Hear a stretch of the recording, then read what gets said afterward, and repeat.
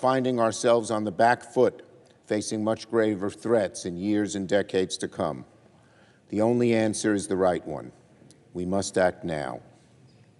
We have learned in recent years that democracy is a fragile and precious thing.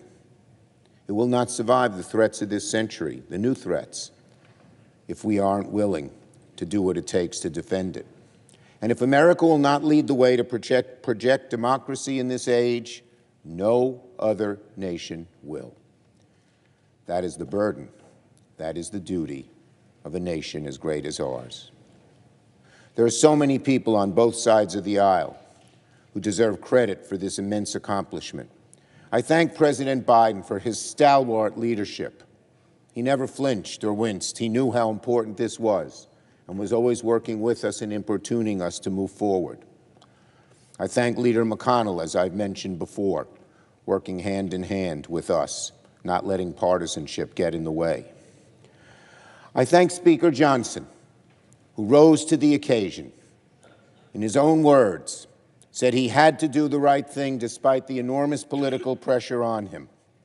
And I thank Leader Jeffries, who worked so well together in his bipartisan way with Speaker Johnson. And let me say this once again about my friend, the Republican leader. We were of one mind to get this bill done. It was our bipartisanship, our linking of arms together, that got this large and difficult bill through the Congress, despite many political ideologues who wanted to bring it down. Bipartisanship once again prevailed, and I thank him for his leadership. I want to thank my Senate colleagues, particularly in my caucus. The dedication and unity and strength that you have shown has made this possible. I was able, as leader, to work with the Republican leader in the House, the Speaker, the minority leader in the House, and the President, because I knew I had our full caucus behind us, strongly, fervently. The speeches that we heard at our Tuesday lunches, made by many who are sitting here, would make every American proud. And I thank you, thank you, thank you for that.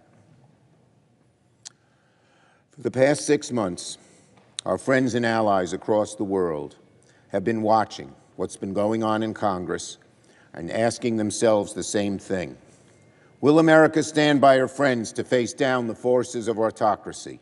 Will America follow through on its commitment to be a leader on the world stage and safeguard the cause of democracy? Will America summon the strength to come together, overcome the centrifugal pull of partisanship, and rise once again to meet the magnitude of the moment?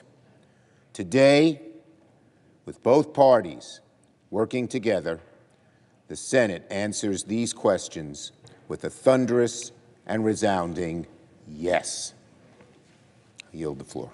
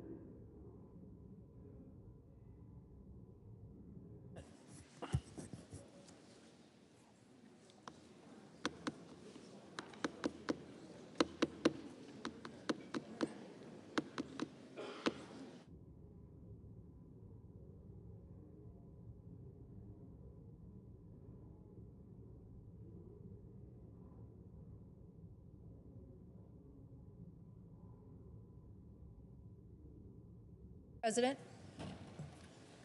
Senator from Washington. Mr. President, I rise to urge my colleagues to pass this important legislation, and I want to thank Leader Schumer for his tremendous leadership on this entire package. It's amazing his dedication and support to getting this done. Really held steadfast. Our caucus, as he just described, and so many of our colleagues on both sides of the aisle. I also want to thank Senator Murray for her continued leadership on appropriations bills. This supplemental will supply Ukraine with desperately needed equipment and weapons and training and logistics. For 2 years, the Ukrainian people have shown courage and resilience, enabling them to resist Russian aggression. And as just described by our leader, it would be disastrous for our national security and democracy and human rights if we had not supported them. This bill also continues to support American taxpayers by authorizing the president to use an estimated $5 billion in frozen Russian assets. These assets will help pay for Ukraine's reconstruction, and it designates the U.S. economic assistance, which Ukrainians will have to pay back once they have repelled the Russian situation. The supplemental also includes support for our Middle East ally, Israel, including support to make sure that just like this past few days in shooting down 99% of missile drones attacked by Iran, it also includes $9 billion of humanitarian aid for Gaza and for people caught in conflicts around the world. These conflicts have taken an immeasurable toll on the Palestinian and Ukrainian people. This supplemental also contains a range of sanctions that will make it harder for each of Israel's and Iran and Hamas to finance Israel's adversaries to finance their operations. It contains the SHIP Act, which requires the president to impose sanctions against individuals and companies that knowingly help evade oil sanctions. Illegal revenues funnel tons of billions to designated organizations, terrorist groups. And it builds on legislation Senator Murkowski and I enacted over a decade ago that helped expose the middlemen who were enabling Iran to evade these sanctions. This package also includes over $8 billion to support Taiwan and other Indo-Pacific allies and a critical part of the world where we stand shoulder to shoulder with these democracies. It also contains legislation to the Fend Off Fentanyl Act, which I was proud to be a co-sponsor. Critically important legislation that does a couple of things. One, it declares that fentanyl is a national emergency. This enables the president to impose sanctions on fentanyl traffickers, enabling the U.S. Treasury to better fight fentanyl-related money laundering. Those fentanyl traffickers and money launderings have ties to organized crime and to drug cartels. So these issues have been clearly outlined in my state by communities, health providers, law enforcement, and others who want help in stopping the traffickers. Part of the solution is stemming the flow of fentanyl, and this supplemental would allow the proceeds of those seized assets by those narco traffickers to be used by law enforcement in our local communities to fight this fentanyl scourge.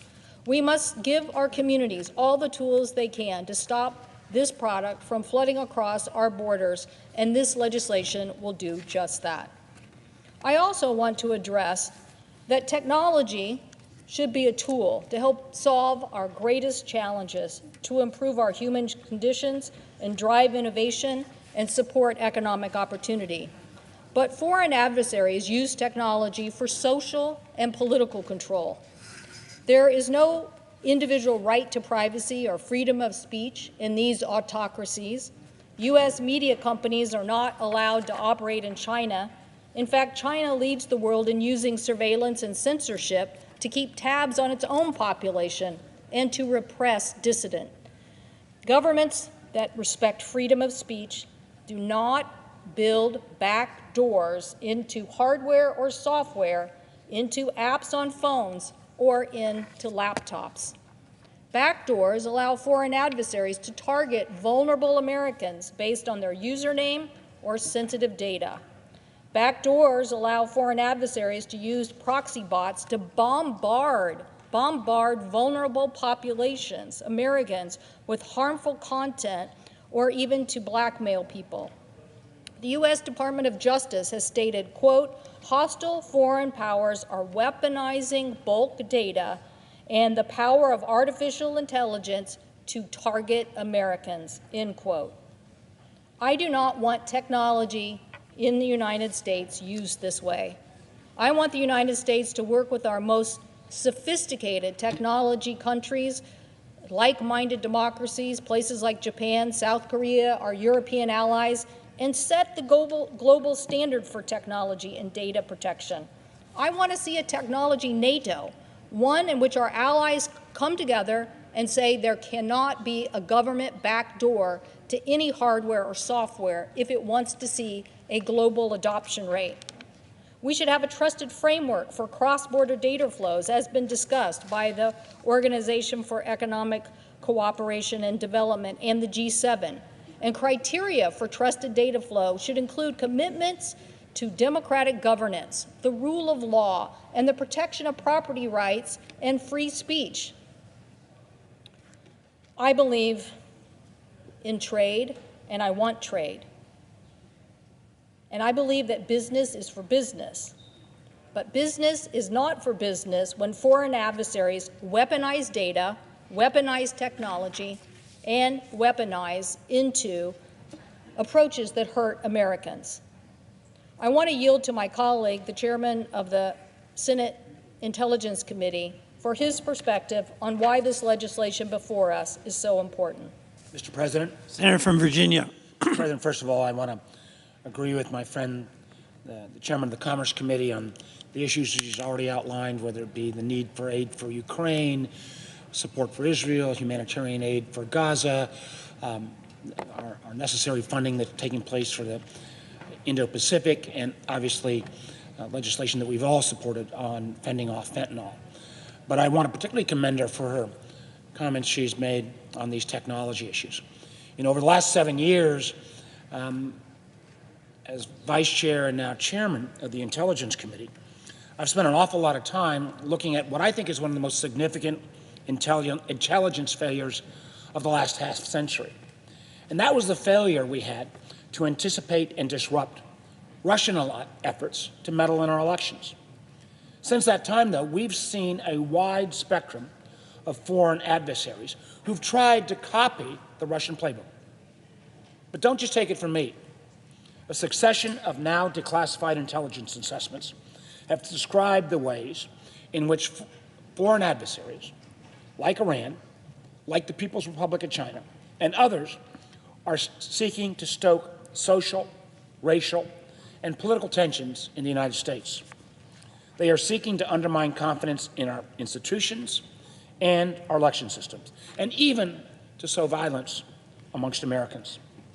The extent to which our adversaries have exploited American social media platforms is a matter of public record. The committee I chair has held many hearings, open hearings, on the failure of U.S. social media platforms to identify the exploitation of their products by foreign intelligence services. As Senator, along with the Senator from Washington, I've been one of the leading critics of these platforms for their repeated failures to protect consumers. And while the exploitation of U.S. communication platforms by adversaries continues to be a serious issue, at the end of the day, our platforms are at least independent businesses. They do not have a vested interest in undermining our basic democratic system. Truth is, though, I can't say the same for TikTok, the fastest growing social media platform in the United States, whose parent company, ByteDance, is based in the PRC. Even as U.S. social media platforms have fumbled in the response to foreign influence operations, there was never any concern that these platforms were operating at the direction of a foreign adversary. Again, I cannot say the same for TikTok. I yield back to Senator Cantwell. Well, I thank Senator Warner for his perspective as chairman of the Intelligence Committee and his hard work. He and I both introduced legislation more than a year ago trying to give our government the tools to deal with this issue. In 2020, India concluded that TikTok and other Chinese-controlled apps were national security threats and prohibited them. And as a result, Indian TikTok users migrated to other platforms, including Google's YouTube, and Indian small businesses found other ways to operate on other platforms. This supplemental contains the Protecting Americans from Foreign Adversary Controlled Application Act. Congress has a non-punitive policy proposal in passing this legislation. Congress is not acting to punish ByteDance, TikTok, or any other individual company. Congress is acting to prevent foreign adversaries from conducting espionage, surveillance, maligned operations, harming vulnerable Americans, our servicemen and women, and our U.S. government personnel.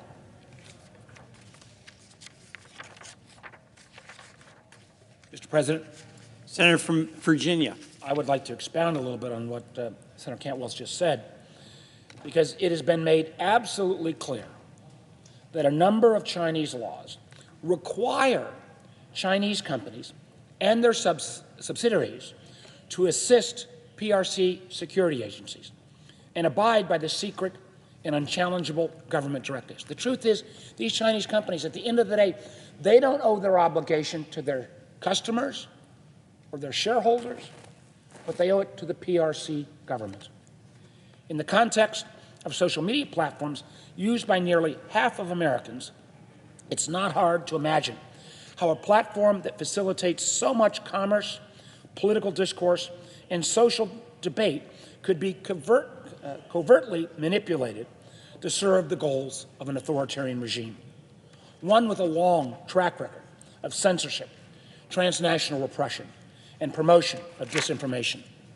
In recent weeks, we've seen direct lobbying by the Chinese government, indicating perhaps more than anything we'll say on the floor here, how dearly Xi Jinping is invested in this product. A product, but by the way, is not even allowed to operate in the Chinese domestic market itself. Story after story over the last 18 months have exposed the extent to which TikTok has grossly misrepresented its data security and corporate governance practice, as well as its relationship with its parent company. Countless stories have refuted the claims made by TikTok executives and lobbyists that it operates independently from its controlling company, ByteDance. We've also seen documented examples of this company surveilling journalists, and we've seen corresponding guidance from leading news organizations, not just here in America, but across the world, advising their investigative journalists not to use TikTok. These public reports, based on revelations of current and former employees, also reveal that TikTok has allowed employees to covertly amplify content. Unfortunately, those who suggest that the U.S. can address the data security and foreign influence risks of TikTok through traditional mitigation have not been following TikTok's long track record of deceit and lack of transparency. I yield back to Senator Cantwell. Thanks, Senator Warner, for his comments, because I find most disturbing that they used TikTok to repeatedly access U.S. user data and track multiple journalists covering the company. Researchers have found that TikTok restricts the information that Americans and others receive on a global basis.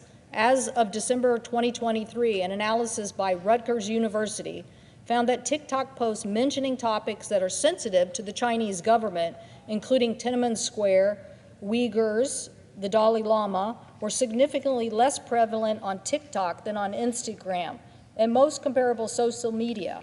Foreign policy issues disfavored by China and Russian governments also had fewer hashtags on TikTok, such as pro-Ukraine or pro-Israel hashtags. Here are some of those hashtags on TikTok. The example of Tiananmen Square, which we all know, was an example of students standing up to the military. And yet, Tiananmen Square, there are 8,000 more hashtags on Instagram than on TikTok. The Uyghur genocide, protecting a Muslim population, there are 1,970 more posts about that on Instagram than on TikTok. And my personal favorite, just because I had the privilege of meeting the Dalai Lama here in the Capitol, 5,520 more times the Dalai Lama is mentioned on Instagram than on TikTok. And pro-Ukraine, 750 times more hashtags on Instagram than on TikTok about Ukraine and support for Ukraine. I think that says it all in this debate today.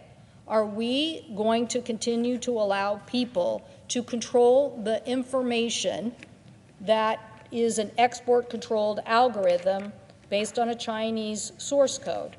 My colleagues and I are urging for this de-weaponization by having an important activity of saying that this source code could be sold. Now, I know that the Chinese have an export control on that, but Congress believes that you have to have an adequate time to sufficiently address this issue posed by our foreign adversaries. That is why the legislation before us is to ByteDance to sell a stake in TikTok, which is the source of the source code being held. We think a year is an ample time to allow potential investors to come forward, for due diligence to be completed, and for lawyers to draw up and finalize contracts. This is not a new concept to require Chinese divestment from U.S. companies. The Committee on Foreign Investment in the United States requires Chinese divestment from hotel management platforms Stay in Touch, from healthcare app called Patients Like Me, from the popular LGBTQ dating app Grindr, among other companies. And even after Chinese owner divestment from Grindr in 2020, Americans had continuity of service on these platforms. So, Mr. President, I turn it back to my colleague, but we are giving people a choice here to improve this platform and have the opportunity for Americans to make sure that they are not being maligned by our foreign adversaries. I asked the President if I could enter into the record the House resolution originally on this legislation. Without objection. Thank you. I turn it back to my colleague, Senator Warner, and again, thank him for his leadership. Well, again, thank you, Mr. President, and again, want to Without commend objection.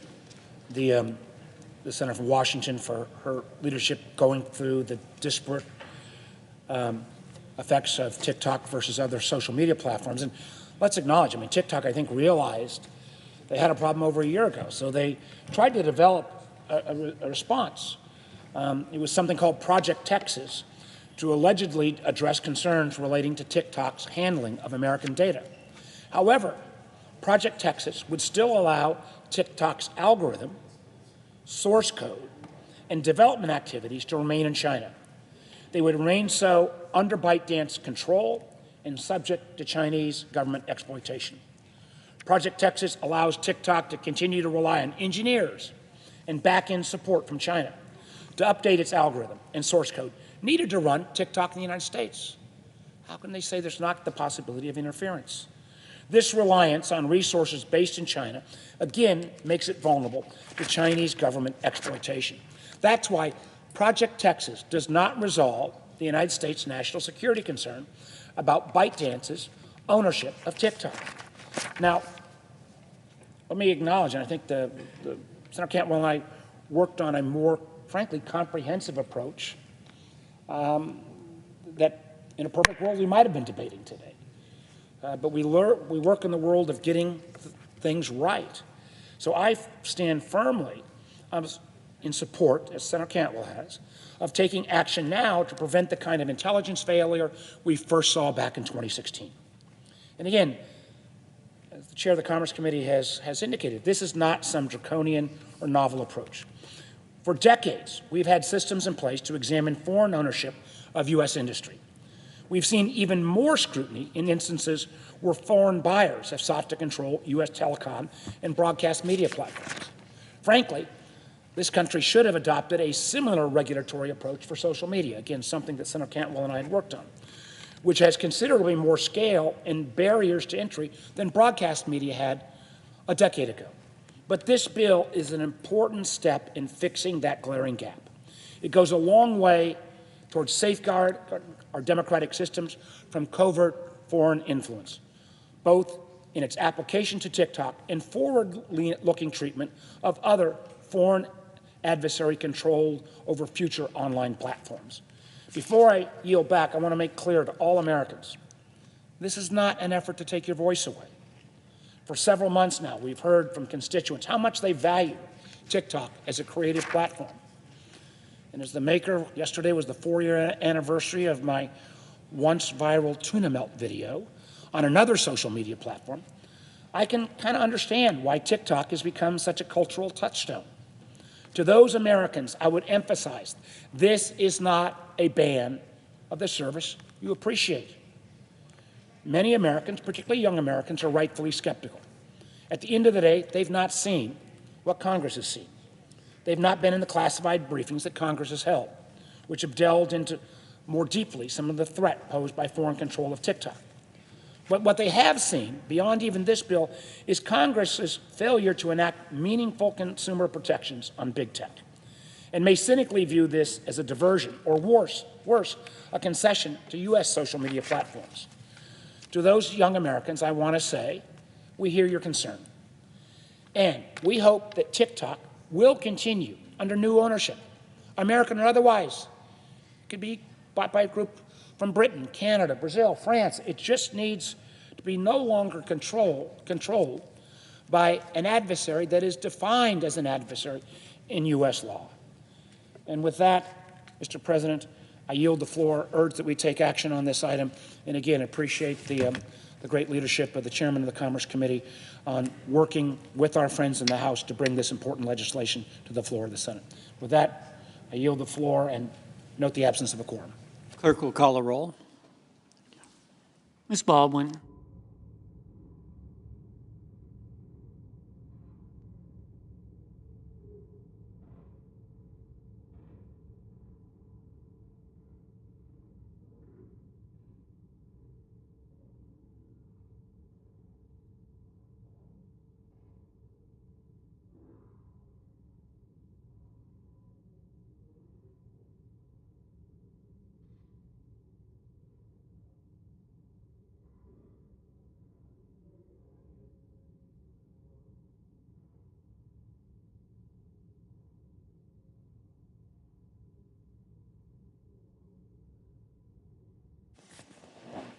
Mr. President,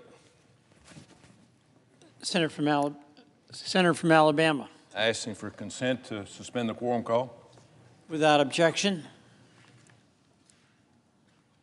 Mr. President, I cannot believe that we're here again. Americans cannot believe that what we're witnessing here today. Less than a week ago, House Republican leadership sold out Americans and passed a bill that sends $95 billion to other countries. With Speaker's blessing, the House Rules Committee approved a package of foreign aid bills that undermines America's interest abroad and paves our nation's path to bankruptcy. The Speaker relied on Democrats to force this $95 billion package through committee over the objection of 3 conservative members. Unfortunately, our leadership here in the Senate, both Democrat and Republican, are complicit. The Senate is about to follow the House's lead, further violating the trust of those who sent us here. We're about to vote on another $60 billion for Ukraine. This on top of the $120 billion American taxpayers have already sent to this black hole with no accountability. We are a country that is $35 trillion in debt. We are a country whose southern border is wide open thanks to the Biden administration. Illegal immigrants are invading our country. Drugs, including fentanyl, are flooding across, killing hundreds of Americans a day. We are printing money for other countries while inflation continues to crush the American citizen. Not $1 of this bill is paid. Not one. We will have to print more money or borrow it from China. All to fund foreign wars while we are losing the fight at our own southern border. What we're doing is a slap in the face to the Americans who sent us here to represent them. Instead of debating legislation to close the border and fix the economy, we're about to send billions of dollars to one of the most corrupt countries in the world. The war in Ukraine is a stalemate, has been for a while. Pouring more money into Ukraine coffers will only prolong the conflict and lead to more loss of life. No one at the White House, the Pentagon, or the State Department can articulate what victory looks like in this fight. They couldn't when we sent the first tranche of aid over 2 years ago. We should be working with Ukraine and Russia to negotiate an end to this madness. That's called diplomacy, by the way, a tactic this administration has been completely unwilling to use. Instead, Congress is rushing to further bankroll the waging of a war that has zero chance of a positive outcome. The Speaker claims he is privy to special classified information that justifies support for this massive package. If this critical information exists, all elected representatives who are being asked to vote on this massive spending package have and should have access to it.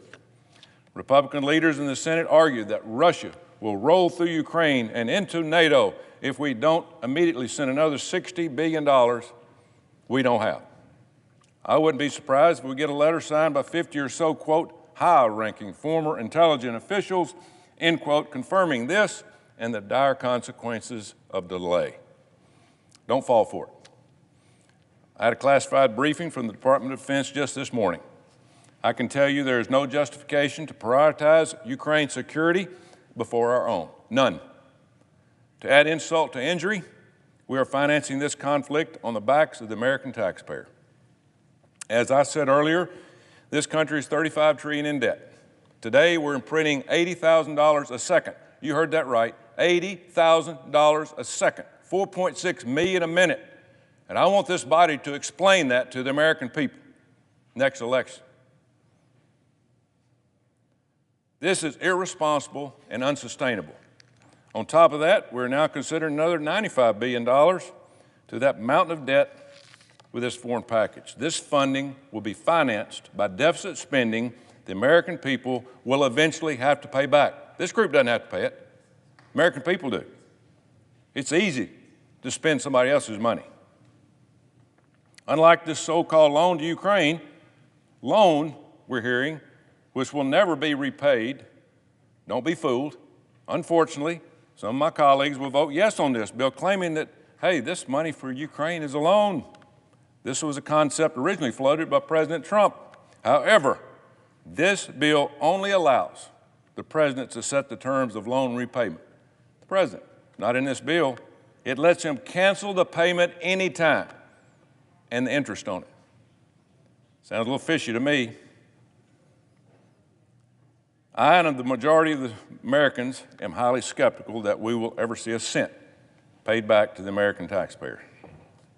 If the chickens are going to come home to roost, and when they do, it's going to get really, really ugly. Every member of this body should be laser focused on getting our own house in order, not bankrolling foreign wars. $26 billion of this foreign aid package is supposedly for Israel. Sadly, that's not reality. If you read the fine print, $9 billion of that funding would go to the Palestinians for what is being billed as humanitarian aid for Gaza. Of course, sending any money to Gaza will immediately be used to line the pockets of Hamas terrorists. They will provide zero relief to the civilians suffering under their control. There is no requirement that any hostages also in this bill be released for any exchange of this money. Why is that not happening? We have American citizens, we have Israeli citizens that have been captive for 5-6 months. We're giving $20-something billion, $9 billion to the people that are holding hostages, and we're not getting any relief from the people that are suffering as hostages going on 6 months. Why in the world would America agree to funding both sides of this war? Israel is our greatest ally in the Middle East. We should be standing firm in support of our friends in their battle against Hamas. Sadly, the White House is more focused on playing politics, and appeasing the radical pro-Palestinian base. Why else would we send billions of dollars to Hamas? Is this a political payoff in an election year? Sounds like it to me. What a sad state of affair this country is in. While Congress rushes today to bankroll Ukraine and the Palestinians, our leadership is avoiding the key crisis facing our nation.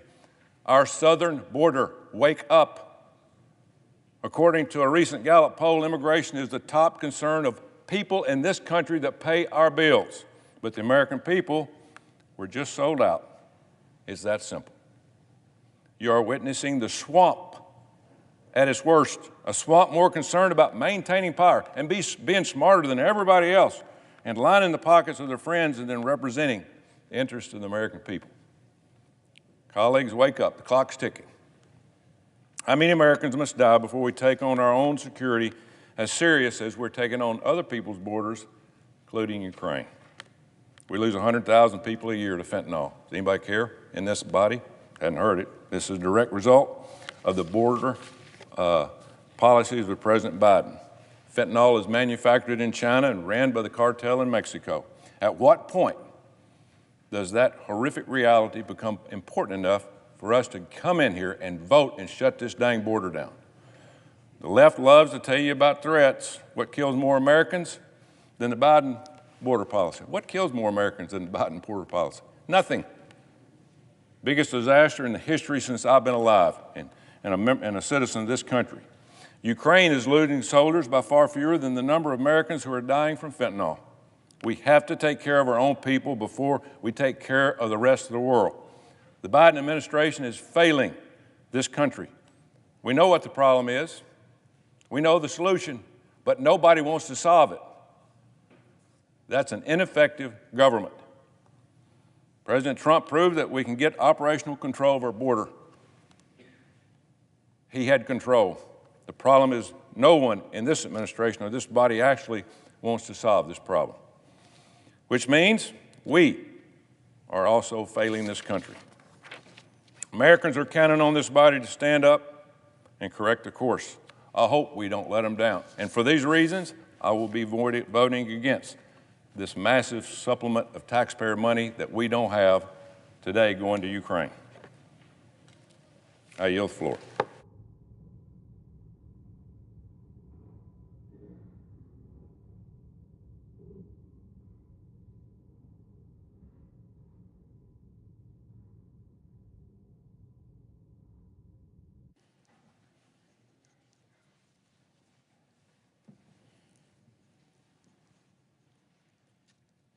Mr. President. Senator from North Carolina. Thank you, Mr. President. You know, we meet this week at a critical time. The threats we face on the world stage are demanding our attention in a way that we have not seen in decades. From the Middle East to Europe to the Indo-Pacific, weakness from President Biden has allowed chaos to spread across this globe. In Israel, they are in a fight for survival against genocidal Hamas terrorists. In the Indo-Pacific, China is saber-rattling and making provocative moves towards Taiwan and the Philippines. In Ukraine, Russia continues its brutal war of aggression by committing war crimes against innocent civilians. But right here at home, we're facing a crisis of our own. Most notably, the worst border crisis in American history. The truth is that the consequences of our border crisis affect our citizens the most. For example, in my home state of North Carolina, we've seen a 22% increase in drug overdose deaths, the highest level ever recorded. This is primarily due to deadly fentanyl that was transported into our country through an open southern border on President Biden's watch. Police departments from Charlotte to Raleigh have uncovered tens of thousands of pounds of fentanyl, enough to kill every man, woman, and child, not just in North Carolina, but in the whole country. And right now, we have an administration ignoring that crisis, and the only attempt the Senate made to address it, it fell far short of what's needed. So, as we again debate foreign aid and foreign spending, I will repeat what I've said throughout the process. We must secure our own border before we help other countries protect theirs. In order to be a strong nation, we first have to have a strong border here at home. During one of my recent telephone town halls a few months ago, I asked a poll question to the thousands of people that had joined me that evening on the phone. I asked, if you could be assured that the southern border was secure, would you then support sending aid to allies and partners? Roughly 2/3 of the respondents said yes. You see, most people aren't opposed to helping our friends. They just think that we need to take care of our own country first. For me, America first does not mean America only. So, when I oppose this package, It won't be because I oppose helping our friends and our allies. We should send Israel the weapons they need to eliminate Hamas and free the remaining hostages. One, by the way, who is a North Carolinian. We should counter the Chinese Communist Party's military aggression in the Indo-Pacific and its social media subversion inside our country. We should counter Russia's brutality and force Putin to the negotiating table on terms most favorable to Ukraine. We should rebuild the arsenal of democracy and make significant investments in our national defense.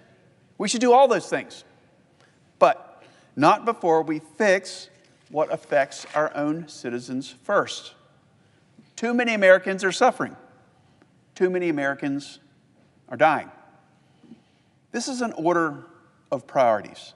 And my first priority as a United States Senator will always be to make life better for us here in the United States and back home in North Carolina.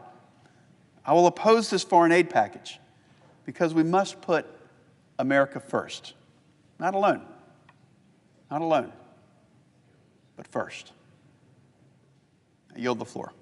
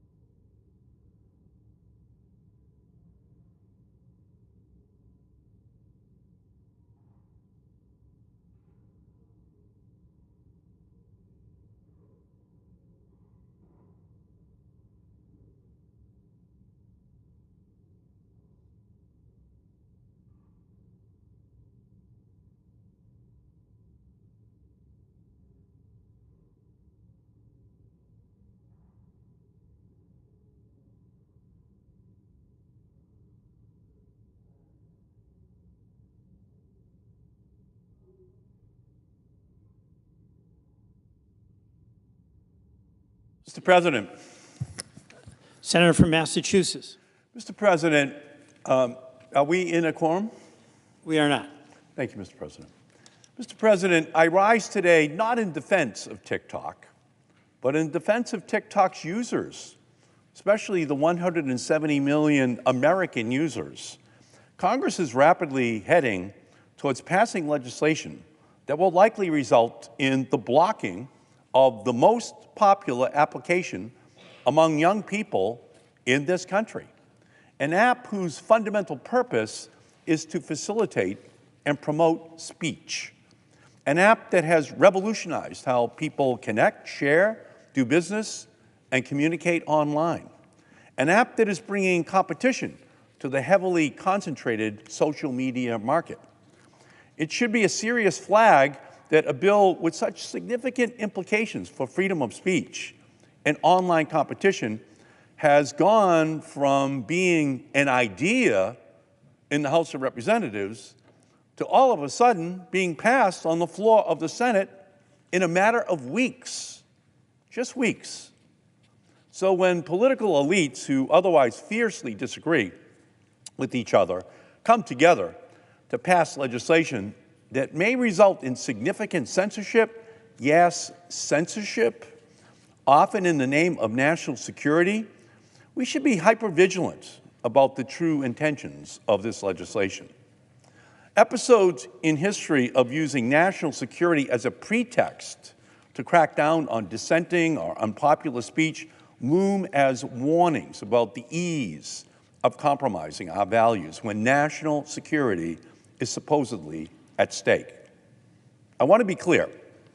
I rise today on this greatest of debate floors not to defend TikTok. I don't deny that TikTok poses some national security risks.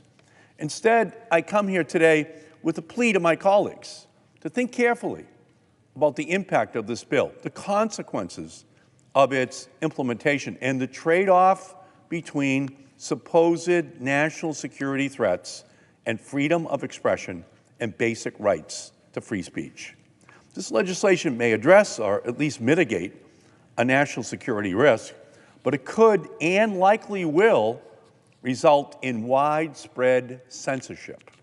And this censorship would predominantly impact young people in our country, many of whom are just gaining their political consciousness and obtaining the right to vote. We should be clear-eyed about these stakes. Censorship is not who we are as a people. We should not downplay or deny this trade-off. Some say the legislation merely forces ByteDance to sell TikTok within a year. That's a sale that won't affect its users at all. The ownership will change, so bill supporters say, but the app will stay the same. Realistically, the actual chances of a divestment in a year, if ever, are very small. A TikTok sale would be one of the most complicated and expensive transactions in history, requiring months, if not years, of due diligence by both government and business actors. We should be very clear about the likely outcome of this law. It's really just a TikTok ban. And once we properly acknowledge that this bill is a TikTok ban, we can better see its impact on free expression. 170 million users, 170 million Americans use TikTok to watch videos, learn about the news, run a business, and keep up with the latest pop culture trends. They connect with friends and family, sell new products, and build community. The culture and expression on TikTok are unique and unavailable anywhere else on the internet. In fact, TikTok is a threat, a business threat to Facebook and Instagram and other American companies precisely because of its unique style and community, which cannot be replicated anywhere else. And while many of my colleagues are sincere in their fears for U.S. national security, others appear to support this legislation for a far more dangerous reason. They want to ban TikTok because of its users' content, because of TikTok's viewpoint. They don't like that many TikTok users support progressive or liberal politics or perspectives that they simply don't agree with. The bill's supporters dress up this censorship by arguing that the Chinese government is manipulating TikTok's algorithm to promote certain viewpoints. In this view, a TikTok ban is about combating Chinese propaganda, not penalizing TikTok's content. TikTok is, from their perspective, poisoning the minds of young Americans with pro-communist China propaganda. This isn't just some hypothetical risk, critics say, but an actual ongoing operation by the Chinese Communist Party. Don't be fooled by these arguments. Although the Chinese government certainly censors online speech in China, there's no credible evidence that the CCP has done so in the United States through TikTok. In fact, when U.S. national security officials talk about the risk of China manipulating TikTok's algorithm, they refer to it as a hypothetical risk. A hypothetical risk. This is the real objection, an objection to the political content, the most valuable and protected speech in a democracy. We should be very clear about the impact and intent of this legislation. This bill is, for all intents and purposes, a ban on TikTok, and it is intended to suppress disfavored speech on the platform, plain and simple. We could see that in the cross-examination, the questioning in the House of Representatives hearing on this subject. For my colleagues who are awake to this reality, they may nevertheless believe that such speech suppression is a small cost to pay to keep Americans safe. To them, I urge a strong note of caution. The defense that a little speech suppression is necessary when our national security is at stake is ultimately un-American. This reasoning may seem convincing, but American history has too many examples of controversial laws that ultimately infringe on civil liberties in the name of national security. In the United States, we often look back on these episodes with regret. We should not add TikTok to that history. So don't get me wrong, TikTok has its problems. Number one, TikTok poses a serious risk to the privacy and mental health of our young people. In fact, TikTok paid a fine for violating my Children's Online Privacy Protection Act just 5 years ago. But that problem isn't unique to TikTok, and it certainly doesn't justify a TikTok ban, which is what we heard over and over again in the House of Representatives in their hearing on this issue. And the reason is that YouTube and Facebook and Instagram and Snapchat are making our children sick as well and exploiting our children and teenagers and their information for profit. American companies are doing the same thing to the children and teenagers in our country, as is TikTok. So why aren't we thinking of this as a common goal that we're going to have in order to protect those teenagers and children? If the bill's supporters truly wanted to protect the well-being of our young people, they would broaden their lens and address the youth mental health crisis plaguing our children and teenagers that has, in part, been caused by big tech in the United States, along with TikTok. So I want you to hear the statistics to my colleagues. It's powerful. 1 in 3 high school girls in the United States just 2 years ago considered suicide. At least 1 in 10 American high school teenage girls attempted suicide that year. Attempted suicide. And amongst LGBTQ youth, the number is more like 1 in 5 attempted suicide just 2 years ago. Now, it's not exclusively because of social media. What TikTok, Instagram, Facebook, Discord, all of them are doing, but it plays a big role according to our own Centers for Disease Control. It plays a big role according to our own Surgeon General. It plays a big role. And we should be talking about that out here. That's a clear and present danger. That's not a hypothetical danger. That's not a hypothetical threat that may occur sometime in the long distant future. It's happening right now. And if we're talking about TikTok, we should be talking about all the other companies at the same time. Instead of suppressing speech on a single application, we could be addressing the root causes of the mental health crisis by targeting big tech's pernicious privacy invasion business model of teenagers and children in our country. We could be passing my bipartisan Children and Teens Online Privacy Protection Act, our COPPA 2.0, and banning targeted ads to kids and teens on TikTok and everywhere else. My legislation with Senator Bill Cassidy has been intensely vetted, passed through Senate committee, and is supported by the chair and ranking member of the Senate Commerce Committee. And unlike a TikTok ban, it addresses a problem that is universally recognized, the compromised health and well-being of all of our children and teenagers. So today, if you hear out on the floor senators talking about the impact TikTok is having upon young people in our country, it's a good question, and we should be dealing with it, but you can't deal with it just by talking about TikTok. You have to talk about every American company that actually created the model that has led to this mental health crisis. And we're not doing that today. That's something that is a clear and present danger right now, not a hypothetical threat in the future, which is what we're actually doing by passing this legislation. But instead of protecting young people online, we're censoring their speech. And this is a grave mistake.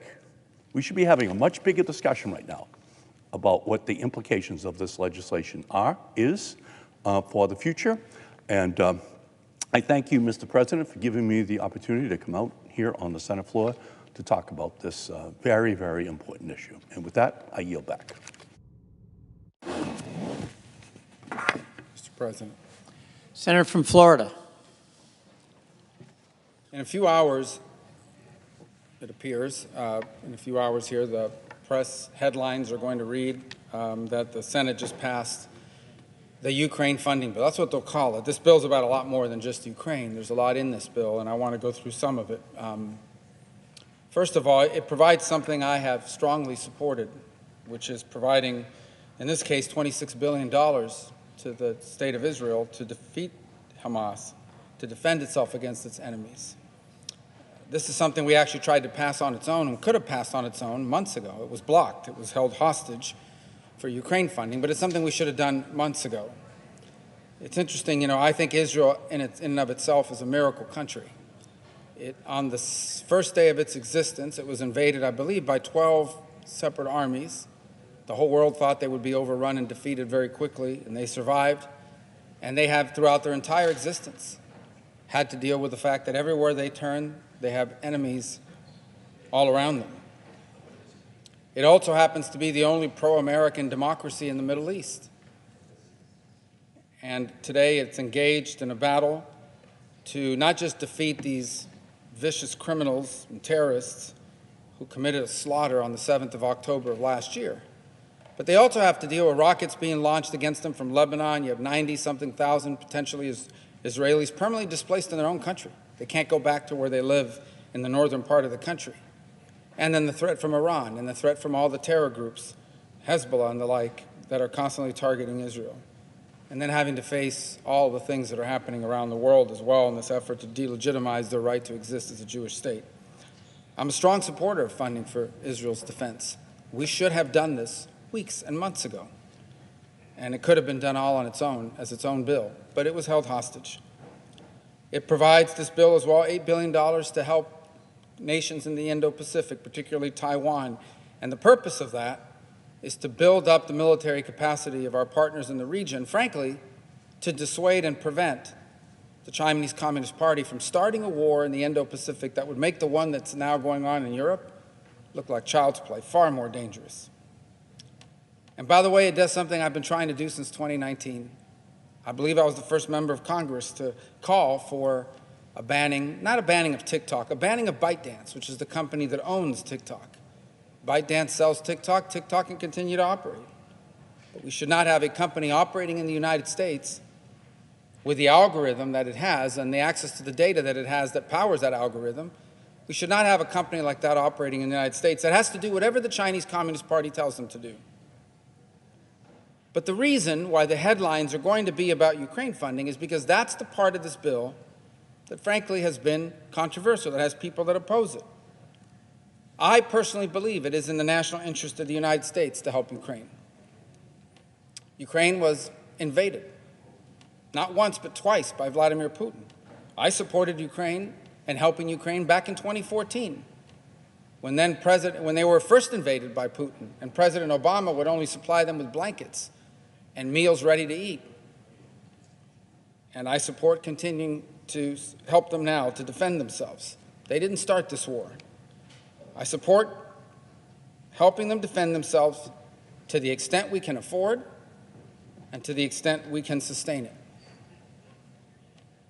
But while this invasion of Ukraine most certainly poses a national security interest to the United States and a risk to our country, the invasion of America across our southern border is even more important, is even more a severe threat.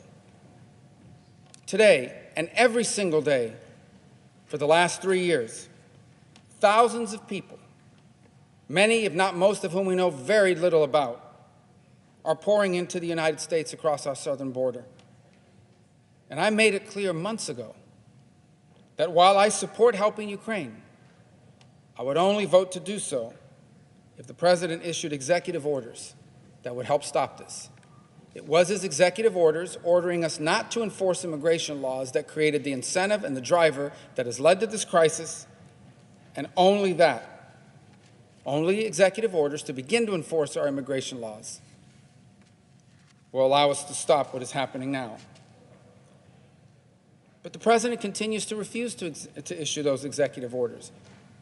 He continues to refuse to enforce our immigration laws, and so the crisis continues. And sadly, just a few moments ago, we took a vote here that basically says that we here in the Senate will not be allowed to vote on amendments to make changes to this bill. And so we are left with the choice. I am left with this choice.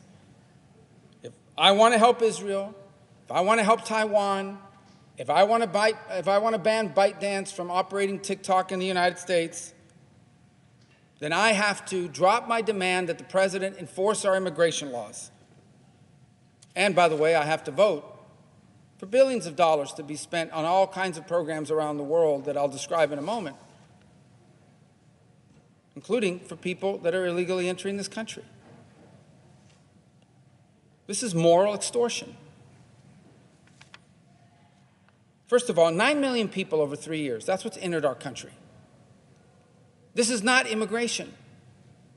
We should always be a country that welcomes immigration and enriches our country. Controlled immigration, in which we control how many people come, who comes, knowing enough about them, that's immigration. 9 million people and counting in 3 years, that is mass migration. And mass migration is never good. There is never such a thing as a positive mass migration, particularly of 9 million people in 3 years. But at a time when our country, from the inside and the outside, is being infiltrated by people and by movements that seek to destroy America, mass migration is catastrophically dangerous. Last week, in a coordinated effort, and it was a coordinated effort, they admit it, in a coordinated effort to cause the most economic impact possible on the United States, at least until our leaders abandon Israel, that's their demand, we had pro-terrorist mobs, which is what they are. These are not protesters. These are pro-terrorist mobs, shut down traffic on an interstate highway in Oregon. They blocked passengers from getting to the airport in Chicago and Seattle. They closed down the Golden Gate Bridge in San Francisco.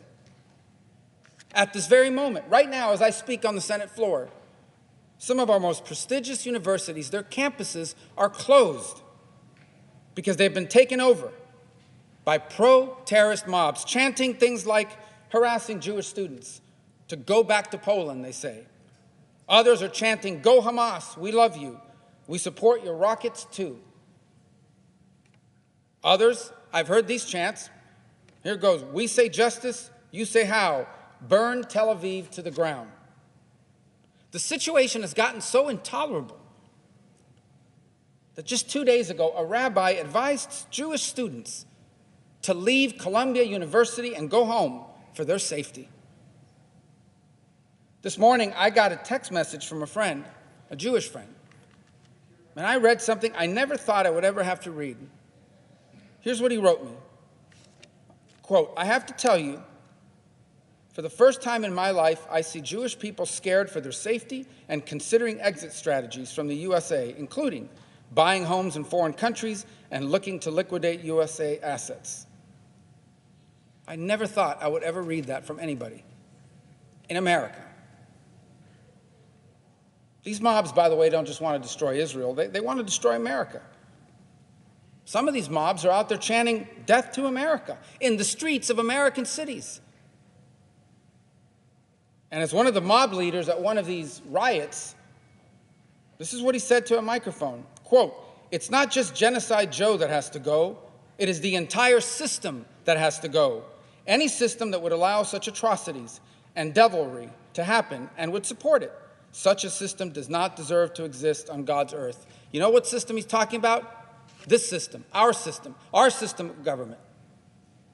That's what he was talking about. Where did all this come from? How did all of this happen from one day to the next? How can things that we once only saw happening in the streets of Tehran, manufactured by the evil regime, those things are now being chanted in our streets, in our country? Where did this come from? The clues are everywhere. Hamas and Hezbollah have been very, very public about how these violent, anti-Israel, anti-Semitic mobs are part of their strategy to intimidate American leaders to support policies that will help destroy Israel. Hamas, Hezbollah, other terror groups, they have repeatedly called on their supporters around the world to protest in cities everywhere. And they boast about how their friends, what they call their friends on the global left, were actually now responding to their calls. By the way, they openly brag. This is all coming from interviews that they do on television programs that can be monitored.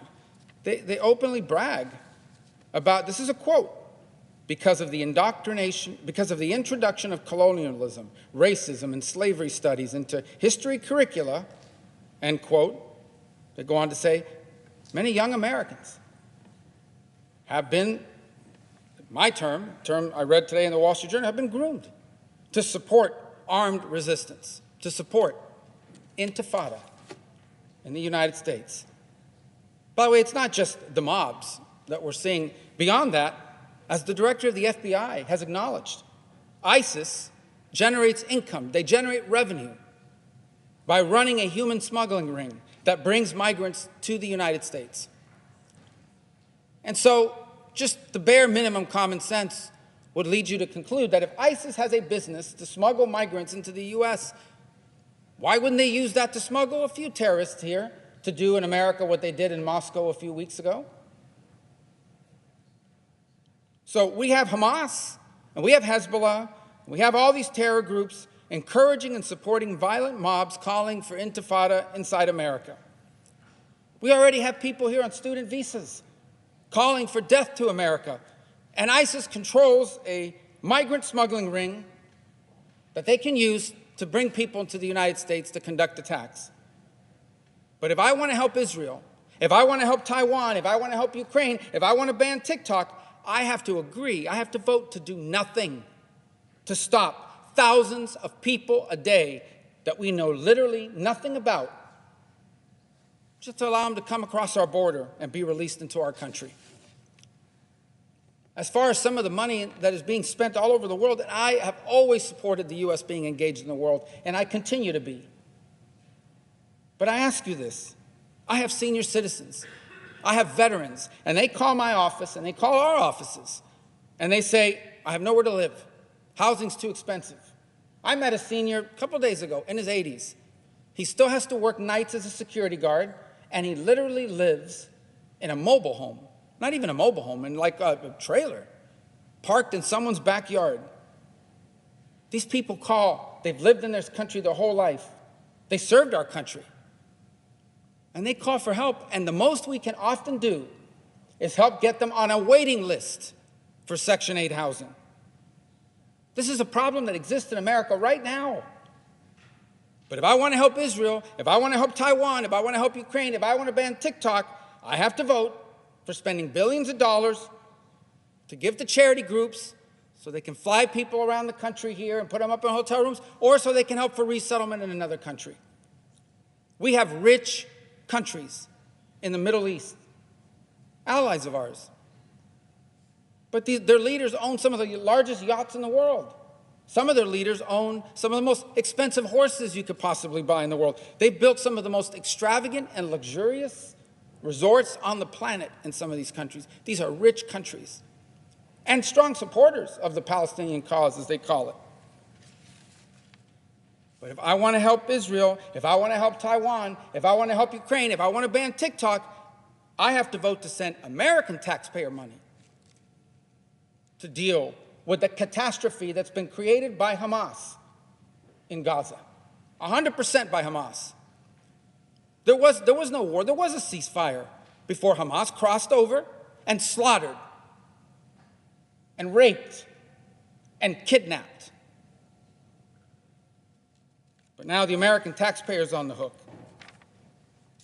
Look, I understand that in our republic, in our system of government, compromise is necessary. We have to do it all the time. I passed a lot of bills. I'm very proud of that. And every one of them involved me finding someone from a different ideological perspective, from the other side of the aisle, and you have to compromise. Meaning you're not going to get everything you want.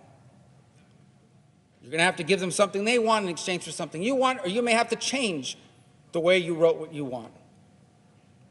That's what you have to do in order to pass laws. I understand compromise. I do. But this bill is not that. This bill's not compromise. This bill is basically saying that if I don't agree to drop my demands that the president secure our border, if I don't agree to spend billions of taxpayer dollars on all over the world to resettle people here and in other places in the midst of our own migratory crisis, if I don't agree to all of that, then Israel and Taiwan and Ukraine do not get the help they need and that I support, and that TikTok does not get banned. This is not compromise. This is legislative blackmail, and I will not vote for blackmail. I yield the floor.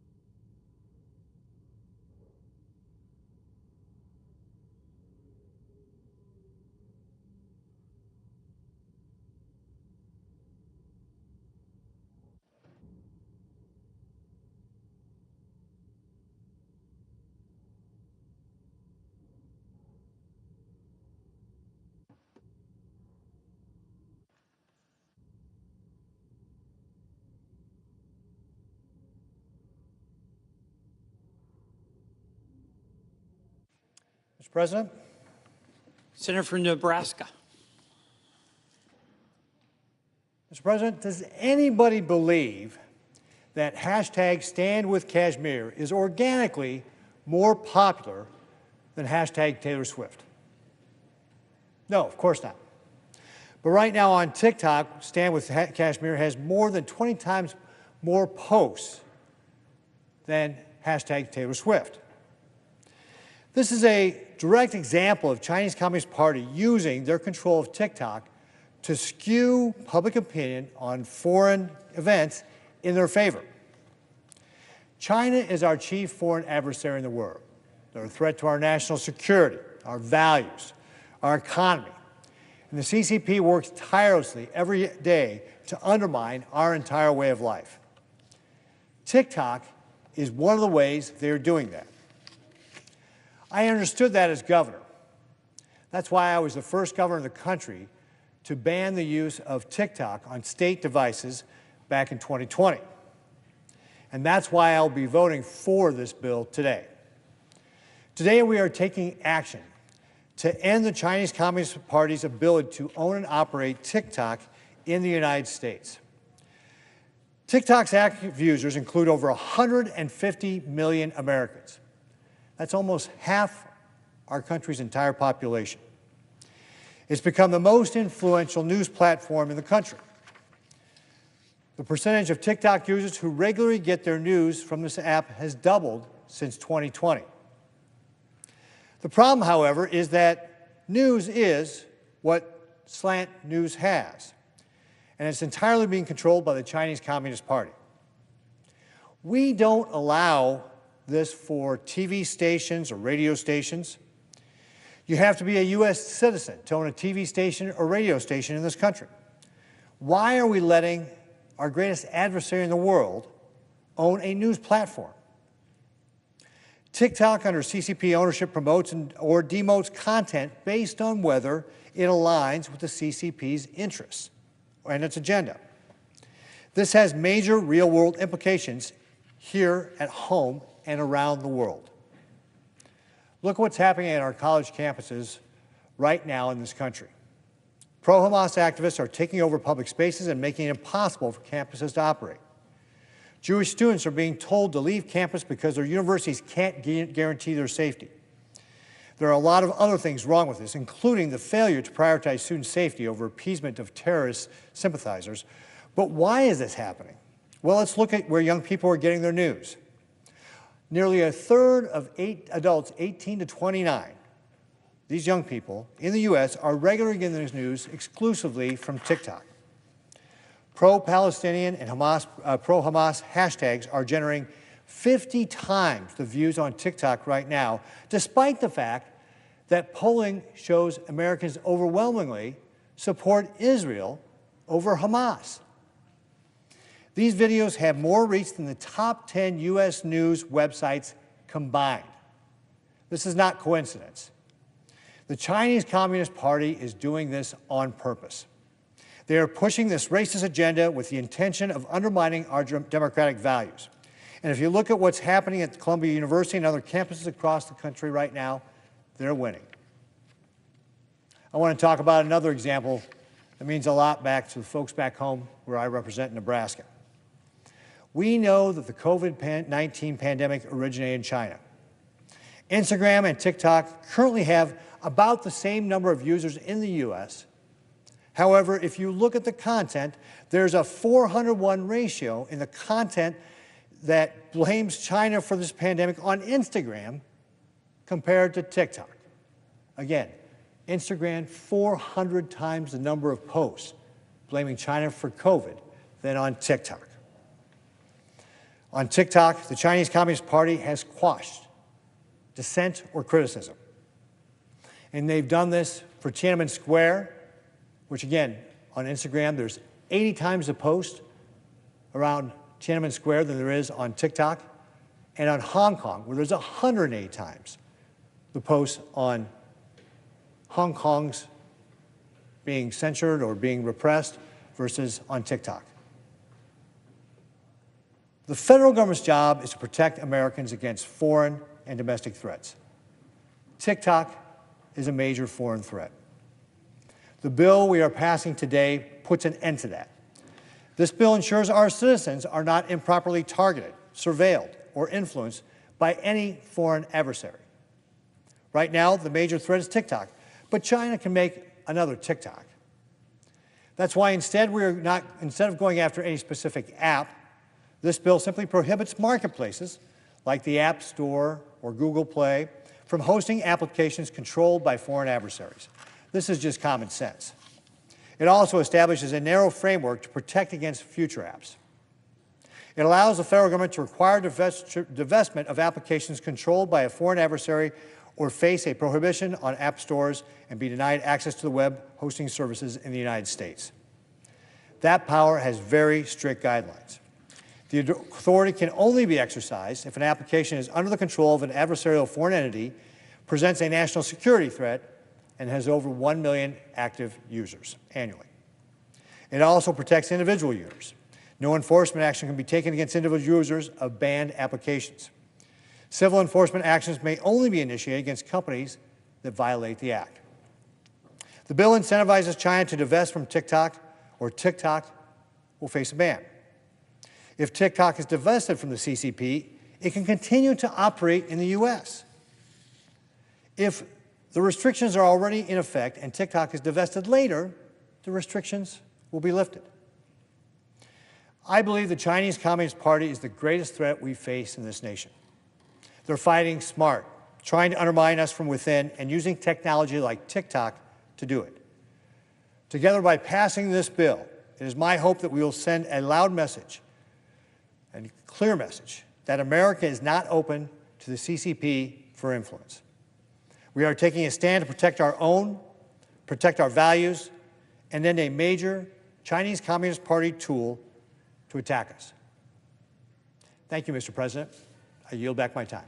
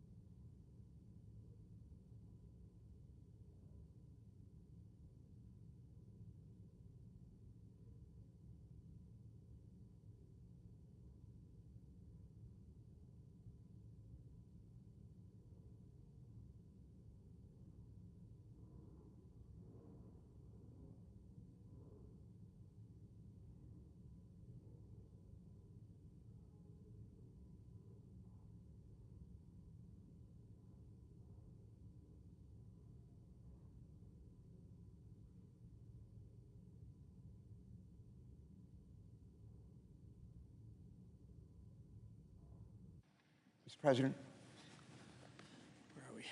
Senator from Delaware. are we in a quorum call? Nope. Mr. President,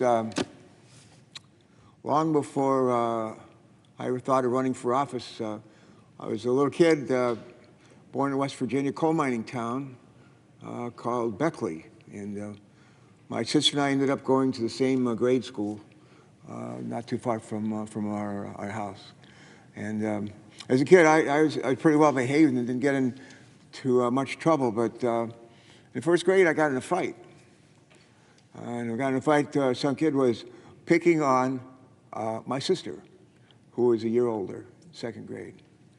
And he was a much bigger guy, and it was not a fair fight. And I got involved in it and took him out with one swing. And that was my last punch that I think I've thrown in anger. But I didn't like the idea of a big guy, a bully, trying to push around somebody, whether it's my sister or not. I've never cared for that in other situations, growing up and watching behavior of people in all kinds of different situations. Our country, if you go back to our founding, we were, you recall, we took on the biggest nation on earth, the strongest nation on earth, Great Britain. It was not a fair fight. They had us badly outdone, outnumbered. And somebody came to our rescue.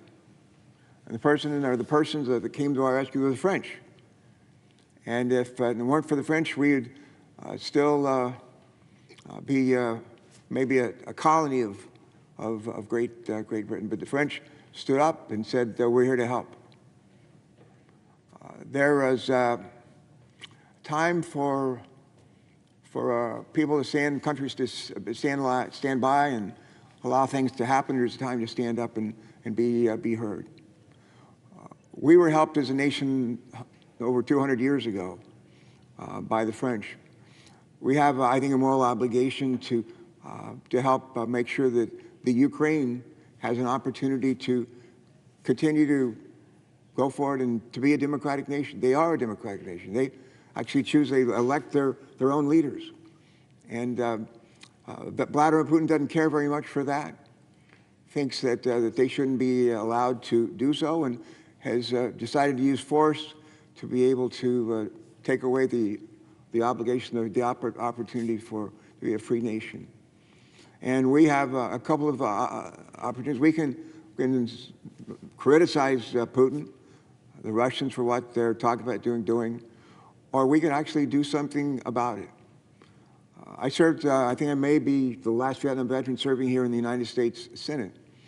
But if you go out from here, I like to run, and some many mornings when I've gone for a run here in the Capitol, I'll run out to the Lincoln Memorial. I run on my way back. I run right by the Vietnam Memorial, and it's a black granite, and there are the names of I want to say 50, maybe 59,000 people who died in that war and that I served in. We got involved in that war. It was not a popular war. It wasn't popular with my generation, but we got involved in that war. The communists, North Vietnam, were coming in and trying to take over the South, and we ended up, for better for worse, siding with the South, and we know what the outcome turned out to be. But a lot of people died. A lot of people died in that war, and I know a number of them, and my guess is my colleagues do as well. I tell that story because we have a situation here that's not altogether different, in which the Ukrainian people who want to defend themselves, they want to preserve their democracy, and they are willing to make the tough fight if we will help them, and the rest of the free world will help them. God bless our president and leaders of a bunch of other countries who said, we're not going to walk away and let Putin have his way and take away the democracy of the people in Ukraine. We're going to help him.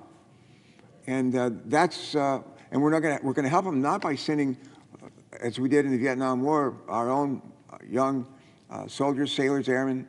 We're not going to send them to Ukraine to defend the Ukraine. We're going to send them munitions.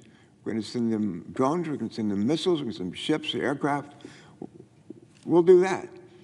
And that's really all the Ukrainians are asking for. That's all they're asking for. They're asking for that kind of help. We ought to provide it. We ought to provide it. I used to fly missions. I was a naval flight officer, P-3 aircraft mission commander. We used to fly a lot of surveillance missions around the world, track Soviet submarines everywhere across the planet. We also flew a lot of missions off the coast of Vietnam and a lot of missions in the South China Sea.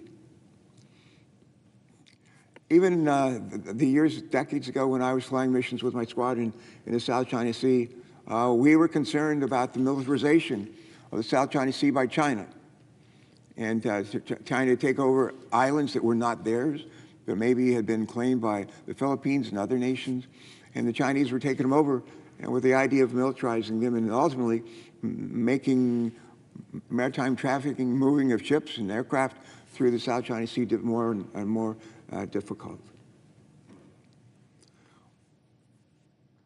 We used to fly missions in the Vietnam War. We used to fly missions out of Vietnam. By the time in '68, I was commissioned in '68. By that time, we pulled a lot of land-based aircraft, B-52s, P-3s, which is land-based aircraft with the Navy. We pulled them out of Vietnam, and we flew our missions out of Thailand, Utapao, big Air Force base. We flew missions out of Taiwan, a place in the southern part of the island, Tainan, which is an Air Force base in Taiwan. And I had a chance to be deployed there from time to time. Got to know some of the people who lived in Taiwan. Wonderful people, lovely people.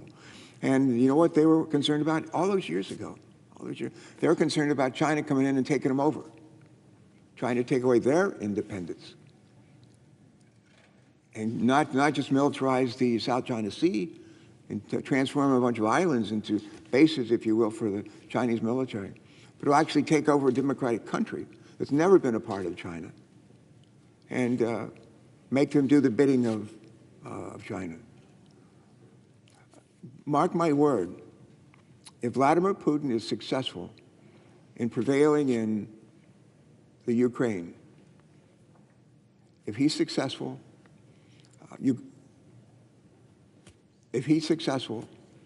Taiwan will be next. As sure as I'm standing here today, President Xi, the leader of China, who says Taiwan is theirs, he'll be right into the hunt, right into the fight. And we have and could trigger a real world conflict between them and us.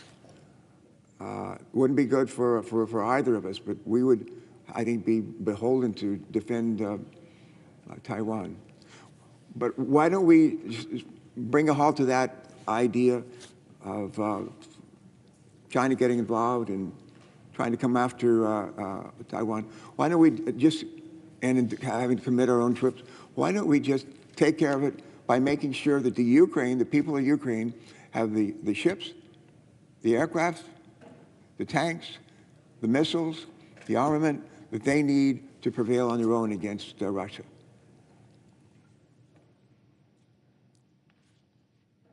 We wouldn't have to commit our own troops. Wouldn't have to worry about the kind of body bags that came back from Vietnam when I was serving in the Vietnam War. We would end up with a free Ukraine, and I think we'd have a much better chance of making sure that the folks in Taiwan would continue to enjoy their independence as well. I'm wearing a lapel pin here that people ask me about from time to time, even today. I say, what kind of a lapel pin is that? It's an American flag, and it's a Ukrainian flag as well. And a couple of days after Russia invaded the Ukraine, I sent somebody over from my staff to the Ukrainian embassy to get this lapel pin. I've worn it every day since. Every day since. And I get a lot of people. I go back and forth on the train, as my colleagues know. Live in Delaware, go back and forth on the train almost every day. And it's amazing how many people I run into on the train, at the train stations, or traveling around the country. And they'll say, what is that? What is that you're wearing? And when I explain it, I don't recall one person ever saying, you shouldn't wear that, or that's a bad idea. People say, good for you. Good for you, and we ought to help them. Presiding officer may recall a couple of months ago when In fact, this year, and maybe last year, President Zelensky came here, not to this chamber, but he came into the Senate chamber, the old Senate chamber, just down the hall. And he spoke in a closed room to members of the Senate, Democrats and Republicans, and a very emotional, very compelling language. We laid out the situation that they faced, laid out how important our support was, and how grateful that they were for us willing to stand by them, stand up for them. And his speech was interrupted any number of times by standing ovations by Democrats and by Republicans. I happened to be sitting right in front of his podium where he was speaking, about as far away as our stenographer was standing for me today.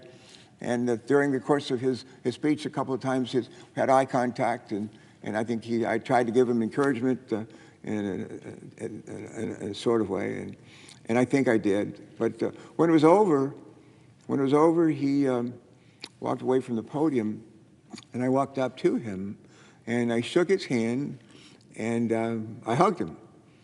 And I don't get to hug national leaders every day, but I hugged him, and he hugged me. And I said to him, "You're a hero." I said to him, "You're a hero." And he reached over and he touched my lapel pin, and he said to me in response, he said, "No." He said, "You are our heroes." He said, "You are our heroes." Now, I just want to say, in the months that have passed since then, when we have floundered, kind of washed around and trying to figure out, are we going to continue to provide aid and support for Ukraine? And I thought, he was back a couple of months later, and I had a chance to talk to him again. And again, he said, you are a hero. You are heroes. Talking about us in this body and in the House of Representatives. And I said to my staff later that day and my colleagues later that day, I said, you know, it's funny, I don't feel much like a hero. This was a couple of months ago when he was here. I don't feel much, because we were on the verge of like pulling the plug on the aid, the assistance we're going to provide to the Ukraine. There's a very real chance that we could pull the plug, take away the help, and Putin and the Russians would just move in and take over. And I didn't feel like a hero with that sort of staring us in the face. When we leave this week and go back to our districts, our states, our homes across the country, and reflect back on what we've done, what we've decided, I want to feel like a hero. I want all of us to feel like a hero or a heroine and deserve to be feeling that way. There was I'm a great student of World War II, and some of my colleagues are as well.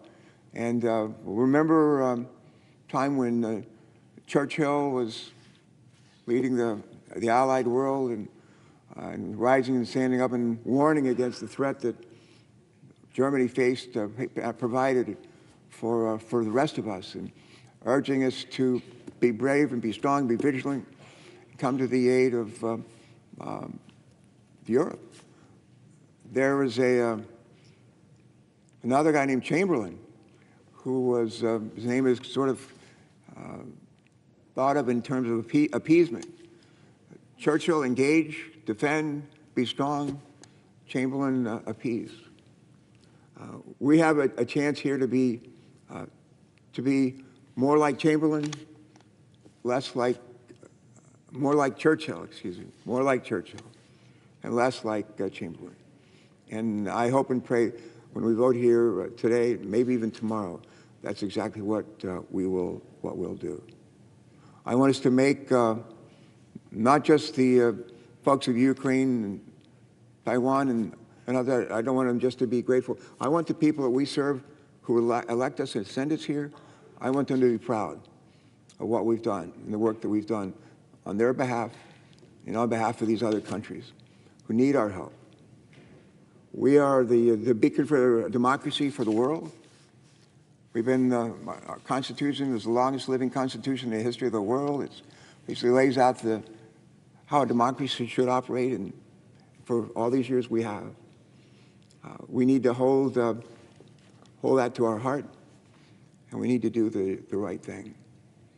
The last point I'd say is this: my mom is a deeply religious woman.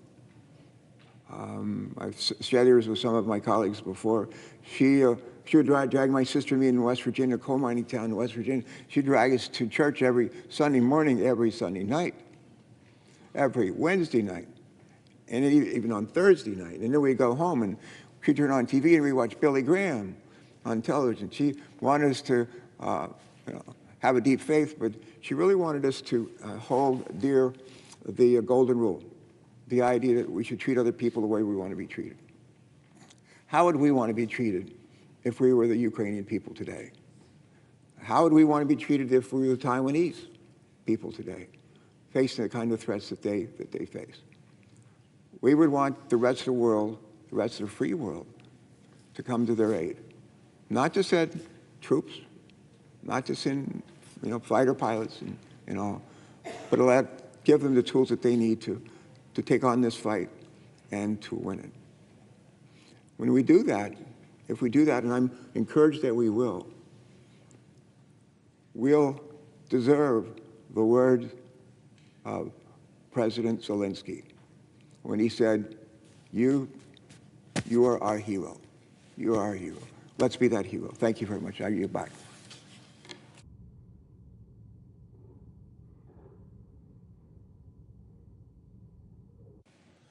Wow. Thank you, Mr. President. And with respect to my colleagues who voted in the other direction on this particular piece of legislation, let me offer some serious concerns about the direction we're headed as a country and about what this vote represents in terms of American readiness, American capacity to defend itself and its allies in the future, and most importantly, the American leadership's ability to acknowledge where we really are as a country, our strengths, our weaknesses, what can be built upon, and what must be rebuilt entirely. I am extraordinarily aware of a couple of historical analogies that should inform this debate. One that seems to always inform the debate, and another that seems to never come up.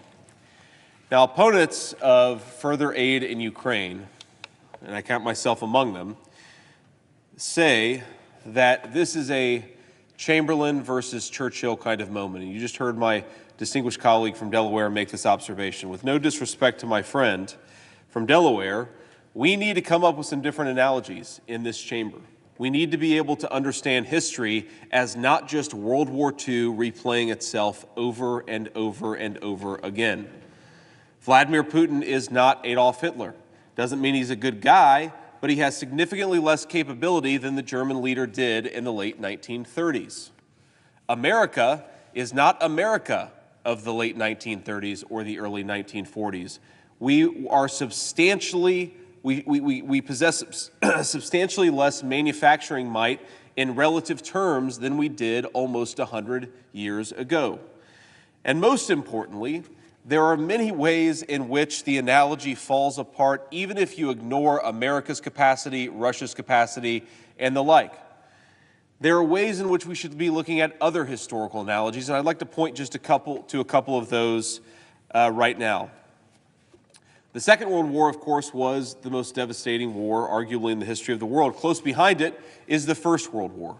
And what is the lesson of the First World War? It's not that there are always people appeasing the bad guys or fighting against the bad guys. The lesson of World War I is that if you're not careful, you can blunder yourself into a broader regional conflict that kills tens of millions of people, many of them innocent.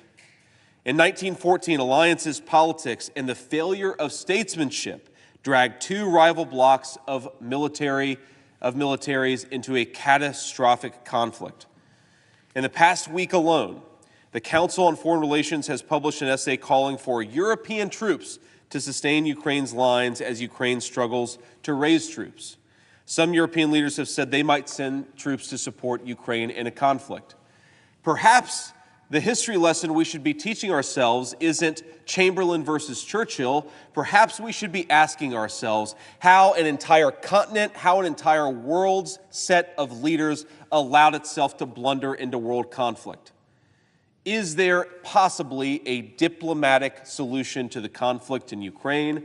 Yes, I believe that there is. Indeed, as multiple people, both critics of Vladimir Putin and supporters of Ukraine have pointed out, there was in fact a peace deal on the table approximately 18 months ago, and what happened to it? The Biden administration pushed Zelensky to set aside the peace agreement and to engage in a disastrous counteroffensive, a counteroffensive that killed thousands, tens of thousands of Ukrainians, that depleted an entire decade's worth of military stocks and has left us in the place that we are now, where every single objective observer of the Ukraine war acknowledges today that the war is going worse for Ukraine than it was 18 months ago.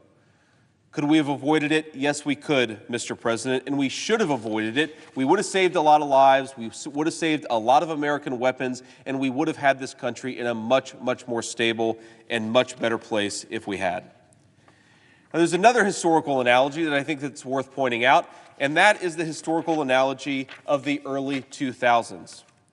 Now, in 2003, I was a high school senior, and I had a political position back then. I believed the propaganda of the George W. Bush administration that we needed to invade Iraq, that it was a war for freedom and democracy, that those who were appeasing Saddam Hussein were inviting a broader regional conflict. Does that sound familiar to anything that we're hearing today? It's the same exact talking points 20 years later with different names. But have we learned anything over the last 20 years? No, I don't think that we have. We have learned that if we beat our chest instead of engage in diplomacy, that it will somehow produce good outcomes. That is not true. We learned that if we talk incessantly about World War II, we can bully people and cause them to ignore their basic moral impulses and lead the country straight into catastrophic conflict. Now, it's one of the great ironies of my time in the United States Senate for the last 18 months. I've been accused by multiple people of being a stooge of Vladimir Putin.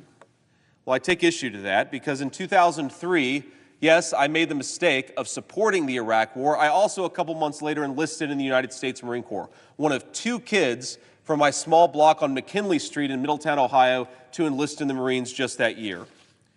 I served my country honorably, and I saw when I went to Iraq that I had been lied to, that the promises of the foreign policy establishment of this country were a complete joke. Just a few days ago, we saw our friends in the House waving Ukrainian flags on the floor of the United States House, which I'd love to see them waving the American flags with such gusto. And I won't complain about the fact that it was a violation of the rules of decorum, though it certainly was. But it reminded me, and I believe 2005, maybe it was 2006, when that same exact chamber, the members were raising their fingers, stained with purple ink, to commemorate the incredible Iraqi elections that had happened in 2005. I was in Iraq for both the constitutional referendum of October of 2005 and the parliamentary elections of December 2005. And I remember the people in Iraq happily voting, raising their fingers in the air.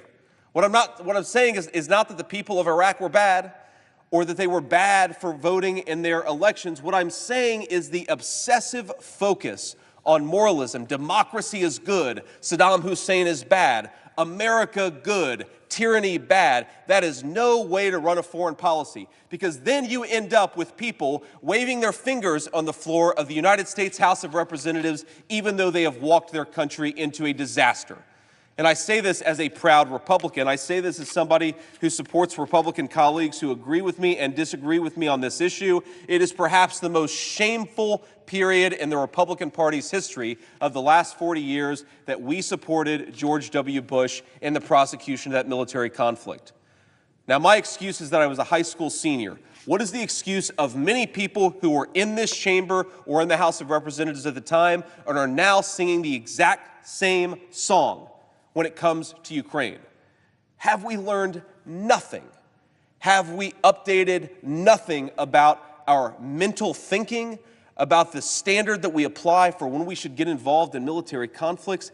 Have we learned nothing about how precarious and precious U.S. life is and other life around the world, and that we should be a little bit more careful about protecting it? Back then, in 2003, we actually had an anti-war left in this country.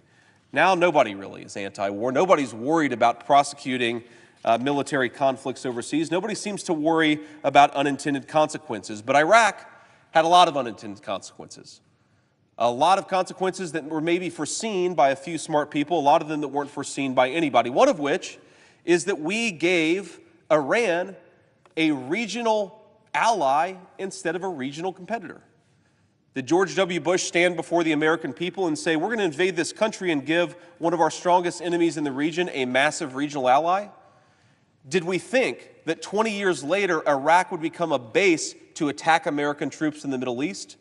Did we think it would empower one of the most dangerous regimes in that area of the world? We're now funding Israel, as I think that we should, to defend itself against attacks that are originating in Iran, when the same people who are calling for more war all over the world were the same people who caused us to start a war that empowered Iran. There's a certain irony in this, a certain sadness that I have, that we never seem to learn the lessons of the past. We never seem to ask ourselves why it is that we keep on screwing up American foreign policy, why it is that we keep on making our country weaker, even though we say that we intend to make it stronger.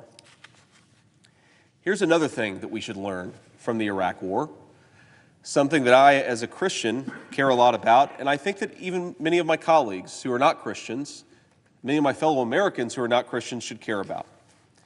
The United States remains, to this day, the world's largest majority Christian nation. We are the largest Christian nation by population in the entire world. And yet, what are the fruits? By your fruits ye shall know them, the Bible tells us.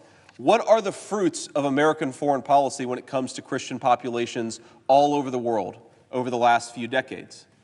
Well, in Iraq, before we invaded, there were 1.5 million Christians in Iraq, many of them ancient communities, Chaldeans, people who trace their lineage and their ancestors to people who knew the literal apostles of Jesus Christ. Now, nearly every single one of those historical Christian communities is gone. That is the fruits of American labor in Iraq, a regional ally of Iran, and the eradication and decimation of one of the oldest Christian communities in the world. Is that what we were told was going to happen? Did the American people, the world's largest majority Christian nation in the world, did they think that's what they were getting themselves into? I certainly didn't, and I'm ashamed that I didn't, but we did. We did all of those things because we weren't thinking about how war and conflict lead to unexpected places. Now, it sounds far-fetched, I'm sure, when we apply these lessons to the Ukraine conflict. Certainly, this has no risk of spilling over into a broader regional or even world conflict.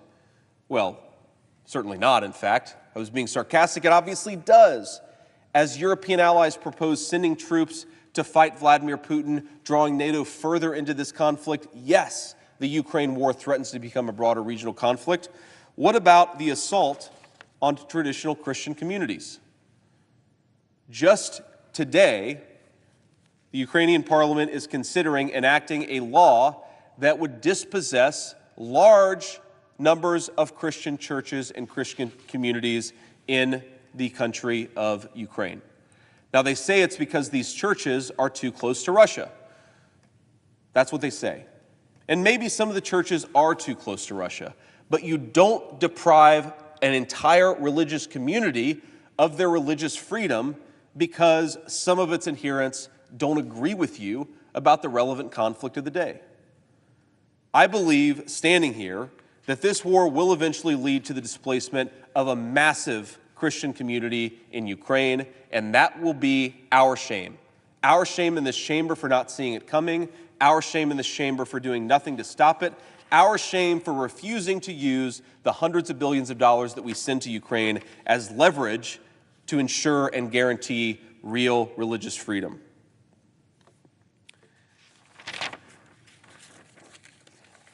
The other thing, one final point on this historical contingency point. It was true then, and it was true today, There's this weird way where the debate in this country has gotten warped, where people can't engage in good faith disagreement with our Ukraine policy. You will immediately be attacked for being on the wrong team, for being on the wrong side. I remember as a young conservative high schooler how opponents from the conservative side of the Iraq War, well, you're just all for Saddam Hussein. And you believe that Saddam Hussein should be allowed to continue to brutalize the Iraqi people. You have no love for these innocent Iraqi people. You don't believe in America. And the same exact arguments are being applied today, that you're a fan of Vladimir Putin if you don't like our Ukraine policy, or you're a fan of some terrible, tyrannical idea because you think maybe America should be more focused on the border of its own country than on someone else's. This war fever, this inability for us to actually process what's going on in our world to make rational decisions is the scariest part of this entire debate. You see people who served their country, who have been advocating for good public policies, agree or disagree with them for their entire careers, smeared as agents of a foreign government simply because they don't like what we're doing in Ukraine. That's not good faith debate. That is slander, and it's the type of slander that's going to lead us to make worse and worse decisions. It should make us all feel pretty weird when you see your fellow Americans making an argument, and the response to that argument is not, well, no, here's why you're wrong, or here's substantively why I disagree with you, but they fling their finger in your face and say, you're a Putin puppet. You're an asset of a foreign regime. This way of making decisions democratically is how we bankrupt this country and start a third world war. We should stop doing it. So let me make some arguments for why our Ukraine policy doesn't make any sense. The first, we do not have the manufacturing base to support a land war in Europe. This must be appreciated.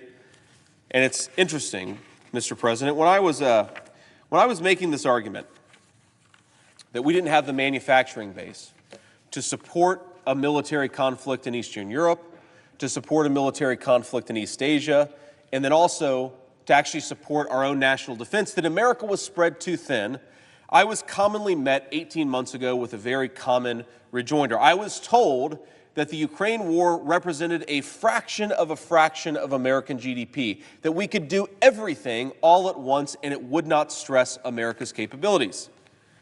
Now, everyone seems to agree with me. Now everyone seems to acknowledge that we are severely limited, not in the number of dollars that we can send to Ukraine, though there are limits there, but in the number of weapons, of artillery shells and missiles, that we don't make enough of the critical weapons of war to send them to all four corners of the world and also keep ourselves safe. But people will say, well, JD is right. We need to rebuild the defense industrial base. We need to rebuild our capacity to manufacture weapons. But now the desire and the need to manufacture more weapons is an argument for the Ukraine conflict instead of an argument against it. It's interesting how advocates of this conflict always find a new justification when the justification of a few months ago falls apart. So let's deal with some very cold, hard facts. The Ukrainians have argued publicly, their defense minister has said this, that they require thousands of air defense interceptor missiles every single year in order to keep themselves safe from Russian attack. Do we make thousands? No. If this supplemental passes, as I expect it will in a few hours, we will go from making about 550 PAC-3 interceptor missiles to about 650. And there are a few other weapon systems that can provide protection in terms of air defense, but Ukraine's air defenses are being overwhelmed right now because we don't make enough air defenses. Europe doesn't make enough air defenses, and by the way, we're being stretched in multiple different directions. The Israelis need them to push back against Iranian attacks. The Ukrainians need them to push back against Russian attacks. We, may God forbid, need them, and the Taiwanese would need them if China ever invaded. We don't make enough air defense weapons, and neither do the Europeans, and so rather than stretching ourselves too thin, America should be focused on the task of diplomacy and making it possible for our friends and our allies to do as much as they can, but to recognize the limitations and to ensure that we, most of all, our own people and our own country, can look after our own defense. But it's not just air defense missiles. 155mm artillery shells. These are one of the most critical weapons for the land war in Europe, maybe the single most critical weapon for the land war in Europe. The United States makes a fraction of what the Ukrainians need. And if you combine what the United States needs with what the what the United States provides, with what the Europeans are able to provide and what other figures are able to provide, we are massively limited in whether we can help Ukraine close the gap that it currently has with Russia. Now, you've heard senior figures in our defense administration say that unless this bill passes, the Ukrainians will face a 10-to-1 disadvantage when it comes to critical munitions like artillery. 10-to-1. What gets less headlines is that currently the Ukrainians have a 5-to-1 disadvantage, and there is no credible pathway to give them anything close to parity. And I'm not even talking about this year, I'm talking about next year too. During a conversation with a senior national security official of the Biden administration, I was told that if the United States radically ramps up production, and if the Europeans radically ramp up production, the Ukrainians will have a 4-to-1 disadvantage in artillery by the end of 2025. And that was treated as good news. You cannot win a land war in Europe with a 4-to-1 disadvantage in artillery, especially when the country that you're going up against has 4 times the population that you do. And of course, the most important resource in war, even in modern war, is not just air defense missiles and is not just artillery shells. The most important resource is human beings. Human beings still fight our wars, as tragic as that is, and as much as we wish that it wasn't true, and Ukraine has a terrible manpower problem too.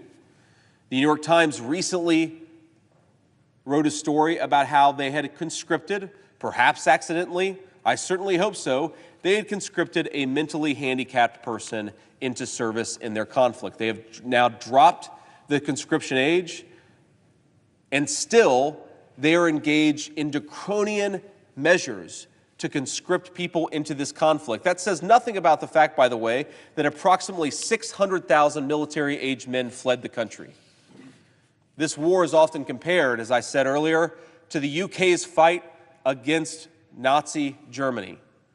In the height of World War II, did over 1 million Brits leave Britain to avoid being conscripted by the Germans?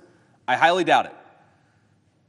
So there is a deep reserve problem, a reserve of weapons, there aren't enough of them, a reserve of manpower, there aren't enough men.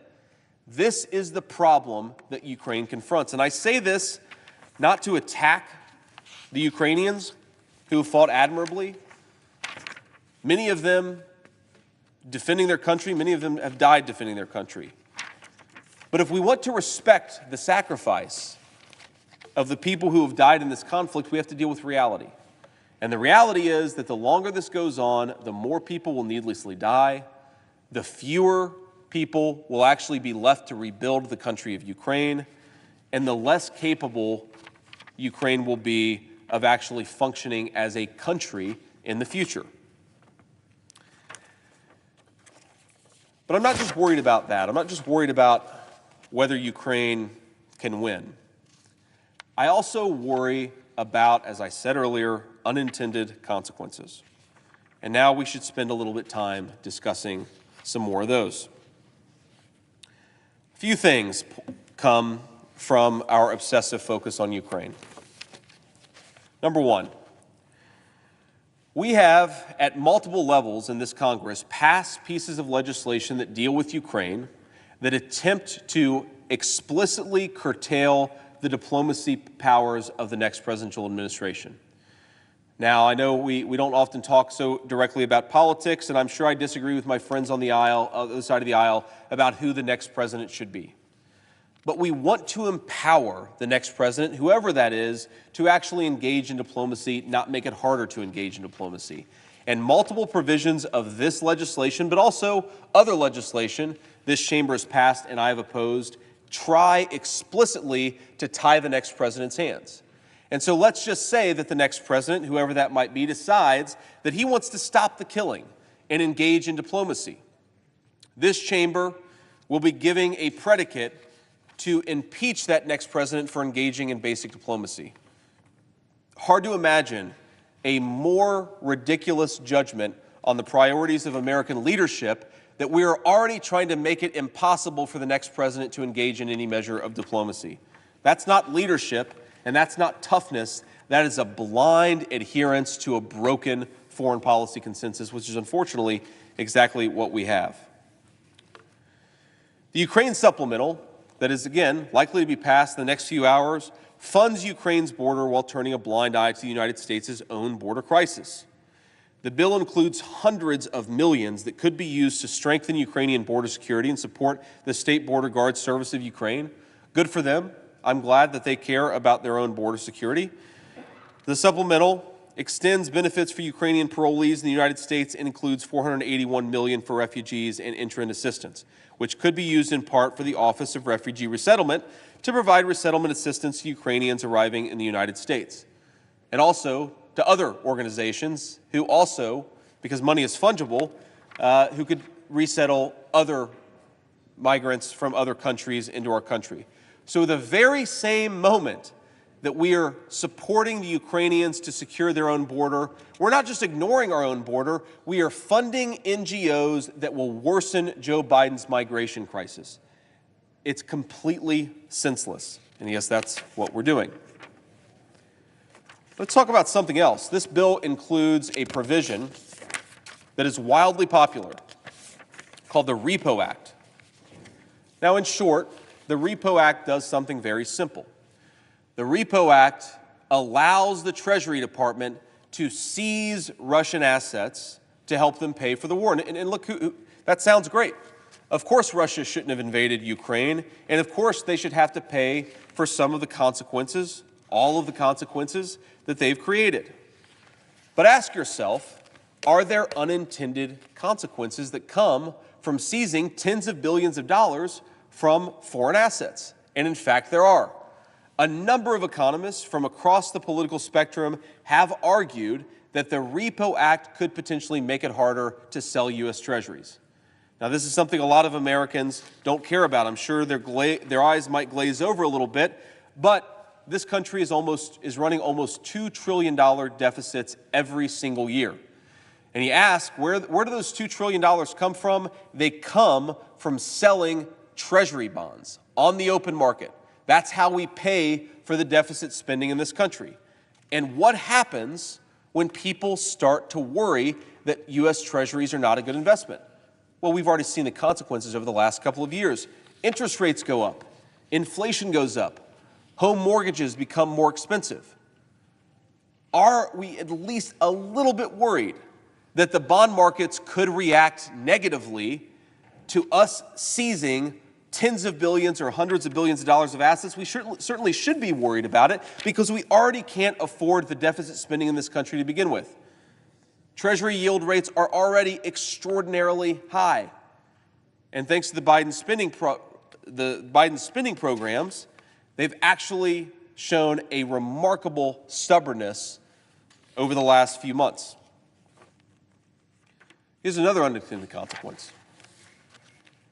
Germany it's an important American ally, and it has, by some standards, the fourth or fifth largest economy in the entire world. A very, very important country, a very important ally, and by the way, a beautiful country with beautiful people. But Germany, under the influence of a series of so-called green energy policies, is rapidly deindustrializing. Germany, by the way, was one of the few countries in the wake of World War II, especially in the 70s, 80s, and 90s, that actually kept its industrial might largely intact. Think about German cars and all the other manufacturing things that come from the country of Germany. Well, Germany is much less powerful in terms of manufacturing today than it was 10 years ago. Why?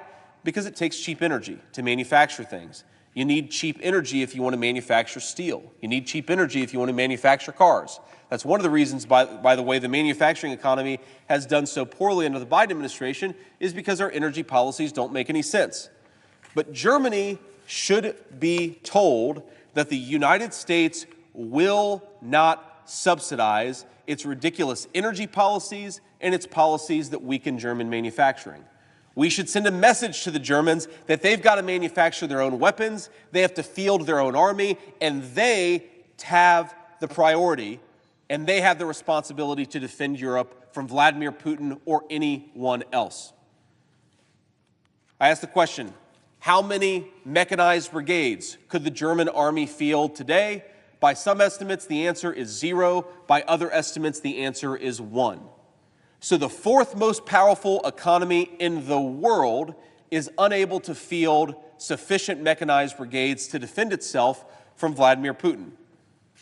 Now, this isn't yesterday, this isn't 5 years ago or 10 years ago, this is yesterday. So for 3 years, the Europeans have told us that Vladimir Putin is an existential threat to Europe. And for 3 years, they have failed to respond as if that were actually true. Donald Trump famously told European nations they have to spend more on their own defense. He was chastised by members of this chamber for having the audacity to suggest that Germany should step up and pay for its own defense. Even today, Germany, by some estimates, fails to hit its 2% of GDP threshold, where it's supposed to spend 2% of its economy on military. And even if it hits that 2% threshold in 2024, it will have hit it barely after literally decades of being chastised. Now, is it fair that the Americans are forced to front this burden? I don't think that it is, but I'm actually more worried, I'm less worried about the fairness, I should say, and I'm more worried about the signal this sends to Europe. If we keep on carrying a substantial share of the military burden, if we keep on giving the Europeans everything that they want, they're never going to become self-sufficient and they're never going to produce sufficient weapons so that they can defend their own country. You hear all the time from folks who support endless funding to Ukraine that unless we send resources to Ukraine, Vladimir Putin will march all the way to Berlin or Paris. Well, first of all, this doesn't make any sense. Vladimir Putin can't get to Western Ukraine. How is he going to get all the way to Paris? And second of all, if Vladimir Putin is a threat to Germany and France, if he's a threat to Berlin and Paris, then they should spend more money on military equipment. Some of my fellow Americans have been lucky enough to travel to Europe. It's a beautiful place. But one of the things that Europeans often say about Americans is that we have way too many guns and way too little health care. Well, one of the reasons why we have less health care access than the Europeans do is because we subsidize their military and their defense.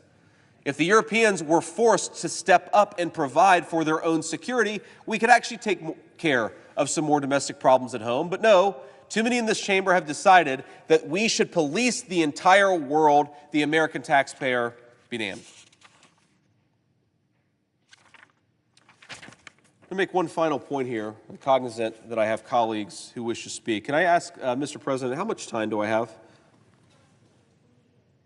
The senator has 28 minutes remaining. Okay, great. I see my colleague from Florida, so I will be relatively brief here.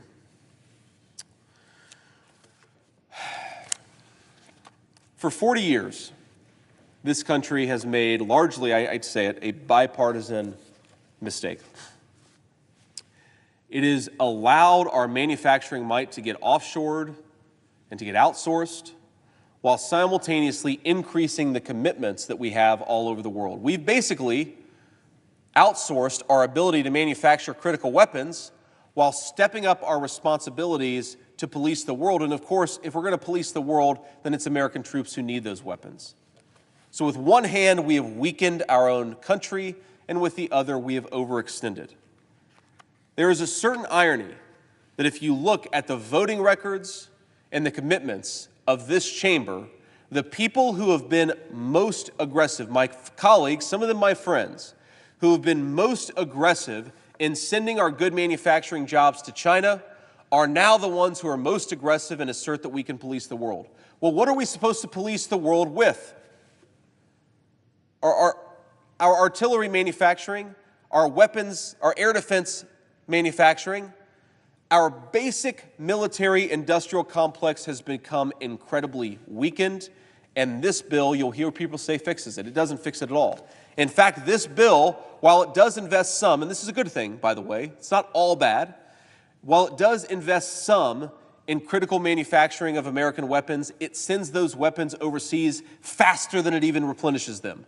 This is not a bill to rebuild the defense industrial base. This is a bill to further extend this country. With that, Mr. President, I will yield, recognizing that my friend from Florida wants to speak, and I appreciate it.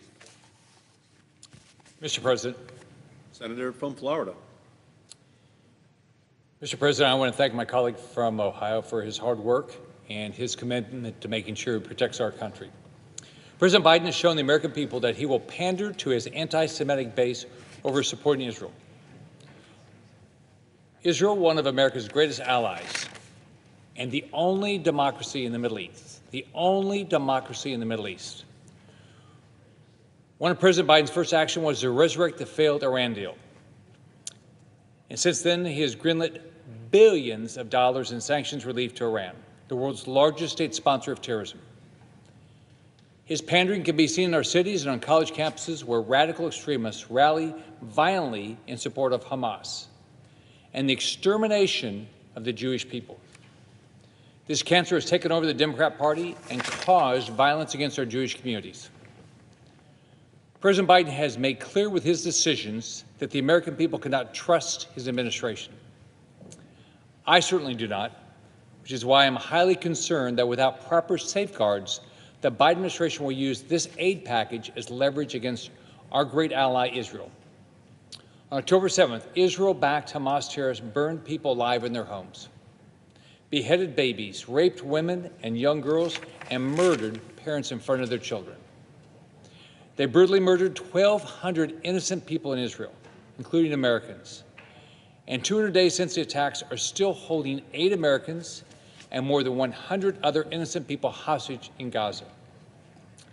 I was in Israel last month, my 6th visit to the Jewish state in my years as Florida's governor and now U.S. Senator, and helped lead the charge in the Senate to support our great ally, Israel.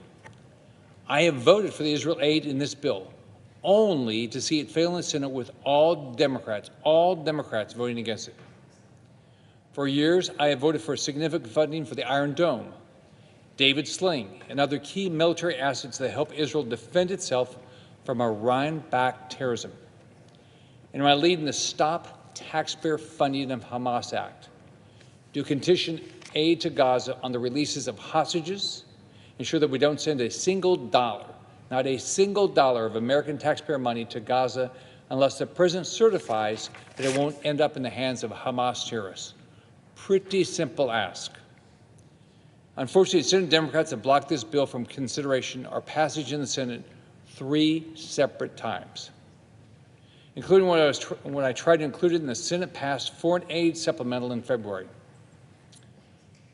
It should not be difficult to say that we won't risk even $1 of American taxpayer money going to Hamas and pass common sense legislation to stop that from happening. That shouldn't be hard. This is what makes me so angry and worried about our country. We have a president that is a fool who is stuck in a war that is raging, not overseas, but within the Democrat Party right here in America. Joe Biden has ignited a civil war within the Democrat Party because he is allowing, and in some cases actively encouraging, the takeover of his party by Hamas-loving terrorist sympathizers. Frankly, there are still some Democrats that oppose this takeover and continue to stand with Israel. But they are very few, and their voices are being drowned out by the scream of anti-Semitic hate from the radical Hamas lovers in Michigan and New York. We cannot avoid the hard truth here.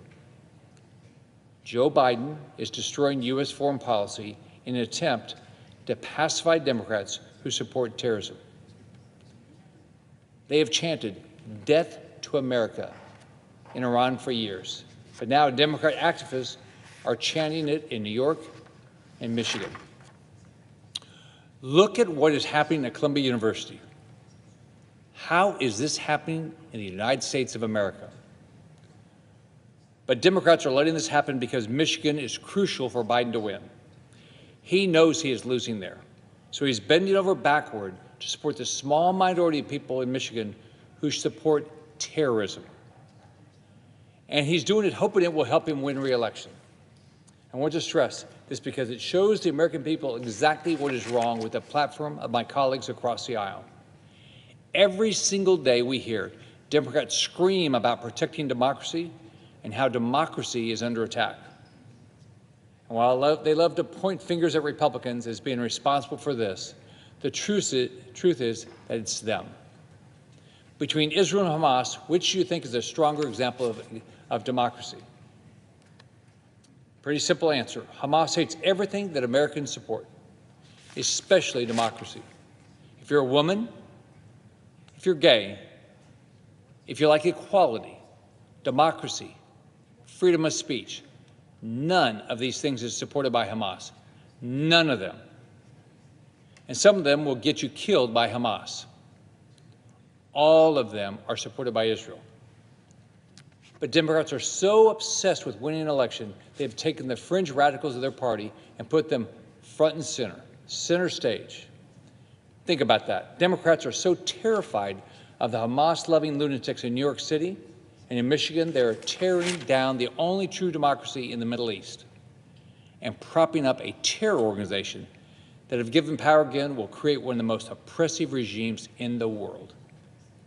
Democrats are giving power and voices to people who support terrorism.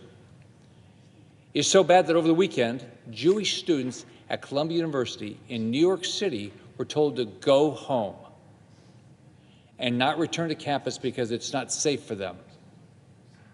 They were told to go home and not return to campus because it's not safe for them. Jewish students at Columbia University in New York City, of all places, are not safe because the campus is being overrun by dangerous pro-Hamas extremists. Is anyone paying attention? Look at what is happening in our country. We have a president of the United States who is leading a Democrat Party that is cowering to the radical left of their party in a disgusting and dangerous attempt to get votes from Hamas sympathizers. And his cowering means that all over our country, even in New York City, Jewish Americans aren't safe. No one, not one member of the United States Senate should be okay with what is happening in our country today. I know that terrorists are being glorified at Columbia University right now. But let me remind my Democrat colleagues who Hamas is as we consider a bill that could provide billions of dollars in aid to these monsters. When I was in Israel, I saw the absolute evil of Israel's enemies, Hamas, Hezbollah, all backed by Iran, and their brutality. Hamas stormed into Israel on October 7th and murdered Jewish people who were killed for one reason, just for being Jewish. I stood in the places where it happened, where the blood of these innocent Jewish people still stains the floors and the walls of their homes and the streets where they once lived and played. When Hamas stormed in, they raped women, murdered families, and butchered and beheaded babies. You cannot imagine. Hamas burned parents alive in front of their children. They dragged people out of their homes and are now holding them hostage. What happened on October 7th horrified the world and struck me personally. One of the places where I saw the devastations of Hamas terror was Kfar Aza. It wasn't the first time I had visited that small kibbutz. In 2019, my wife Ann and I visited Kfar Aza for the first time. As early reports were coming out, I was really worried about the kibbutz because of its proximity to Gaza. It's about a half a mile away. You can see Gaza right there. It's right there, half a mile away, open fields. And when I heard the news that it was the site of some of the most horrific and barbaric activities, my heart just sank. I wanted to vomit. In 2019, my wife and I had spent an afternoon there, and it was the most peaceful place. I keep thinking about the moms and kids who were playing outside, enjoying the warm summer weather. It is gut-wrenching to think of the fate of the families we met that day. I spoke with Chin, the woman who led our tour of the kibbutz. She was traveling outside of Israel that day and fortunately survived. When I was in Israel a few weeks ago, I talked with Shen and other people who experienced the attack firsthand and thankfully survived. And they told me what happened to them, their families and friends. I saw parents setting up memorials at the Nova Music Festival, site for their children who have been taken hostage or murdered. I stood in a destroyed home and listened to the last words of a young Israeli woman via audio recording as she talked to her father before Hamas gunned her down. I met with the families of American hostages whose devastation and grief is overwhelming. I saw firsthand what Israel faces from Iran and its proxies and what they would do to us too if they could. They will absolutely do it to us. I placed a poster outside my office that features the faces of the hostages being held by Hamas. I'm not going to take it down until they all come home. I've been clear that we cannot see a ceasefire until every Hamas terrorist is dead. I want every single one of them dead. I know I said this before, but I won't stop saying what Hamas did. These monsters beheaded children and babies, raped girls, burned innocent civilians alive, shot people at point blank just because they were Jewish. They dragged innocent people through the streets and are now holding them as hostages in Gaza, which these terrorists absolutely control. It is unimaginable that the United States would ever consider sending money to a place where we absolutely know that it will be used to help terrorists who are holding American hostages. But it is exactly what this bill does today. Mr. President, I want to make sure everyone understands what I am saying here, which is a fact. Every dollar that goes to Gaza directly benefits Hamas. I've spent every day since October 7th telling the stories of those being held hostage in Gaza by Iran-backed Hamas terrorists. And as I said, I have a poster outside my office that features the faces of the hostages being held by Hamas. I'm not going to take it down until they're all released. It has been 200 days since the attacks, and some parents are still waiting for their children to come home. Can you imagine a parent waiting for their child to come home? Little baby Kafir Babis' first birthday was spent as a hostage in Gaza. His 4-year-old brother Ariel, it's a beautiful little boy, is still being held hostage. I have a milk carton in my office that has Ariel's picture on it. I see it every day, and it makes me think of my own grandkids. Kafir and Ariel's parents have been waiting for 200 days to hold their babies again. Can you imagine? Sadly, we have heard horrible reports that these innocent children may no longer be alive. It just makes you sick to think about it, and you think about your own family. And while Israel is dealing with the recovery from these attacks in its own countries, it is still fighting the terrorists that want to destroy it. It is still fighting with these terrorists that want to destroy every Jew and destroy Israel. So here's the other takeaway from my recent trip to Israel. In meetings with Prime Minister Netanyahu and Israeli leaders, I saw that while Israel is still dealing with the recovery of its own people, they're also overseeing incredible and unprecedented work to preserve civilian life and get aid into Gaza. War is hell. Tragedies happen, and we wish we could prevent all of them. We wish there could be zero civilian impact of war, but that's simply not possible. When tragic incidents occur, we are right to expect accountability. Israel has shown full accountability for every misstep taken as it fights for its existence against brutal Iran-backed terrorism. Israel is doing more to prevent civilian deaths than any war-fighting nation has been expected to do in history, and taking responsibility when tragic incidents happen. But it seems that accountability from Israel is not enough for President Biden. It's not enough for the Democrats. It is insane to me that the same president who has never held anyone accountable for the deaths of 13 American warriors at Abbey Gate in Afghanistan and never held anyone accountable for the deaths of an innocent Afghan family killed in a U.S. drone strike during his botched Afghanistan withdrawal, is openly attacking Israel for mistakes that it is taking full responsibility for. When President Biden and Democrats again and again attack Israel and talk about sanctions on the IDF, they do the bidding of Iran and Hamas. Let us all remember who the enemy is. Let us all remember who the enemy is and has always been. The evil, terror-supporting regime in Iran. Since its first days, the Biden administration has emboldened Iran with appeasement, freeing billions and billions and billions of dollars to fuel Iran's support of terrorism and turning its back on Israel. Israel is the only democracy in the Middle East and one of America's strongest allies. But it took President Biden months to meet or speak with Prime Minister Netanyahu after he took office, and the world took notice. Since October 7th, President Biden and Democrats in Washington have continued to undermine Israel's fight against Iran-backed Hamas terrorists, further isolating our ally in its greatest time of need. America and the freedom-loving nations of the world are less safe and secure because of President Biden's weakness and appeasement of evil regimes and the terror each support. Now the Senate wants to again pass legislation that gives billions of dollars to Gaza, which is 100% run by Hamas. 100% run by Hamas.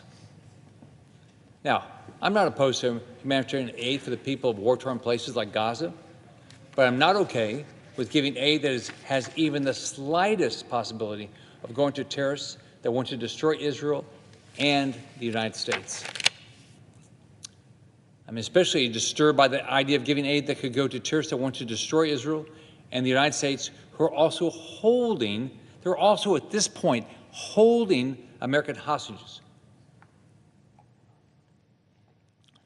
Can you imagine giving aid to a country that anybody that wants to hold American hostages? Why would we do that? How is that a minority opinion in the United States Senate? How has the Democrat Party fallen so far to the radical pro-Hamas lunatics in its base that's saying, no, we won't provide humanitarian aid unless we can certify that it won't go to terrorists that are holding American hostages, is not an okay position to take. Okay position to even vote on. The 8 Americans that are being held hostage by Hamas have been held in captivity for 200 days. We believe 5 are still alive and 3 are dead. And Hamas is holding their bodies and robbing their families of the ability to bury their loved ones. Even when we know they're dead, Hamas holds their bodies. Do we see President Biden or senior members of his administration and Democrats in Washington talking about that every day? Absolutely not. What we do see from Democrats is that they continue to attack Israel, call for the ousting of its democratically elected government. They call for the ousting of its democratically elected government and allow the abandonment of our ally at the United Nations. They abandon our ally, Israel, at the United Nations and on the world stage. And it is disgusting that while they launch these attacks on our ally, Democrats say little or nothing about the fact that American citizens are being held hostage by a brutal terrorist organization that we know is committing horrific sexual abuse against these innocent people. Why has Biden given money to Gazans who are holding American hostages? Why would he do that?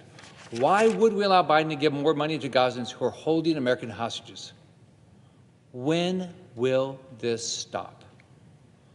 Why the heck are we allowing Biden to send more money to Gaza in this bill when we know that every dollar that goes to Gaza funds the terrorism of Hamas? What are we doing to get American hostages released? What has happened? Have we sent the troops in? Have we done anything? Have you heard anything? Have you watched Biden in the Situation Room do anything? Absolutely nothing. I want to stop stating this fact. Every dollar that goes into Gaza directly benefits Hamas. That is the undeniable truth, and it's why I've been fighting for years to pass a simple bill, stop taxpayer funding of Hamas, which simply prevents U.S. taxpayers from going to Gaza unless the Biden administration can certify that not a single cent will go to Hamas. Pretty simple. This isn't a solution in search of a problem. It addresses a very real threat of taxpayer money funding Iran-backed terrorism that seeks to destroy Israel and is holding American hostages. We cannot allow, how can it be fair to allow an American family with a family member being held hostage in Gaza to see their tax dollars go to the same people who are holding their family member hostage? We've seen reports that the Palestinian Authority has been paying over $300 million a year in monthly salaries to terrorist prisoners, in monthly allowances to families of dead terrorists. The Palestinian Authority, who pays terrorists and their families, should not receive U.S. tax dollars. And this bill is going to allow more of that. In 2021, President Biden's State Department said, quote, "We're going to be working in partnership with the United Nations and the Palestinian Authority to kind of channel aid there in a manner that does its best to go to the people of Gaza," end quote. The official went on to say, quote, "As we've seen in life, as we all know in life, there are no guarantees, but we're going to do everything that we can to ensure that this assistance reaches the people who need it the most," end quote. The Biden administration thinks the risk of resources going to Hamas terrorists is okay because, quote, "in life there are no guarantees," unquote. I reject that. I do not believe we should leave anything to chance when it comes to preventing U.S. taxpayer dollars from being sent to the brutal terrorists that slaughtered so many Israelis and Americans and are holding American hostages. Senate Democrats have made clear that they are so terrified of losing the votes of radical Hamas-loving leftists that they cannot even bring themselves to support something that simply makes sure we aren't sending money to the thugs that brutally murdered 1,200 innocent people, including more than 30 Americans, on October 7th, who are still holding American hostages. They won't even allow us to have a vote on it. It's hard to imagine that this is where we are today, and this bill that is before us does nothing to address this while approving billions in aid for Gaza that we know will go straight to Hamas. Nothing, absolutely nothing in this bill says that money will not go to Hamas because there is nothing in this bill that prevents it. Again, there is nothing in this bill that prevents your taxpayer money from going to Gaza where it will directly benefit Hamas. I've heard about my colleagues on the left talk about needing to support the children of Gaza. No child should suffer, but the children of Gaza suffer every day, not because of Israel, not because of America, but because of Hamas. They suffer every day because Hamas takes aid dollars that comes into Gaza to fund its terror against Israel and the United States. If my Democrat colleagues want to make sure any U.S. tax dollars only go to help the children of Gaza, they would fully support my Stop Taxpayer Funding of Hamas Act. But they won't even let me have a vote on it. It would make certain that no aid goes to Hamas. It would not stop all aid from going to the children of Gaza. It would just make sure that that is the only place it goes and not to Hamas terrorists. But again and again, Democrats have blocked the Senate from even voting on this. It makes no sense to me. We should aid our ally Israel now. I've been trying to get that done for months, and Senate Democrats have blocked it 5 times. While it is extremely important to continue to fund Israel's defense efforts, as I've fought to do for years, I fear that President Biden will use this as leverage he needs to advance his radical anti-Israel foreign policy to appease the anti-Semites in his own party. I was just in Israel and clearly understood the urgency in delivering aid to Israel. But without safeguards in place to ensure that no money goes to Hamas, or that Biden cannot say, quote, strings attached, this aid doesn't protect Israel from being forced into an unacceptable compromise with the Biden administration while it's at war. What Prime Minister Netanyahu said is give us time and space to destroy Hamas, and we will. Too often in Washington, compromise means that everyone gets what they want, so nobody has to make a tough choice. The bill before the Senate today is a perfect example of this broken way of doing business that has become the norm in Washington. If given the opportunity to vote on these issues independently, as the House did, I would vote to support aid for Israel in a heartbeat with strong safeguards, as I have in the Senate multiple times, all of which have been blocked by Democrats prior to this vote. I would vote to ban TikTok, lest we see a total divestment from it by entities controlled by Communist China. I would vote to sanction the evil regime in Iran. I would vote to support aid for Taiwan so it can fend off threats of invasion by Communist China. And I would vote for the Repo Act, which allows for the confiscation of Russian assets, and I'm a proud co-sponsor, while opposing the fact that this bill allows President Biden to send billions of dollars of U.S. taxpayer dollars in unaccountable aid to Ukraine. Unaccountable aid to Ukraine, including billions to pay the salaries of Ukrainian politicians. Why are we borrowing our money to pay for the salaries of Ukrainian politicians? It makes no sense for the United States to borrow dollar after dollar after dollar so we can pay the salaries of politicians in Ukraine, while our border is wide open. I've had a red line in the debate about the future of any aid to Ukraine. First, it must be lethal only. And second, any action taken by the United States to secure the borders of Ukraine must be tied by forcing. It's the only way it's going to happen, and you have to force the Biden administration to secure the U.S. southern border. In some of his first actions as President, Joe Biden took multiple executive actions to dismantle the border security policies enacted by President Trump, which created the most secure U.S. southern border in recent history. The catastrophic results of Biden's open border policies are being felt by nearly every American family. Since Biden took office, more than 10 million illegal aliens, unvetted, have unlawfully crossed our border, and more than 6 million have been released into the United States. We have no idea who these people are. Deadly fentanyl, the precursors of which are supplied by Communist China and manufactured by the savage Mexican drug cartels, are killing more than 70,000 Americans every year. Why don't the Democrats care about this? Terrorists and dangerous criminals are coming across the border in droves. Why don't the Democrats care about this? The FBI director admitted to me under oath that we now have terror cells in the United States because of the open southern border.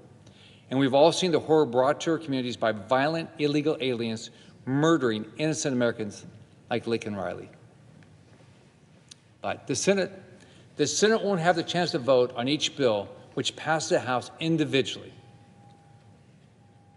No, we won't have a chance to do that individually, the way it was done in the House, and we're not going to have a chance to change this bill. It's up or down. If you don't like a provision, tough luck. You don't get an amendment vote.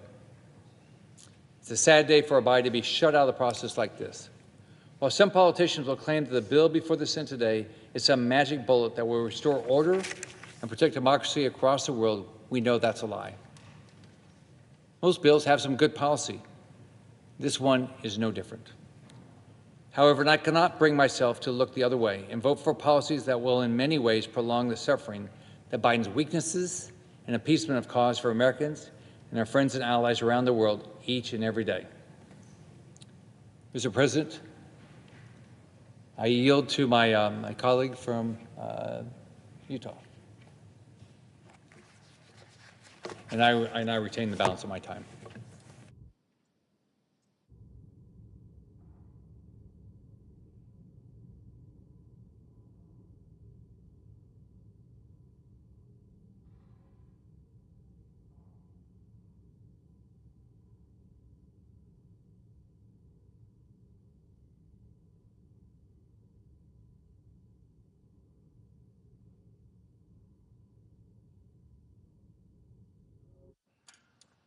Senator from South Carolina.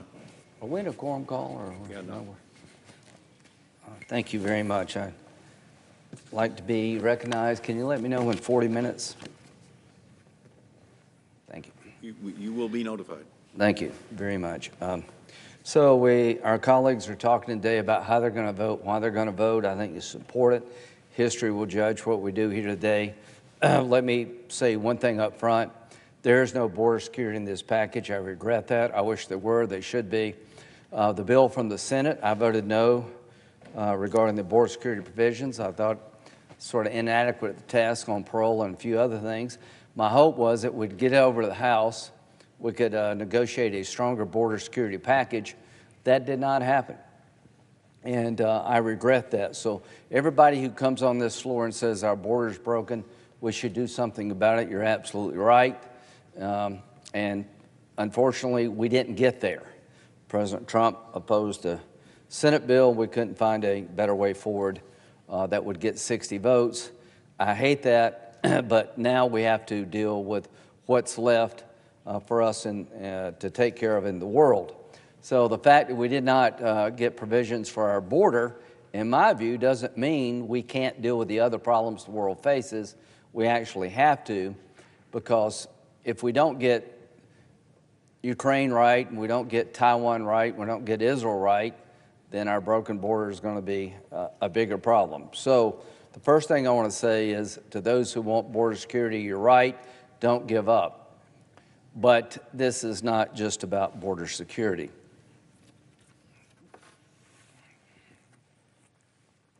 This is a statement from the Minister of Defense in Israel, and the supplemental package submitted to the U.S. Senate today is critical and urgent, supporting Israel's capabilities to face threats posed by Iran and its proxies. We thank our friends in Congress and urge our partners to stand with Israel in the face of Iranian terrorism. Now, what is he talking about? This was issued earlier today. This is the Minister of Defense in Israel. I know him very well. He's a very accomplished man. And he's urging us to vote for this package because Israel needs it, because they've been threatened by Iran.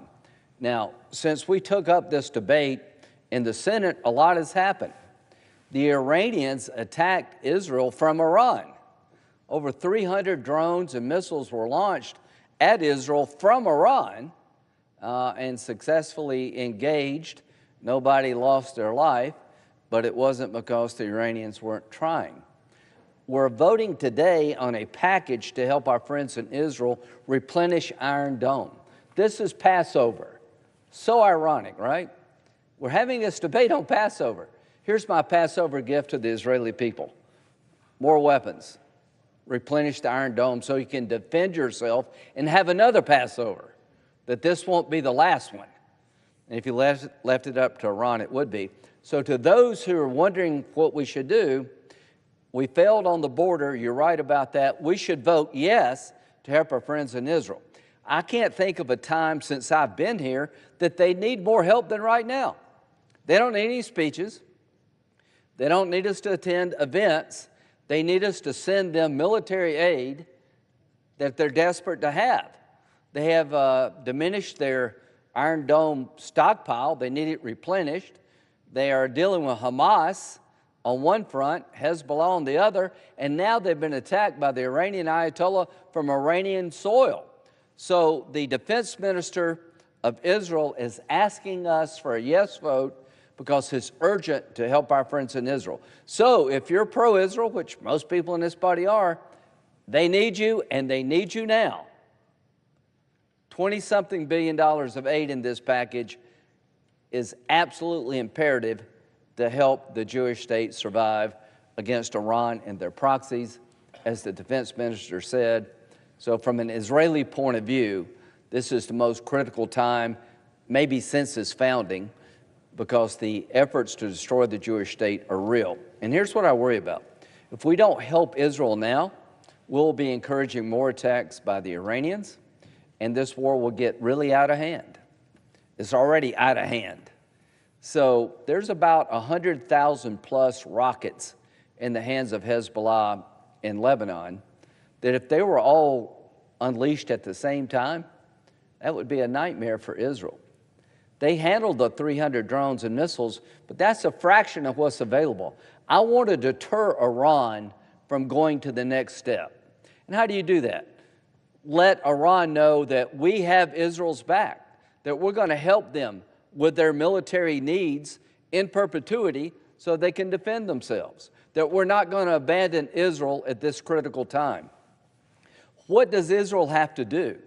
Not only do they have to knock down the rockets that have come their way, they need weapons to do that, they have to create deterrence. And the best way for Israel to deter the enemies of the Jewish state, is to let the world and the enemies know America has Israel's back. And I want to say something about Speaker Johnson and Democratic leader Jeffries. Well done. Mike Johnson and Hakeem Jeffries worked together to pass a package we have before us. We need more of this, not less, in a time of great peril for our allies and the United States. So this was a moment where the people in the House rose to the occasion. They set aside their party differences. They focused on giving us a package that I think is stronger, but needed now more than ever. Since we last had this debate in the Senate, what has happened? A direct attack on the state of Israel by Iran. They need the money, and they need it now. Vote yes. A great Passover gift to the Israeli people would be this aid package. Now, I want to put this debate in a greater context. I've had a lot of my friends come to the floor talking about whether or not Ukraine is in our vital national interest. I think it is. Here's what's happening in Europe as I speak. You have Russia, who has launched an effort to destroy Ukraine, not just the Crimea, but to take Kyiv and turn it into a part of Russia, Ukraine, a sovereign nation that gave up 1,700 nuclear weapons they had in their possession after the end of the Cold War, the Budapest Memorandum in the mid-90s.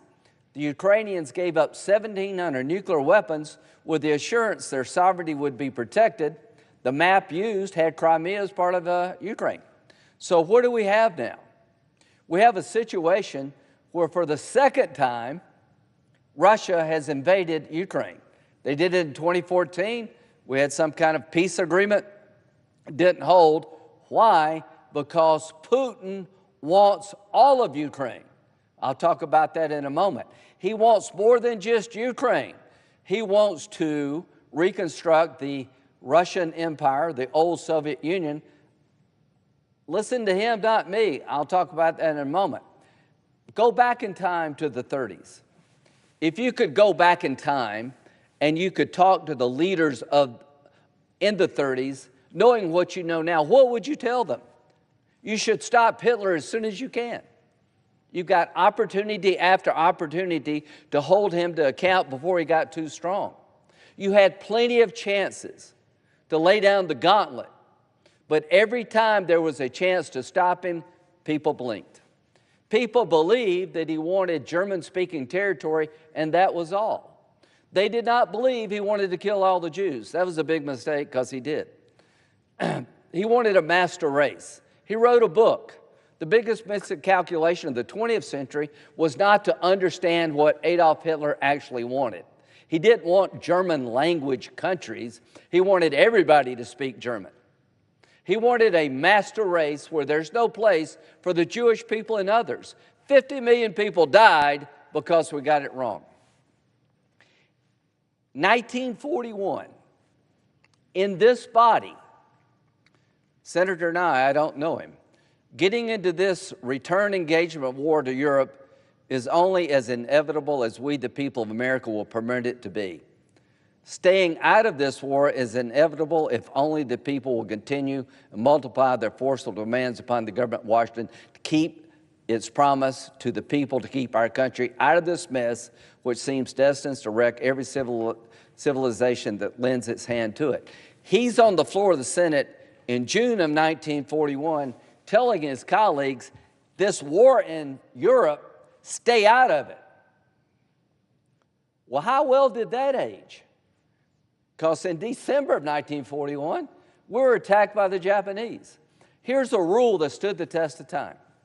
When forces rear their ugly heads anywhere in the world, wanting to dominate other people, destroy their religion, put them under the yoke of tyranny, it will eventually come back to us. When the Taliban blew up statues of Buddha, even though I'm not a Buddhist, it came back to me. Evil unchecked and appeased, we always pay a heavier price than if we confront it. Charles Lindbergh, a very American hero in many ways, very brave guy. This is what he said in April 24th, 1941. When history is written, the responsibility for the downfall of the democracies of Europe will rest squarely upon the shoulders of the interventionists who led their nation into war uninformed and unprepared.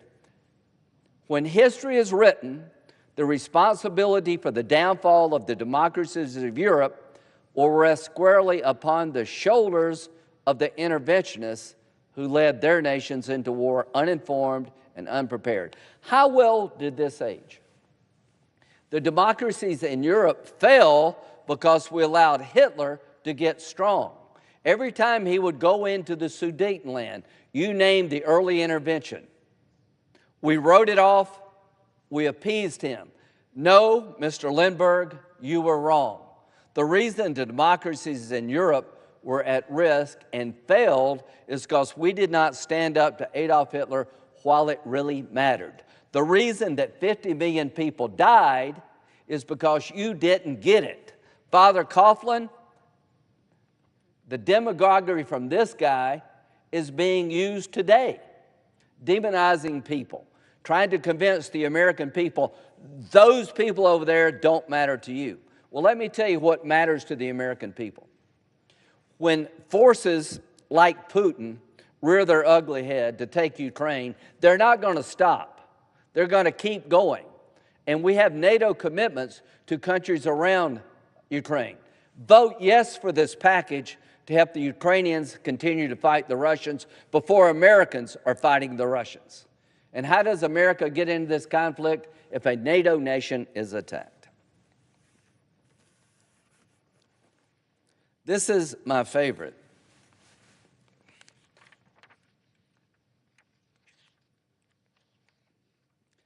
September the 11th, 1941. Now, when I say September the 11th, most Americans kind of listen, because that day does live in infamy. So Charles Lindbergh made a speech on September the 11th, 1941 in Des Moines, Iowa. And here's what he said. When this war started in Europe, it was clear that the American people were solidly opposed to entering it. Why shouldn't we be? We had the best defensive position in the world. We had a tradition of independence from Europe, and the one time we did take part in European war left European problems unsolved and debts to America unpaid. It is obvious and perfectly understandable that Great Britain wants the United States in the war on her side. England is now in a desperate position. Her population is not large enough, her armies are not strong enough to invade the continent of Europe and win the war she has declared against Germany. If England can draw this country into the war, she can shift to our shoulders a large portion of the responsibility for waging it and for paying the cost. He is arguing that the Lend-Lease program that President Roosevelt came up with to help the island nation withstand invasion by the Germans was a foolish endeavor, that this small group of people in England cannot possibly win, and we're betting on a loser. The loser is Lindbergh. The winner is Churchill and the British people. This attitude exists today. People in this body, right before I spoke, talk about we can't help Ukraine because we have too many problems in other places. They can't win. They were supposed to fall in 4 days. Look what's happened. 200 and something days later, they've destroyed half of the Russian army, taken back half the territory Russia seized, and now they need our weapons in a desperate fashion.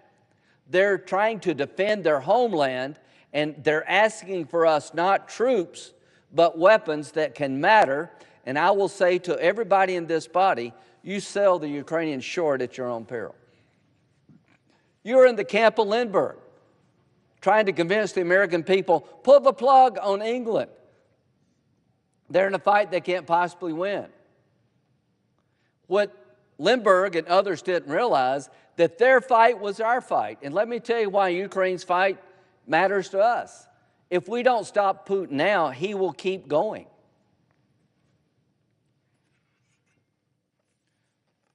And let's talk about what he says.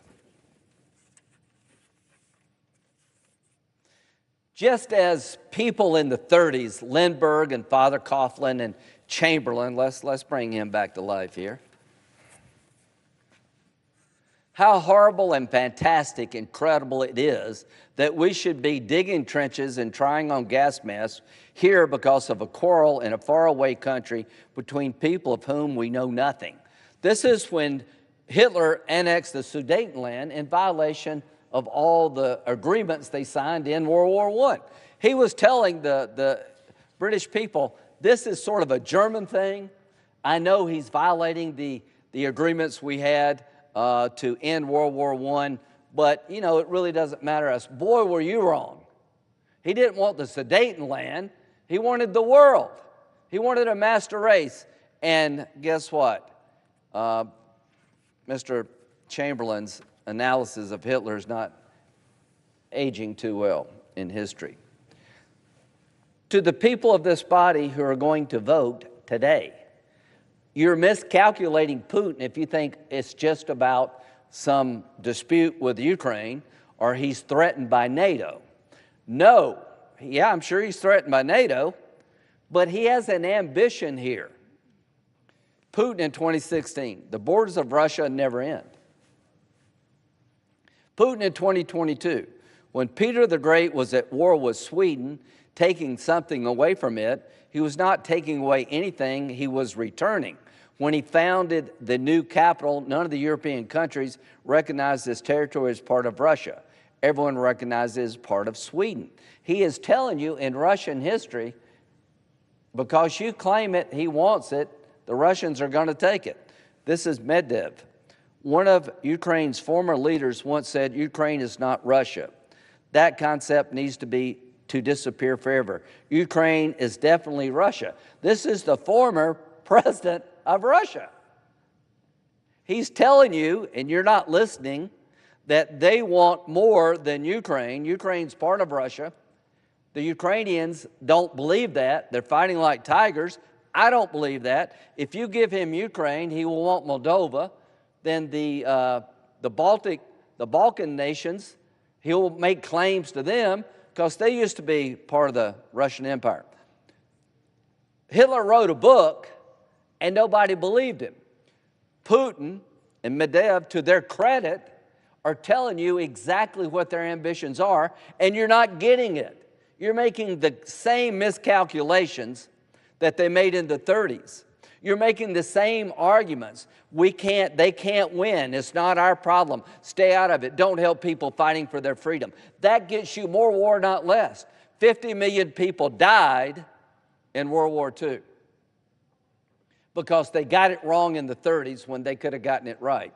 We haven't lost one American soldier, but if you don't help Ukraine now, that will change unless you want to completely abandon NATO. I am saying it as loud as I can say it, that if we don't help Ukraine now, this war will spread. And Americans who are not involved will be involved. And you think this war costs a lot now? Wait till you're in a war with Russia and NATO and see what that costs. I am not telling you things that I made up. I am quoting people who are in charge of Russia. Nobody believed Hitler? You should have. You should believe these people. They have a mission. Isolationism leads to more war, not less. Isolationism takes off the table confronting evil at a time is the weakest. Isolationists, in the name of peace, create more war than they ever avoid because the bad guy won't stop. Here's what you got to understand. Does the Ayatollah, what does he want? He tells us he wants to destroy the Jewish state. I believe him. He tells us he wants to purify Islam in his own image, the image of Shiism. I believe him. He tells us that we're the great Satan and he's coming after us. I believe him. So the Ayatollah has an agenda that Israel can't accommodate. You cannot accommodate somebody who wants to kill you. Hamas doesn't want to advocate for the Palestinian people a better life. They want to kill all the Jews. The agenda of Hamas is not to make the Palestinian people more prosperous, it's to destroy the Jewish state from the river to the sea. These people are religious Nazis. What do you expect Israel to do? October the 7th was an attack not to restore the dignity of the Palestinian people, but literally to rape and murder and kill the Jews. Isolationism allows that to go unchecked.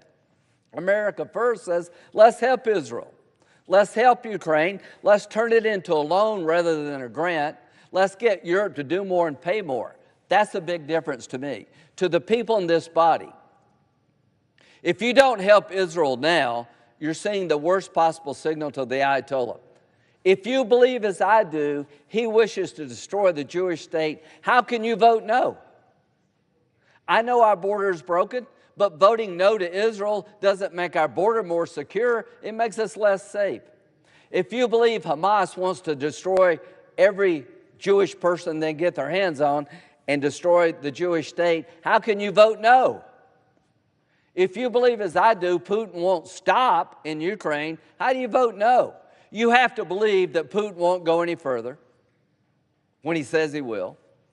To vote no to Israel, you're taking off the table money they desperately need because they're under attack from forces that haven't been under attack before.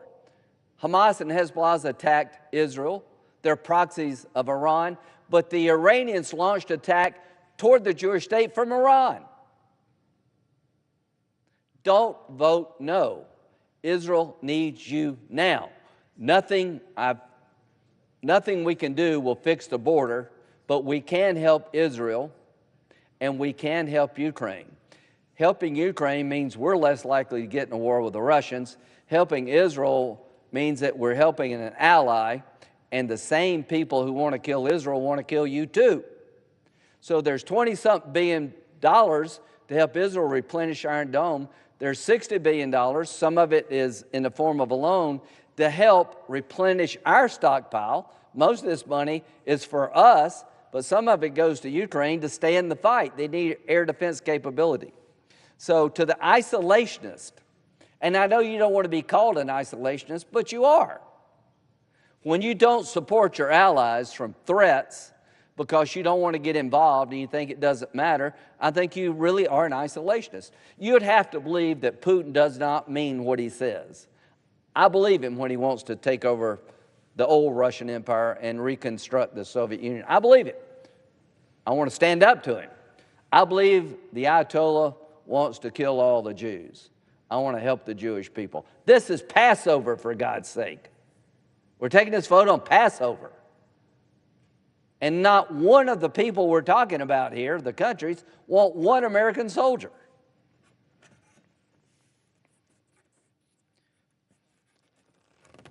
Have we learned nothing? We withdrew from Iraq in 2011. Senator McCain, Senator Lieberman, and myself, we all spoke up. Well, those two are gone, and I miss them desperately at times like this. But we told the Obama administration, if you pull all the troops out of Iraq, you're going to regret it. The ISIS was not the JV team. They came back in full force. They established a caliphate. Al-Qaeda, ISIS didn't even exist. This idea of leaving radical Islam unchecked and thinking it won't hurt you is insane. These people are not going to stop fighting us or our allies. You may be tired of fighting them. They're not tired of fighting you. I'd rather fight them over there before they get here. Every one of these terrorists that Israel kills is one less terrorist to attack us. Containing Putin in Ukraine means it's less likely for us to get in a war. Here's what I said. I feel all we have worked for, fought for, and sacrificed for is very much in jeopardy by today's announcement. Hope I am wrong and the president is right, but I fear the decision has set in motion events that will come back to haunt our country. Well, I was right, and I didn't want to be. Al-Qaeda came back, Iraq fell apart, we had to go back in. The Yazidi people were pretty much wiped out. Thousands of people were slaughtered. ISIS, attacked the French, and they killed people all over the world because we let them come back. So here's what I would say to people who vote no. Not one country we're helping wants any of our soldiers to come in and fight. They just want the weapons to do the fighting. And if you don't give them these weapons at a time of critical need, you're setting in motion America being deeper involved in conflict, not less. If they take Israel down, I promise you, you're next. And if you don't help Israel replenish their conventional weapons, there'll be a day when Israel, if they have to, will play the nuclear card. I'll promise you this. The Jewish people are not going down this time without a fight. The state of Israel will do whatever it takes to survive. So I want to let the Ayatollah know America has Israel's back, which I think will create deterrence. But if the Ayatollah ever thought we pulled the plug on Israel, then I think he'd be more emboldened. And you got 100,000 rockets, precision guided, could be fired at Israel en masse. That's a nightmare for Iron Dome. So Israel has to tell the region, when it comes to defending the Jewish state, all bets are off. This thing could escalate big time. So when you vote no today, you're making it more likely the Ayatollah does more, not less. When you vote no today, you incentivize Putin to do more, not less. When you vote no today, you make China wonder if we really are serious about helping Taiwan. I understand that American people have needs here at home. I get it, our border's broken, and you're right to want to fix it. But we're not right to abandon our allies in great need. If history has taught us anything, for those who are willing to learn from history, is that when evil rears its head, stand up, be firm, be unequivocal. It will save a lot of lives and a lot of heartache. I'm going to end where I started. What does China want? They want to turn world order upside down. They don't believe in the rule of law. They steal our intellectual property. They intimidate their neighbors. And they will go after Taiwan if they believe we are weak and not helping Taiwan. If you want to avoid a war between Taiwan and China, give Taiwan the capability that would deter China. 80% of the semiconductors in the world are made in Taiwan, and the digital economy would be dominated by China. We have a chance here to harden the defenses of Taiwan to deter China. We have a $24 billion package to replenish the weapons that Israel desperately needs, standing up in the face of multiple threats from Iran and its proxies. They need the money. They need it now. This is Passover. Help our friends in Israel. We have a chance to replenish the stockpile of the Ukrainians who fought like tigers, but not just give them 155 rounds. Give them the ATACMs that can reach out and knock the bridge down between Crimea and Russia. The bill before us allows us to go after Russian sovereign wealth funds that are frozen all over the world, about $300 billion, to take money from the Russian invader to pay for the reconstruction of Ukraine. This is a package worth your support. It makes Russia pay more. There's a loan component in this. Pay us back if you can, because we are in debt. I get that part of it. This package coming back from the House was not only bipartisan, I thought it was smart. The component in this package to allow us to seize Russian assets, I think will have a deterrent effect all of its own. The oligarchs around Putin are now more in jeopardy, not less. That it is proper to go after Russian sovereign wealth assets when Russia has brutally invaded Ukraine in violation of every agreement they made with Ukraine and the world at large. So the bottom line for me is that this package doesn't address the border, and I am sorry it doesn't. This package addresses threats that exist to our allies, and it is in our national security interest to meet the needs of those allies before it gets worse. Whether you want Iran to stop or not, they're not. Israel needs the weapons, and they need them now. Our friends in Ukraine, with the right set of weapons, they can go back on the offensive. And if you don't stop Putin now, you'll regret it later. This is one of the moments in history that really matters. I always wondered, how could the people in the 30s not get it about Hitler? Now I know. It is complicated. I have very good friends that are going to vote no. I have very good friends that do not see Putin the same way I see him. I see him as a guy with ambitions that won't end in Ukraine, that will get us in a bigger war if we don't stand up now. I believe him when he says the thing he says about taking more territory. I have friends that are strongly supportive of Israel but going to vote no. The bottom line is Israel needs you now more than ever. The Ayatollah upped the ante by attacking Israel directly from Iranian soil. For God's sake, let's help Israel and help them now. There's a chance here to seize Russian assets to pay for the war, to take the burden off the taxpayer. Let's vote yes. As to Taiwan, there's almost universal acknowledgement in this body that China will keep going until somebody stops them, and that we want to deter war between Taiwan and China. In this package, we have vital military assistance to Taiwan to make it harder for the Chinese to attack and take it over by military force. Do you think the Chinese are watching what we do with Ukraine? If you don't think they're watching, you don't know much about China. They're sizing us up. And if we pull the plug on Ukraine, you're inviting more aggression from China to Taiwan. If we send a signal that we're not, if you vote no and we're not giving the package to Israel to replenish their defenses, it will make the Iranians more emboldened to keep going. So this vote you're about to take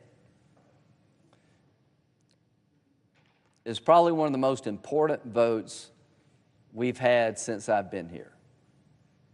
This is a defining moment in world history. The world is on fire. It all started with Afghanistan. Once we pulled out of Afghanistan, people thought we were weak and they took advantage. Here's what I would say. If you agree with me, don't vote no, vote yes, because a no vote, I think, continues that theme that America's unreliable.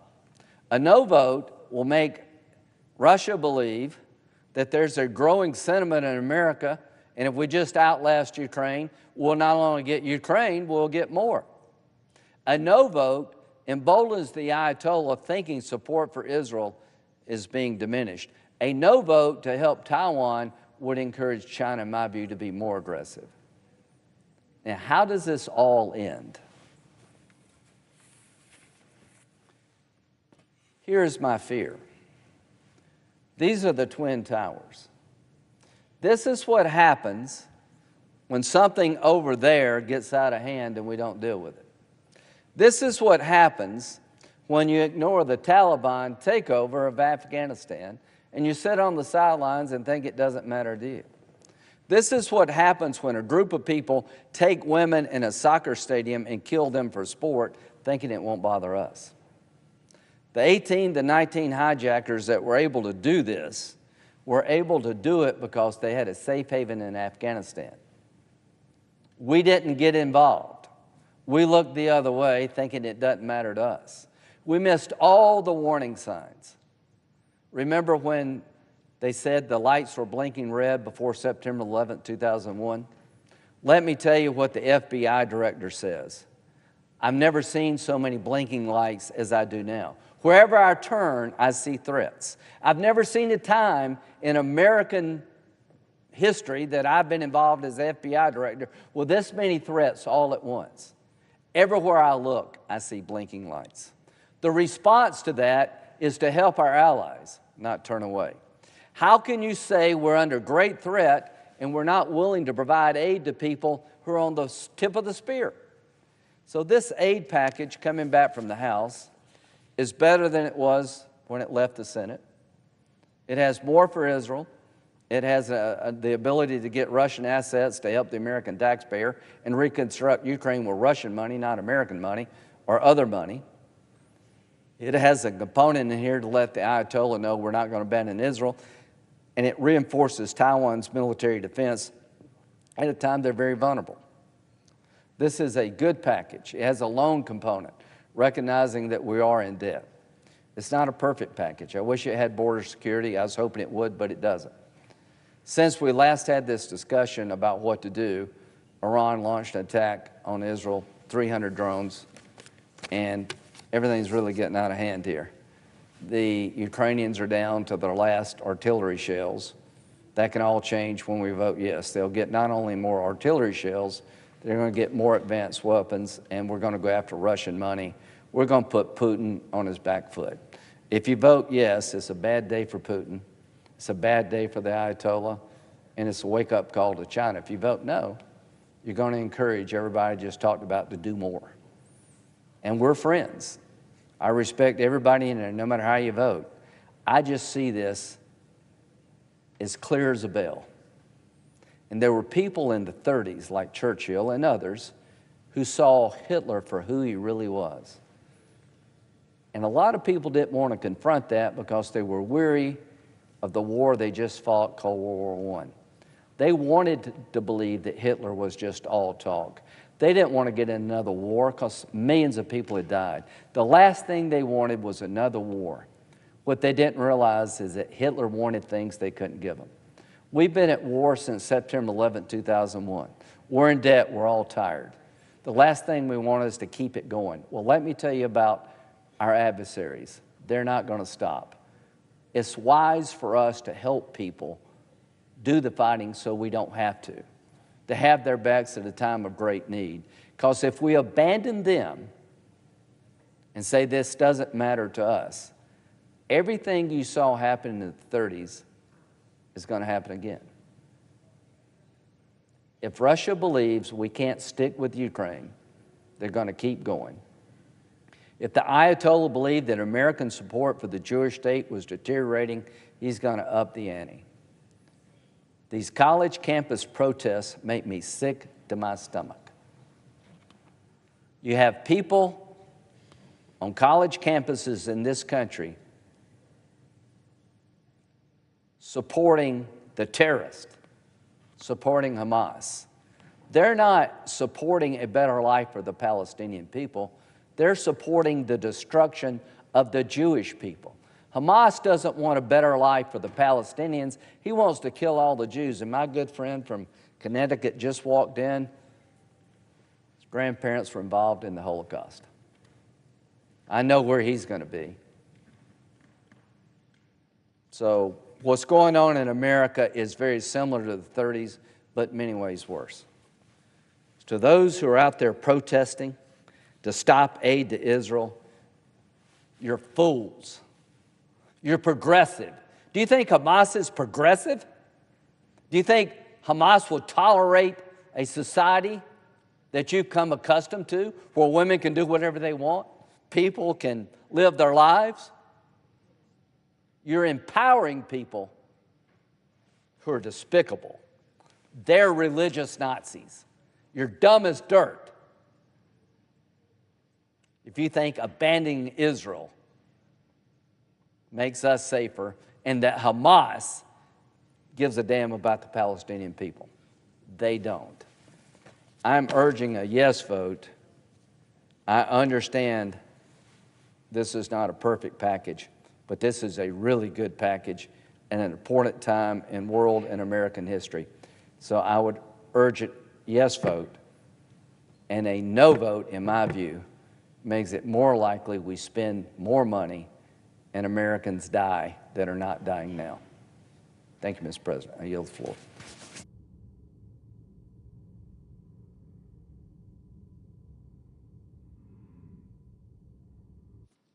Mr. President. The senator from Wyoming. I have such respect for the remarks of the gentleman who just completed his remarks. I know he feels very passionately, and I agree with him about what he said, especially about Israel and what they're going through. The attacks on October 7th were unspeakable horrors imposed on the people of Israel.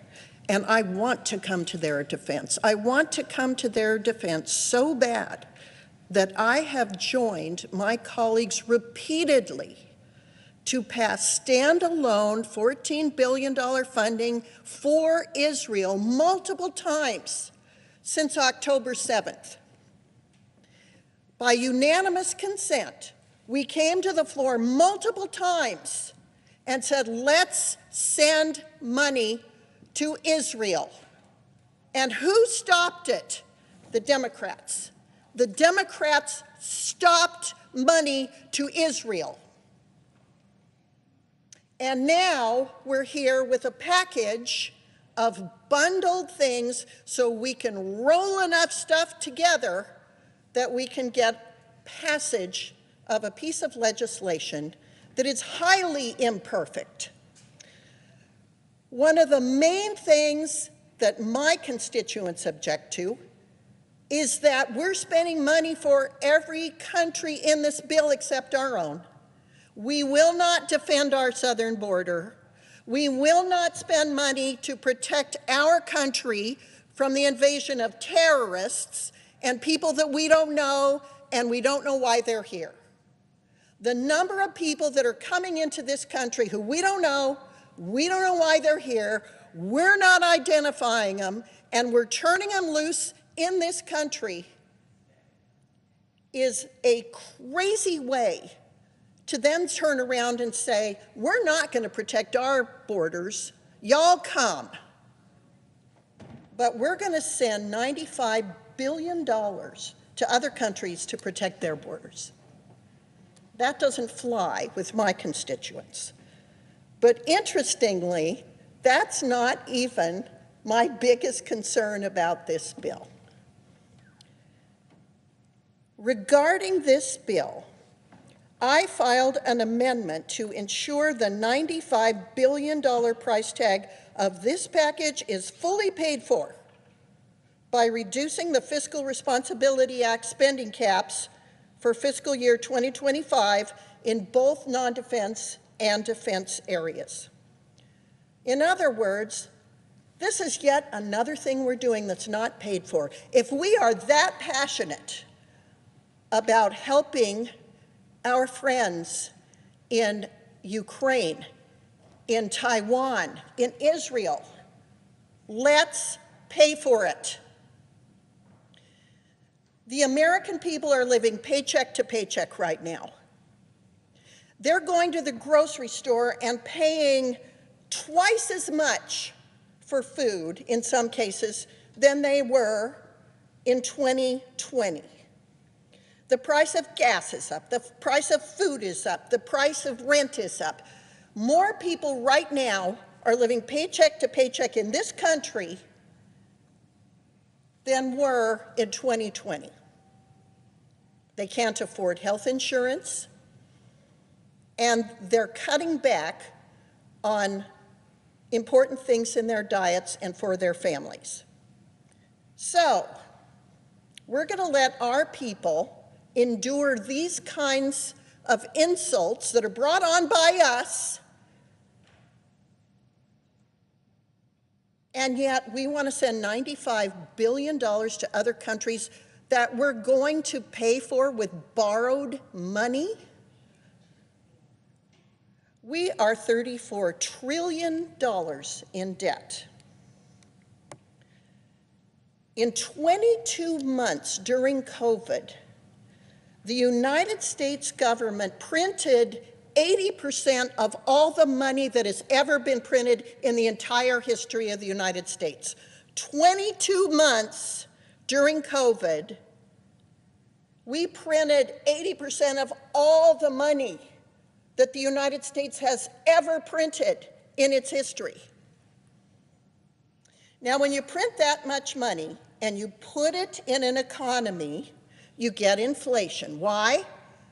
Because you have too much money chasing too few goods. That's kind of the definition of inflation. We got ourselves into this between the Federal Reserve and Treasury, who printed money with nothing behind it except the full faith and credit of the United States, which is not nothing. But when they did, they put us in a position where this year we're going to owe more interest on the national debt than our entire defense budget and our entire budget for Medicare. And last year, we already passed spending more on interest than the entire budget for Medicaid.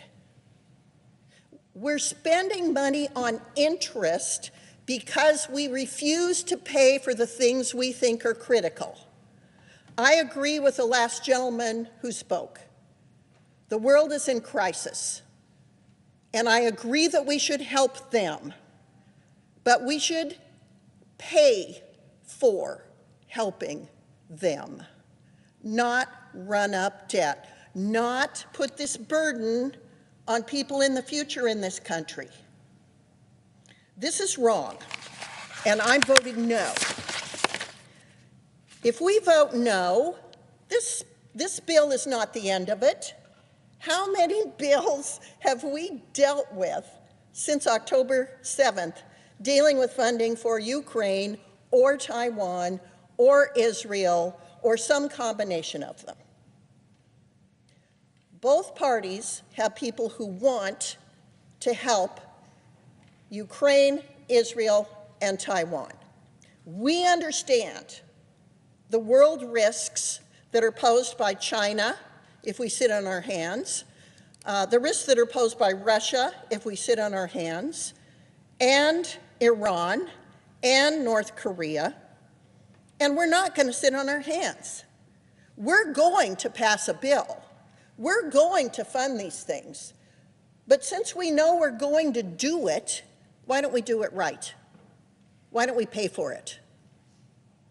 You know, if we had only passed a budget a few weeks ago that was at fiscal year 2019 levels, we actually collect enough revenue in this country to pay for that. We could have had a year where we balanced our budget. Now, hearken back to 2019. Is there anything the government is doing now that they weren't doing in 2019 that is a total game changer in your life? I'll bet the answer is no. So if we only would have gone back to the spending levels of 2019, I don't think it would have made a difference in anybody's lives, the way that they live their personal lives, and we would have balanced the budget. But we keep spending more and more money that is not paid for. Our national debt per citizen now exceeds $103,000. Debt per taxpayer is nearly $267,000. Since I became a senator in 2021, our national debt has increased $7.8 trillion. When I first entered Congress in 2008, our national debt was just over $10 trillion. $10 trillion. Now we're at $34 trillion. This is not sustainable. In just 15 years, our national debt has more than tripled. Our debt is the greatest threat our country faces today. Not China, not Russia. The American people will continue to shoulder the burden of our unhinged spending. When we have changing priorities, we should be doing what we do in our own personal lives. If something's more important to me than something else, I don't do this. I do the thing that's more important to me. We never have those discussions here. In fact, the way our committees work, they never talk to each other. The people on the committee that crafts the budget, they don't talk to the people who are spending the money. They don't talk to the committee that's collecting the taxes. Once the budget's set, the appropriators go to work. Are they talking to the committee that collects the taxes and oversees our tax code? No, they don't talk to each other. In fact, they're completely divorced of each other. If you look at the charts around here that are spread around the Senate, it'll show you how much we're spending on discretionary spending and mandatory spending and defense and non-defense. But where does it ever compare it to the revenues we're taking in? We don't talk to each other about it. We're $34 trillion in debt, and by golly, we ought to start talking about it. Now, in the last few weeks, we turned the Constitution on its head. The U.S. House sent over impeachment articles that they had worked hard on. Now, whether or not you thought that Alejandro Mayorkas was guilty of the crimes that were asserted, and whether or not you felt that you would vote to impeach him doesn't matter. The Constitution set up a process where the House impeaches and the Senate sits as the jury. For the first time in our history, we didn't have a trial. We didn't get a chance to say he's guilty or he's not guilty. And given the partisan politics of the day, we would have found him not guilty, you know. But people in this body didn't want to hear the evidence against him. People in this body don't want to know how many terrorists are coming across our border, how many people are coming across the border, and we don't know whether they came from a Venezuelan prison. So the motion was tabled, and then we dismissed it. We pushed it under the rug. Now, the same week, we had a bill come over from the House on 702, Section 702 of FISA. And we were told that it was just an extension of the expiring provisions of Section 702. It wasn't. It expanded 702. It expanded the opportunity for the government to tell communications providers, you will give us this information without a warrant. They expanded the warrantless searches in that bill.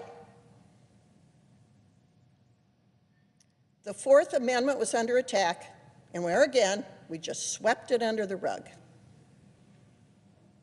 And now we're passing a bill to spend $95 billion that's unpaid for. And you know, we have good reasons for making the decisions we do around here. My colleague, Senator Graham, just voiced very articulately why we should help Ukraine, why we should help Israel, why we should help Taiwan, that our enemies are watching.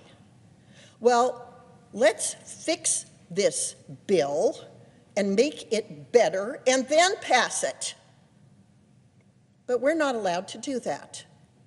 We're not allowed to have a debate. We're not allowed to have amendments. We're not allowed to make it better.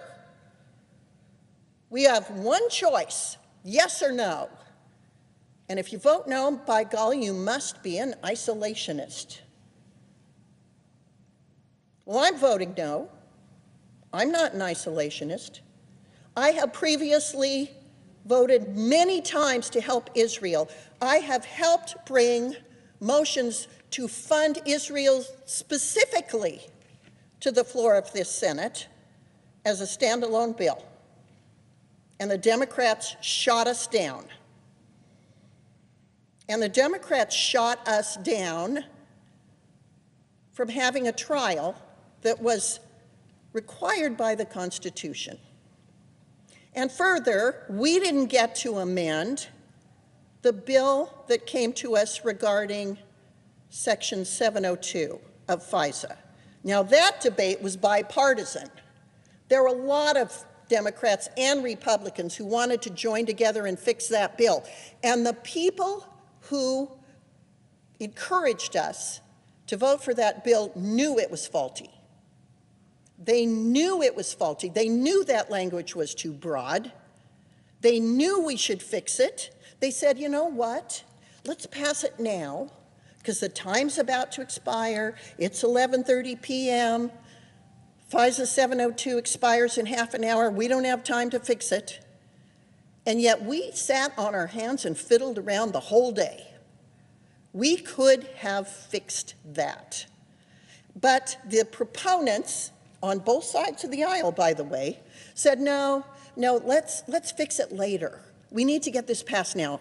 This is important to get it done before the clock expires, but we'll work on it maybe when we get to the NDAA. We put off the big decisions. We're trying to get things done, but we don't care if they're right.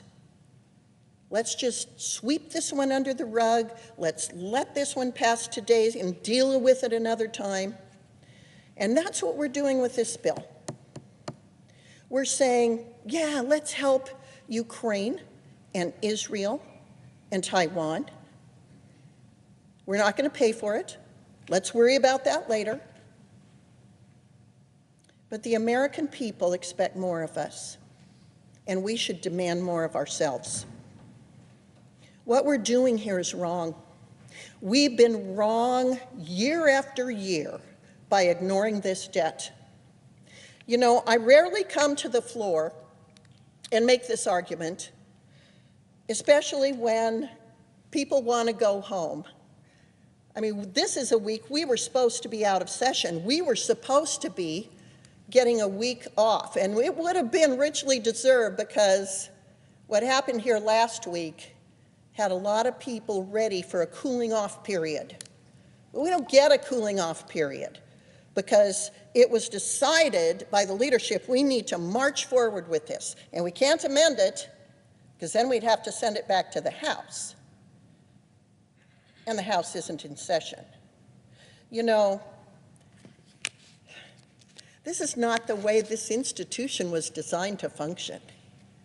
We shouldn't ram things down each other's throats. We shouldn't use the calendar as a weapon to force people to vote for things that could be fixed, that could be better. I'd like to vote for this bill, but I'm not voting for something that's not paid for. Mr. President,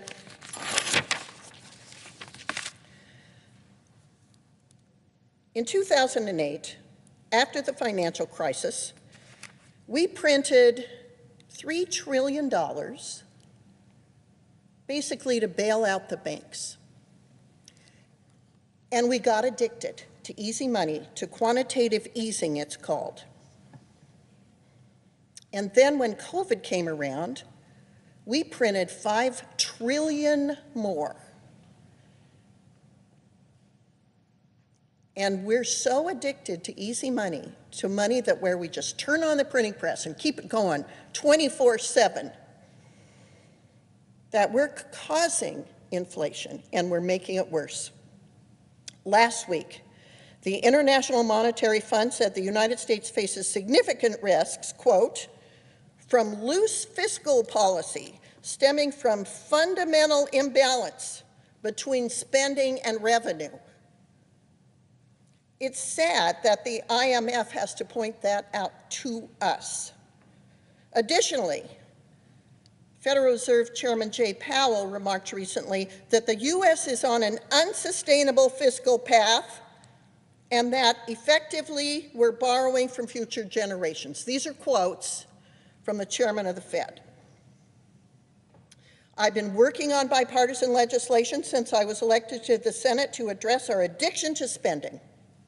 I introduced the bipartisan bicameral Sustainable Budget Act in 2021 and 2023 to establish a fiscal commission. There are so many proposals outside of that we could address. We ought to be listening to our fellow Senator Bill Cassidy, who's coming up with some great ideas that we can sustain and reform and nurture and keep the solvency of Social Security. Social Security is going to go broke in 2034. We're down to 10 years. And the law says when Social Security is drained of its excess funds, that by law, the amount of money that comes in and is collected each year is the amount that can go out. We can't subsidize it in another way. Now, if that happened, 70 million Americans will see their Social Security benefits cut by a quarter. Now, the Highway Trust Fund goes broke in about 2028. We haven't fixed that. We're not talking about fixing that. Yet we know that EVs, electric vehicles, don't pay fuel taxes. And the more EVs are on the road, the less money we collect to maintain our roads. And our Highway Trust Fund is going broke. It's going to be insolvent in about 4 years. We're not talking about fixing that. Let's look at Medicare Part A. That's hospitalization. It goes insolvent in the 2030s. We're not talking about that. We're talking about spending $95 billion more today, and so we can pat our chests and say we did something great for our colleagues around the world. And in fact, we are doing something great for them. But we're doing something that is extremely harmful to ourselves because we will not address our own unsustainable fiscal path. You know, I sit in my office and listen to my colleagues, and there are so many really worthy arguments, brilliant arguments, articulate people in this body, and I rarely come to the floor and have these conversations because I feel I know this bill's going to pass tonight. I'm going to vote no. The vast majority of people are voting yes. Nobody cares that we're spending this much money and it's unpaid for. I'm tired. I woke up at 2 a.m. in Wyoming this morning to try to get back here for these votes. I'm tired. A lot of people want to go home tomorrow. A lot of people wish that this debate was not occurring because the vote is a foregone conclusion. But you know, I've been here now for 3.5 years, and I've watched all of this happen, all this spending that we never pay for. We never pay for it. We don't talk about it. We pretend it's not a problem. We hear it's unsustainable. We hope the nation doesn't go broke while we're here. Maybe people who are sitting in our chairs can deal with it when we're gone. But we're leaving them an unsustainable fiscal path and a big mess. I would like to support this bill tonight. I would like to vote yes, but it's not paid for. And I'll be voting no. I encourage my colleagues to want to do better. We can do better. We can improve these bills, but we have to be allowed to amend them. We have to have these conversations before the tree is filled, as we say in the Senate, before amendment opportunities are lost. This process is designed to cram a product down the throats of U.S. senators and their constituents without debate, meaning without the opportunity to amend and debate the amendments.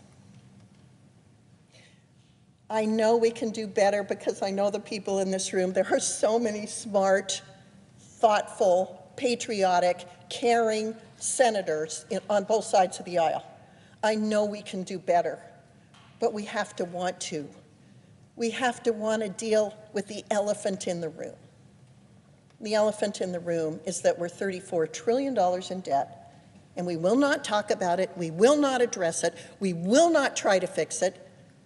Every time in the last year that we've been talking about Ukraine funding, I have said, let's go get our money that we have at the IMF and lend it, interest-free for, heck, 30 years to Ukraine.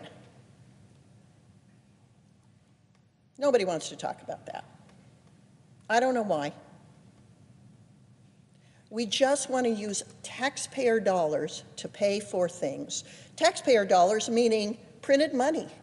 Down at the Federal Reserve and the Treasury, just churn those printing presses,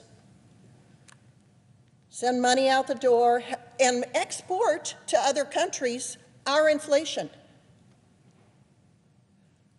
Other countries use our dollar because we're the world reserve currency. And because they're trying to do business with us and among other countries in some common language, some common fiat currency, the common fiat currency of the world is the US dollar. Well, the more we print it and send out monopoly money, the more we export to other countries our inflation. Every senator in this room makes $174,000 a year. That's our salary. By the way, our salary is the exact same as it was when I arrived in Congress in 2009. Congressional salaries have been frozen since 2009. $174,000 then is worth $122,000 today. That's how much inflation has eroded the paychecks of every member of Congress. Yet we think we can live with frozen salaries since 2009. Why can't other people live with frozen dollars in federal agencies? Do you know that our federal government is bigger than China's? This place has got to do some homework about its own spending, about its own fiscal situation, about what we're doing to the value of our dollar, about how we're threatening the dollar as the world's reserve currency because we're not nurturing and caring for and being good stewards of the United States fiat currency. It's time to face reality. So this isn't the first time, nor is it the last time that I'll be discussing this on the floor of the Senate. And I wish that we could work together to have a more perfect union. I know my colleagues and I can do it, but we've got to have the will, the gumption, the moral integrity, the virtue, the faith, and the freedom to do it. Thank you, Mr. President. I yield the floor.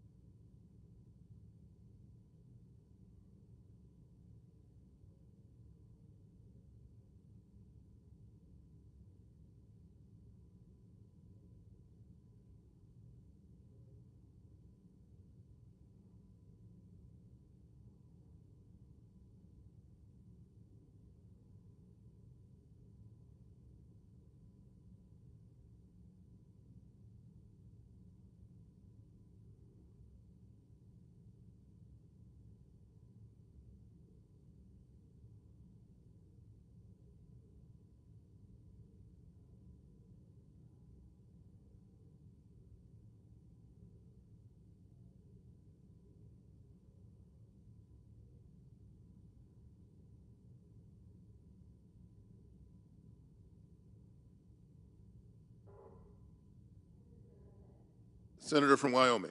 I note the absence of a quorum. The clerk will call the roll. Ms. Baldwin.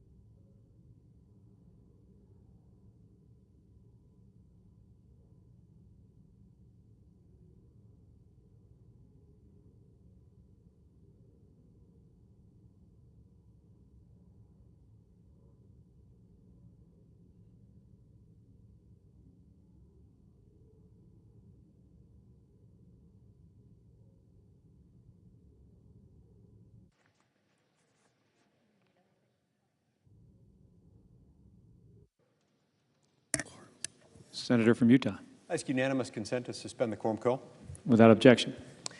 Mr. President, it wasn't too long ago when Republicans made a promise to ourselves and to the American people that before we sent another dollar, another dime, another nickel, another penny to Ukraine, we'd ensure that our own house was in order, that our own country was secure, that our own border was secure, that we would pass a real border security measure. And yet here we are, months later, preparing to dispatch nearly $100 billion. If you say it slowly, you sound a little bit like Dr. Evil in the original Austin Powers movie. $100 billion to foreign countries, while the security of our own homeland languishes. House Republicans have broken their promise, and at least a critical mass of them, under the direction of House Republican leadership, they've betrayed the American people because they've gone back completely on what we promised. Tonight, we're seeing the same movie played out on the Senate floor. Now, this occurs at a time when about 60% of Americans live paycheck to paycheck, and yet Congress continues to add to a national debt. It's about to blow past the $35 trillion mark. How then, Mr. President, can we justify this to the American people? As a Congress, are we really more concerned with the borders of a foreign country, Ukraine, and with foreign wars around the world than we are with the safety and the security of the United States and its citizens? This bill tells the American people that the answer to that question is an unambiguous, resounding yes. Congress cares more about sending billions to wage endless war in foreign countries, cares more about this than saving our own country, especially at a time when we're being invaded, when we've seen an invasion of between 8 and 13 million people over the last few years alone. That's a big deal. Now, we're forgetting the wise caution left to us by our first president, the father of our country, George Washington, who warned against entangling our peace and our prosperity with the affairs of other nations. He said, why, quote, by interweaving our destiny with that of any part of Europe, entangle our peace and prosperity in the toils of European ambition, rivalship, interest, humor, or caprice, close quote. Indeed, it seems no price is too high. No weapon system is off limits. Our only strategy appears to be spend, spend, spend, and then spend some more with little to no thought given to the consequences. It's the continuation of a lackluster approach to the Ukraine-Russia conflict, devoid of coherent strategy while allocating the vast majority of its funding to Europe and the Middle East, neglecting, of course, the looming threats from China and the warnings from great national policy experts like Elbridge Colby, who warn us time and time again that the same weapons that we're depleting, sending to other parts of the world, sending to Ukraine, are those that are in such dire need in Taiwan and elsewhere. The $13 billion in military aid to Israel is juxtaposed with the up to $9.1 billion in civilian aid going to Hamas. Now, some would say, you mean Gaza, and I say, no, I mean Hamas. You cannot send this aid, even if it's labeled as humanitarian or for some other noble-sounding purpose. If you send it to Gaza, it is aid to Hamas. Hamas terrorists, these are the same terrorists who massacred, who butchered, who savagely mutilated innocent men, women, and children in Israel just a few months ago in October. The architects of this bill undermined their own goal to secure stability and peace in the region. And so I've come to the floor in an attempt to soften the blow to the American people. And to that end, Mr. President, I'd like to call up Lee Amendment number 1902 for consideration. My amendment would require Ukraine to repay the money loaned to it and that the funds repaid be used to secure our border. If Congress is so determined to send taxpayer money abroad, then the repayment of this loan should not be waivable and must be used to secure our border. Now, it's sad that shoring up our border and protecting our own citizens has to come at the mercy of our debtors, but that is what this administration thinks of everyday Americans, that they don't deserve protection. We should be voting on H.R. 2, and we should be doing that today. We should be addressing the crisis at the border. Instead, we're focused on sending money to secure Ukraine's border, not our own. Now, Mr. President, I ask unanimous consent to set aside any pending amendments and motions in order to call up my motion to concur with amendment number 1902.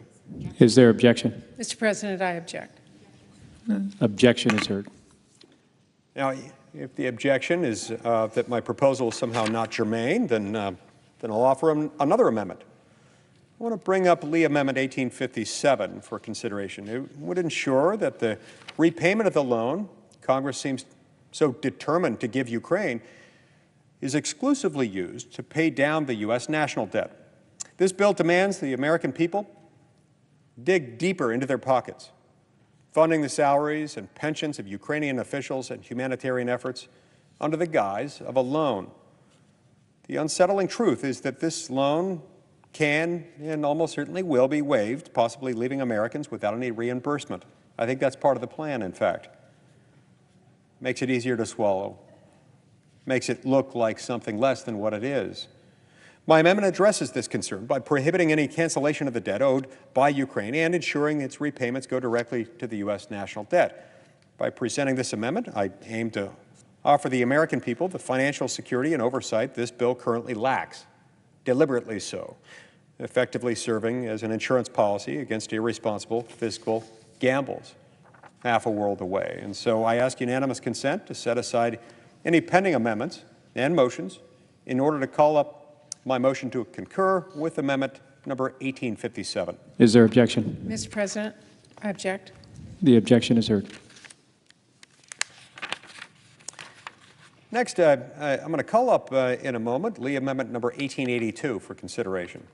If we're genuinely concerned about security, let's just start by securing our own citizens' personal information, securing it from foreign adversaries. My amendment would prohibit the sale, transfer, or sharing of American personal data to governments like China, Russia, North Korea, and Iran without explicit consent from the individual. Now, for weeks, proponents of the House-passed bill to force the sale of TikTok, legislation included in the package we're debating, have told us that this legislation is vital to protecting the security of Americans' data. The reality, however, is far more complicated. Indeed, forcing the sale of TikTok through that legislation won't itself secure the data of users. Instead, it'll simply allow another company to purchase TikTok and do with their users' data what they may. Only by changing the underlying law and preventing companies from handing over Americans' information to our adversaries can Congress secure the personal information of every American. And my amendment aims to do just that, rather than engage in a regulatory game of whack-a-mole, whereby we allow ourselves to be distracted by whatever company happens to be making headlines at the moment. My amendment would implement a comprehensive prohibition on any individual or company operating in the U.S. from selling, transferring, or sharing the data of an American citizen to the government of a foreign adversary without that individual's express consent. This is a serious solution to a serious problem. No company should profit by exposing the personal information of an American citizen to a hostile foreign power, whether that company is owned by a foreign national or by an American citizen. And to that end, I ask unanimous consent to set aside any pending amendments and motions in order to call up my motion to concur with amendment number 1882. Is there objection? Mr. President, I object. Objection is noted. This really is too bad. These are some really good amendments, and Apparently, we're not allowed to have those. We're just allowed to, sing off of whatever hymnal they happen to hand us. It's been pre-blessed by the law firm of Schumer, McConnell, Johnson, and Jeffries, and that's unfortunate. Next, I want to call up Lee Amendment 1860 for consideration, which proposes to strike all emergency spending designations from the bill. We cannot continue to spend under the guise of an emergency, especially when an actual emergency, a real-life, present tense, presently located emergency involving the security of our own nation's national border is not even being addressed in this bill. Not just that it's not being resolved, it's not even being addressed at all. This irresponsible practice has led to a ballooning national debt, now nearing $35 trillion. It'll soon blow past that. If this spending is necessary, it should be subject to the same budgetary constraints as all other government expenditures. This bill spends almost $100 billion, $100 billion we don't have, on top of the more than $100 billion Congress has already appropriated for the war in Ukraine over the last 2 years, in excess of $113 billion, if I'm not mistaken. We'll spend more money on interest payments on our national debt this year than on all base defense spending. And within a year, I believe we're likely to be spending well over $1 trillion a year just in interest on debt. If Congress believes it's worth spending $100 billion we don't have, Congress should be making sure that that sum of money will be fully offset or subject to appropriate budgetary enforcement.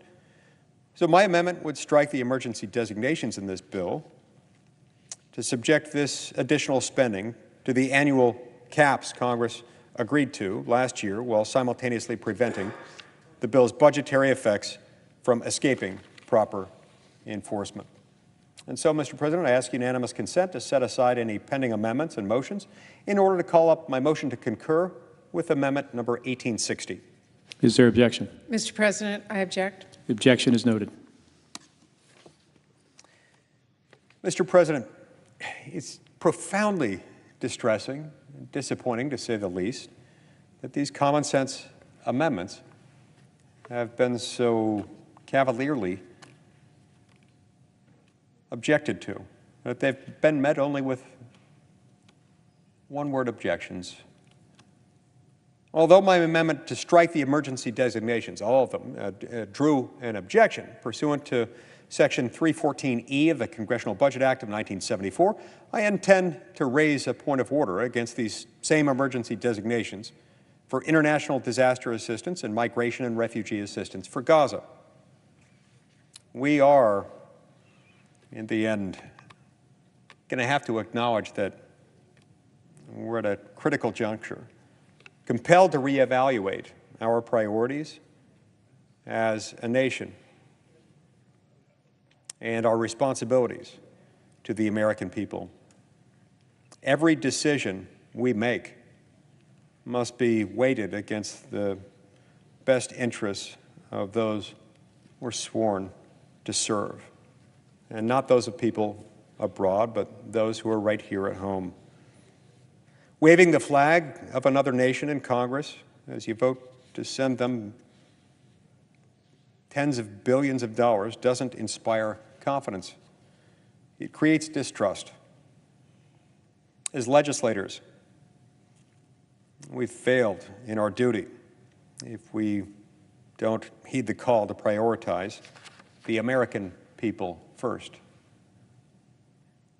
And so, to all out there who find this distressing, to the distressed Americans, the distressed carpenters, the distressed plumbers, the distressed poets,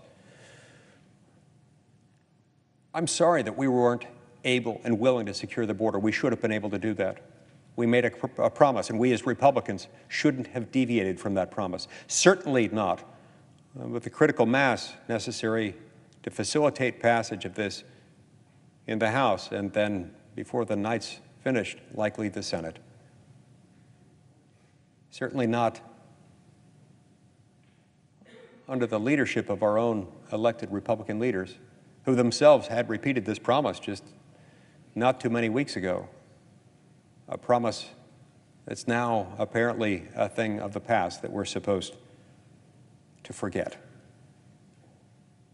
This $95 billion aid package to foreign countries is a stark testament of the misguided priorities of our current congressional leadership, and a clear indication that we've let ourselves, and perhaps more critically, the American people, down. The situation demands a wake-up call to every member of this body. By failing to address the fundamental needs of our own people, the American people, in favor of international interests, we risk not only the prosperity, but also the security of our nation. And make no mistake, this isn't free. Although it can feel free to those of us who work in this hallowed chamber, it can feel free to us. It can feel as if we draw from an endless, unlimited well, but we don't. As we've seen to an acute degree over the last few years, every time we spend more money than we have, that comes at a cost. Sure, we borrow the money, and sure, the credit of the United States is still just good enough that it can feel like we have the capacity to just print our own money, which is essentially what we're doing. But every time we do that, every dollar earned by every hardworking American, every mom and dad, married or single, in this country just trying to put food on the table for their kids, suffers as they're having to shell out an additional $1,000 a month every single month just to live, just to put a roof over their head and keep food on the table. I agree with the assessment of Nobel laureate famed economist Milton Friedman, who said that at any given moment, the true level of taxation in America can best be measured not by the top marginal tax rate or even the average effective tax rate, but instead by the overall level of government spending. This, he explained, perhaps referring to the odd combination of credit rating and the way our deficit spending works, that in effect, every year when we look at overall government spending, especially federal spending, that's the true cost of the federal government, because what we don't collect in taxes, we effectively print and thereby devalue every dollar that is earned by every American by degrees. Only unlike other expenses that people have, monthly bills that they receive or their annual tax return that they file, there's no billing moment attached to this. There's no price tag. You don't ever see the overall amount that you're spending in this, as you do at least once a year when you file your federal income tax return. No, it's very different with inflation. Each dollar is diminished bit by bit. The federal government is costly, and when it sends money abroad that we don't have to fund somebody else in fighting a war against somebody else, that costs money. Another thing we learn about these proxy wars is that in the United States of America, which has assembled the greatest military force the world has ever known, certainly the strongest military force that exists today, proxy wars that carry on for going on 2+ years now. We're in our 3rd year of this effort. They don't remain proxy wars forever. It becomes especially startling when the proxy war is being fought against a nuclear-armed adversary. That is not to say that we can never push back against any nuclear-armed adversary, but it does mean we should be darn careful when we do that. We should know exactly what our objective is, what it's going to take to secure the peace so that we don't have to fight that war. We don't avoid the profound risk to our own national security simply by funneling money through a proxy. Whether that proxy is a great steward of the funds, weapons, and resources that we send, or not. Whether that country happens to be one that's proven impervious to fraud, corruption, money laundering, and grift, or not. We should be concerned about what happens to that money because it's ours and because how it's spent is going to have a very direct, very real potential outcome on the American people. We cannot pretend anymore that we have the money to do this, that the economic cost is free, or that the military risk is free. None of them are. Shame on us if we don't turn this around. Shame on us if we pass this tonight. Shame on us if we do this without taking any steps to secure the integrity of our own border. Thank you, Mr. President. I yield the floor.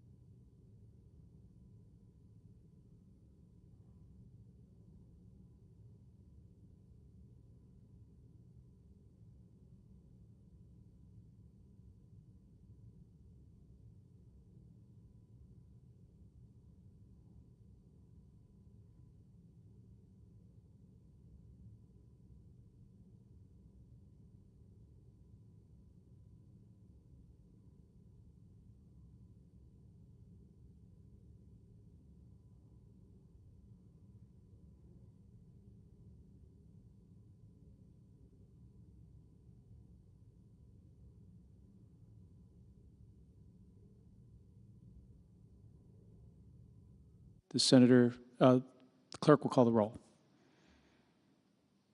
Ms. Baldwin.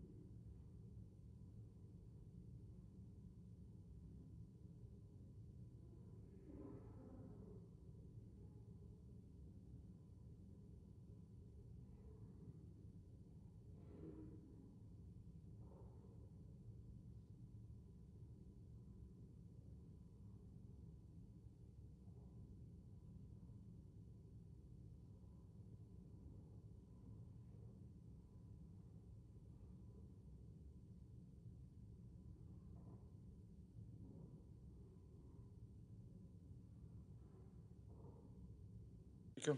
Senator from Vermont. Mr. Speaker, I ask that the quorum call be vitiated. Without objection.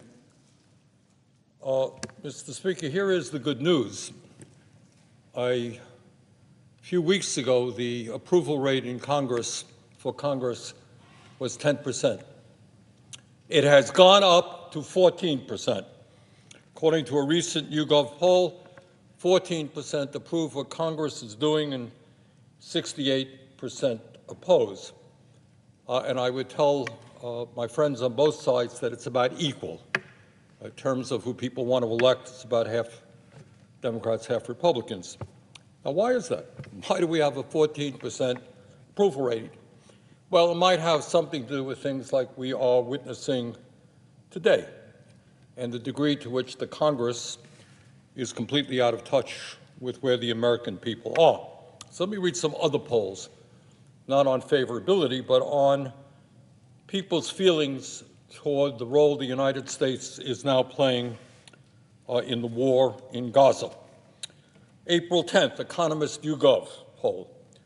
37% support decreasing military aid to Israel. 18% support an increase.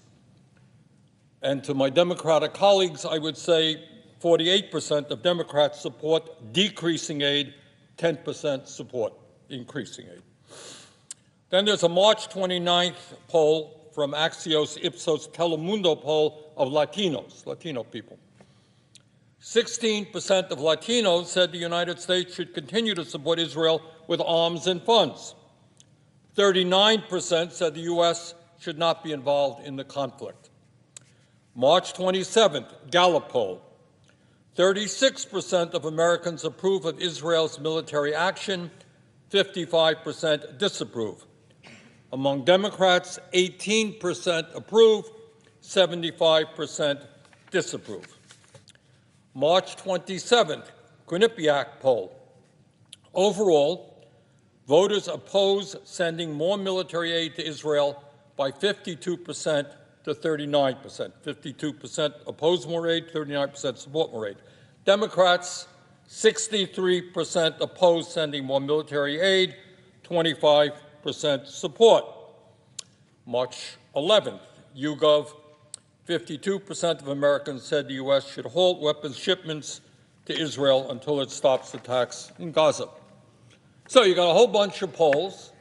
They differ a little bit, but they say pretty overwhelmingly that the American people do not want to give more military aid to the Netanyahu war machine to continue its horrendous destructive policies in Gaza.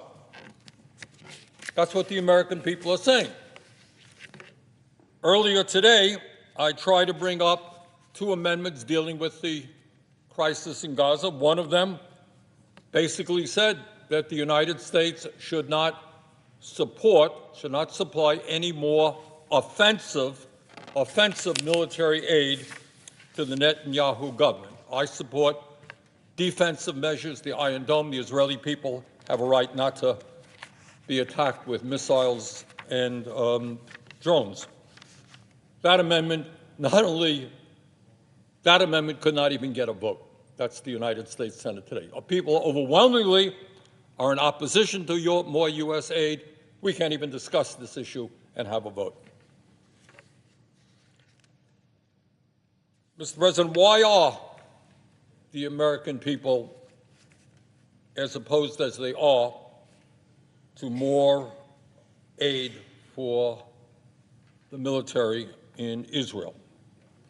Well, among other things, it may have something to do with what some of the Israeli leaders are saying, and in fact, who they are. And I think the American people are catching on that what we have today in Israel is not the Israel of Golda Meir, Yitzhak Rabin. It is a government now significantly controlled not only by right-wing extremists, but by religious zealots. Mr. President, today, what we are seeing is a situation where Netanyahu himself has never favored a two-state solution, and he has made that very clear and has worked to systematically undermine the prospects for a deal. And I might mention that a two-state solution is the policy of the United States government. His party's, Netanyahu's party's founding charter, reinforced in the current coalition agreement, says, quote, that, quote, between the sea and the Jordan River, there will only be Israeli sovereignty, end quote. For many years before October 7th, Netanyahu told his allies in private that it was important to bolster Hamas to ensure that the Palestinians could never unify and form their own government. In January, in terms of the humanitarian crisis in Gaza, Netanyahu said, and I quote, we provide minimal humanitarian aid. If we want to achieve our war goals, we give the minimal aid, end of quote.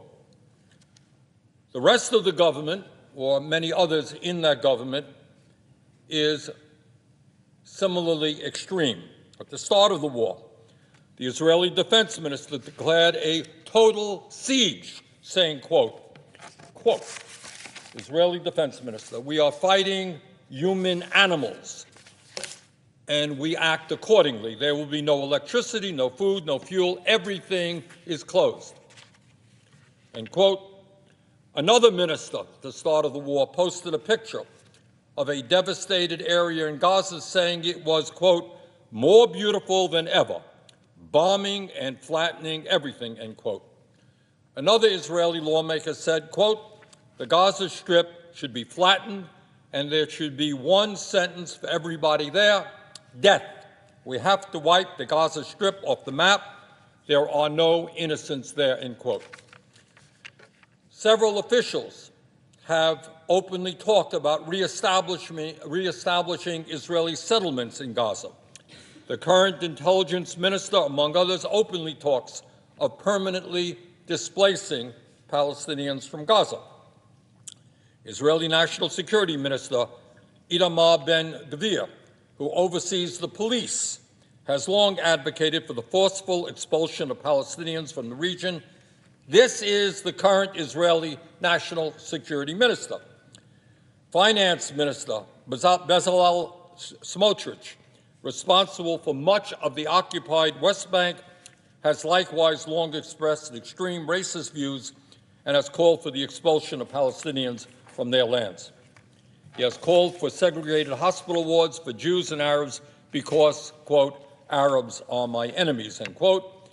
As a younger man, he was arrested by the Israeli authorities on suspicion of anti-Palestinian terrorism.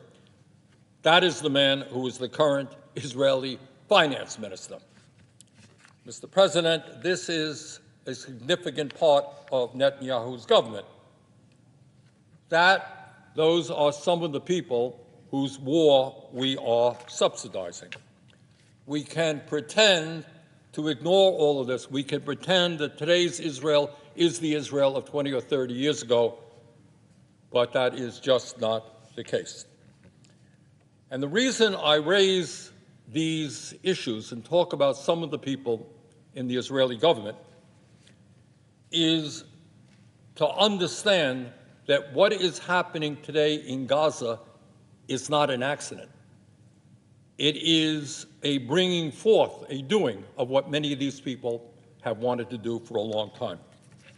It should come as no surprise that this extreme government in Israel right now is not simply waging a war against Hamas, and Israel has the right to defend itself from the terrorist organization Hamas, but it is at war with the entire Palestinian people and fighting that war in a deeply reckless and immoral way.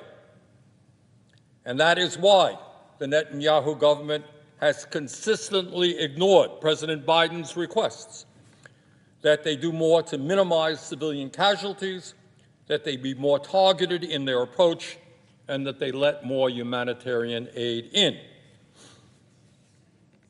And so, Mr. President, given the attitude and the beliefs, the racist beliefs of a number of people in the Netanyahu government, Let us take a look and see what is happening today in Gaza. We all know the Hamas, a terrorist organization, began this war with a horrific attack on Israel that killed 1,200 innocent men, women, and children, and took more than 230 captives, some of whom are still in captivity today. And as I have said many times and repeated a moment ago, Israel has the right to defend itself, but it does not have the right to go to war against the entire Palestinian people, including women and children. Mr. President, let's take a deep breath and listen to some of these facts, and no one disputes these facts. War is about 6.5 months old. More than 34,000 Palestinians have been killed and 77,000 have been wounded, 70% of whom are women and children. 70% of whom are women and children. That means that 5% of the 2.2 million people in Gaza have been killed or wounded in a 6.5-month period. That is an astronomical figure. The number of people dead and wounded, the percentage of them, 70%, who are women and children, is almost beyond comprehension. Mr. President, 19,000 children are now orphans in Gaza, 19,000 having lost their parents in this war. And when you think about the children in Gaza, literally it is hard to imagine. Imagine a 7-year-old in an area where the whole community has been flattened, where there's massive death, where there is no food, there is no water, you have no schools. Your parents may or not be alive, relatives are dead. That is what the children in Gaza are going through right now. And I doubt that any of them will ever fully recover from the psychic trauma, the terrible, unbelievable trauma that they are experiencing at this moment. And Mr. President, the killing has not stopped. Over the weekend, 139 Palestinians were killed and 251 were injured. Of these, 29 were killed in and around Rafah, including 20 children and 6 women, one of whom was pregnant. Just today, more news emerged about mass graves found by Palestinian health authorities and UN observers at the Nasser Hospital in Khan Yunis and the Shifa Hospital in Gaza City. So far, more than 300 bodies have been found. The UN Human Rights Office reports that the dead include elderly people, women and wounded people, and that some have been bound and stripped of their clothes. Some of these bodies apparently had their hands tied, the UN said. Mr. President, what can we say about this horror? Roughly 1.7 million people, and it's, again, hard to understand. Maybe members of Congress, think about your own state and what this would mean and look like in your own states. Remember, we're dealing with a population of 2.2 million people, which is about 3.5 times the size of the state of Vermont. Roughly 1.7 million people, over 75% of the population, have been driven from their homes. It's not a community which has been forced to evacuate in order for a military action to take place. This is 3/4 of the population driven from their homes. Satellite data shows that 62% of the homes in Gaza have been damaged or destroyed, including 221,000 housing units that have been completely destroyed. A number of months ago in Vermont, we had a terrible flood, and dozens of houses were destroyed, and I saw the impact of what the destruction of dozens of houses in my small state meant. We're talking about 221,000 housing units that have been completely destroyed. But it's not just housing. Mr. President, Gaza's civilian infrastructure has been devastated. There is little or no electricity apart from generators or solar power. Most of the roads are badly damaged. More than half of the water and sanitation systems are out of commission.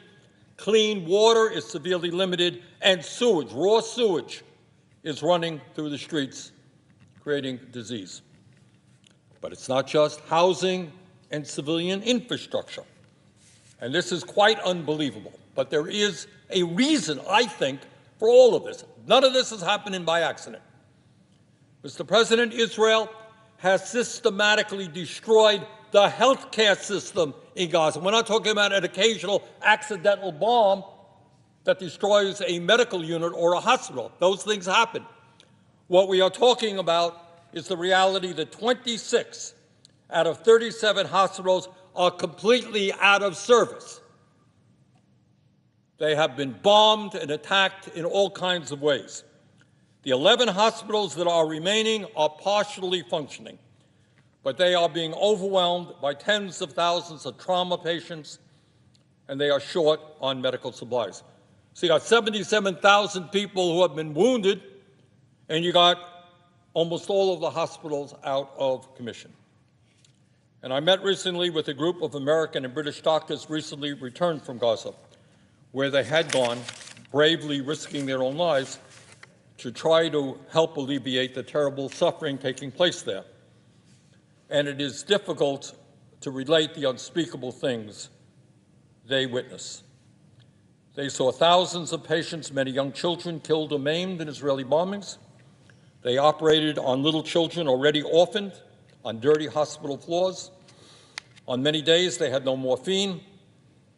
On other days, no water or clean gloves. They knew that many victims, even if they survived the week, would die of infection without access to sanitary environments or antibiotics. They reported that the Israelis would not allow them to bring in wheelchairs or syringes, claiming they might have some military use. They witnessed Israeli forces systematically cutting off electricity, food, and water to hospitals, then abduct medical workers with no affiliation to Hamas. They reported that Israeli soldiers destroyed medical equipment like MRIs, oxygen tanks, and CT scanners for no apparent reason. These are American doctors who witnessed these things. Overall, 84% of health facilities have been damaged or destroyed, and more than 400 healthcare workers have been killed, an extraordinary number. But we're not just talking about housing being decimated. We're not just talking about physical infrastructure being decimated. We're not just talking about a healthcare system being decimated. Mr. President, Gaza is a young community. A lot of children live there, and their educational system has been destroyed.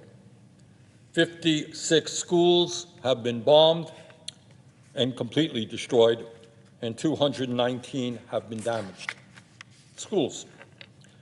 The last of Gaza's universities, I think they had 12 universities in Gaza, and the last one was demolished in January.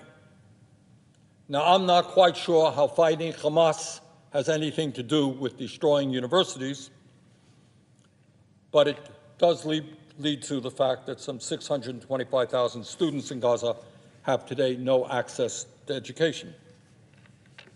Mr. President, just today, David Satterfield, the U.S. Special Envoy for the Gaza humanitarian crisis, said that the risk of famine throughout war-devastated Gaza, especially in the north, is, quote-unquote, very high, and that more aid must reach those areas.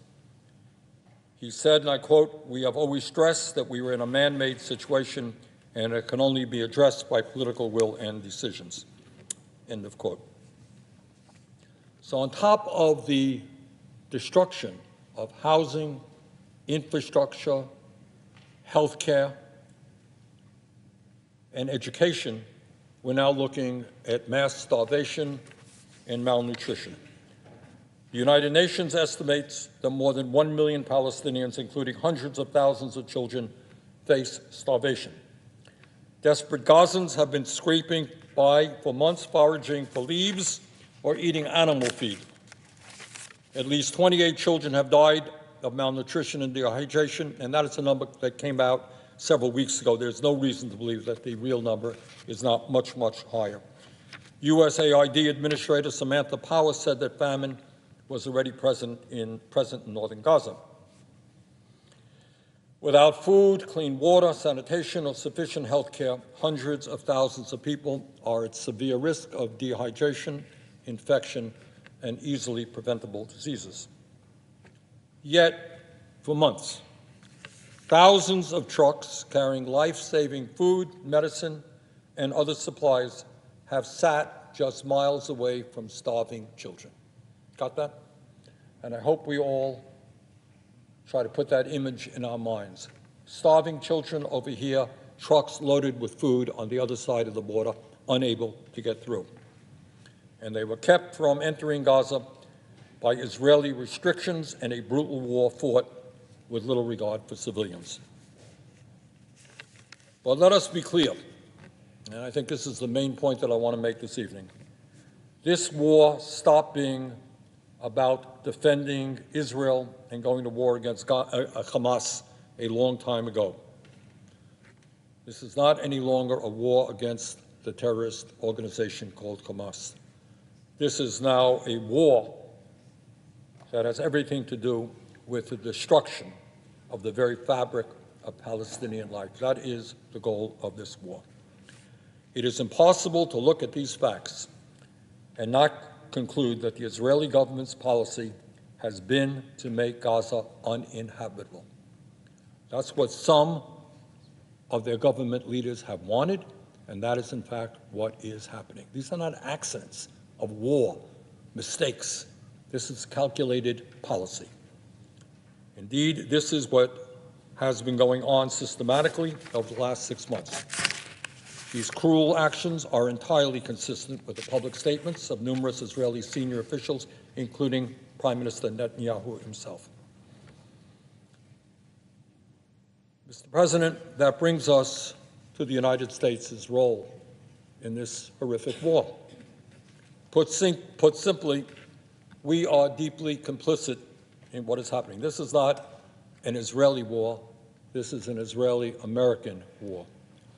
Most of the bombs and most of the military equipment the Israeli government is using in Gaza is provided by the United States and subsidized by American taxpayers. The U.S. military is not dropping 2,000-pound bombs on civilian apartment buildings. The U.S. military is not doing that, but we are supplying those bombs. The United States of America is not blocking the borders and preventing food, water, and medical supplies from getting to desperate people. We are not doing that. But we have supplied billions of dollars to the Netanyahu government, which is doing just that. So this is not just an Israeli war, this is an American war as well. And yet, despite the massive financial and military support the United States has provided to Israel for many years, Netanyahu's extremist government has ignored urgent calls from the president and others to alter their military approach and to end this humanitarian disaster. In my view, the United States' unconditional financial and military support for Israel must end. And that is why I offered an amendment to this bill to do, in fact, what a majority of the American people want us to do, and that is no longer to provide military aid to the destructive Netanyahu government. Mr. President, I would have welcomed the chance to vote for the humanitarian aid provision in this bill. Terribly important that we start feeding people, not only in Gaza, but in Sudan and all over the world. It's an important provision. I want to support it. I believe very strongly that we should support Ukraine and help them end, defeat the imperialist ventures of Putin and the Russian army. But I'm not going to be able to do that because I'm going to stand with the American people today who oppose more money for Netanyahu.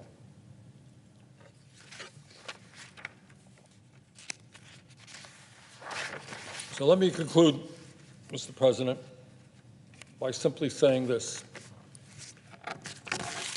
What we are doing today is very bad policy. We are aiding and abetting the destruction of the Palestinian people. What we are doing today is not what the American people want. And I say to my Democratic friends, it is absolutely not what Democrats. A lot of Republicans don't want us to continue that as well. But a strong majority of Democrats are saying enough with Netanyahu's wall. You just can't give him another $10 billion for unfettered military aid. But I suppose in a little while, as things happen here in the Congress, we will ignore the needs of the American people. We will not pay attention to what they want. And then we are shocked, just shocked, that we have a 14% approval rating. With that, Mr. President, I yield the floor. Senator from Washington. I suggest the absence of a quorum. Clerk will call the roll. Ms. Baldwin.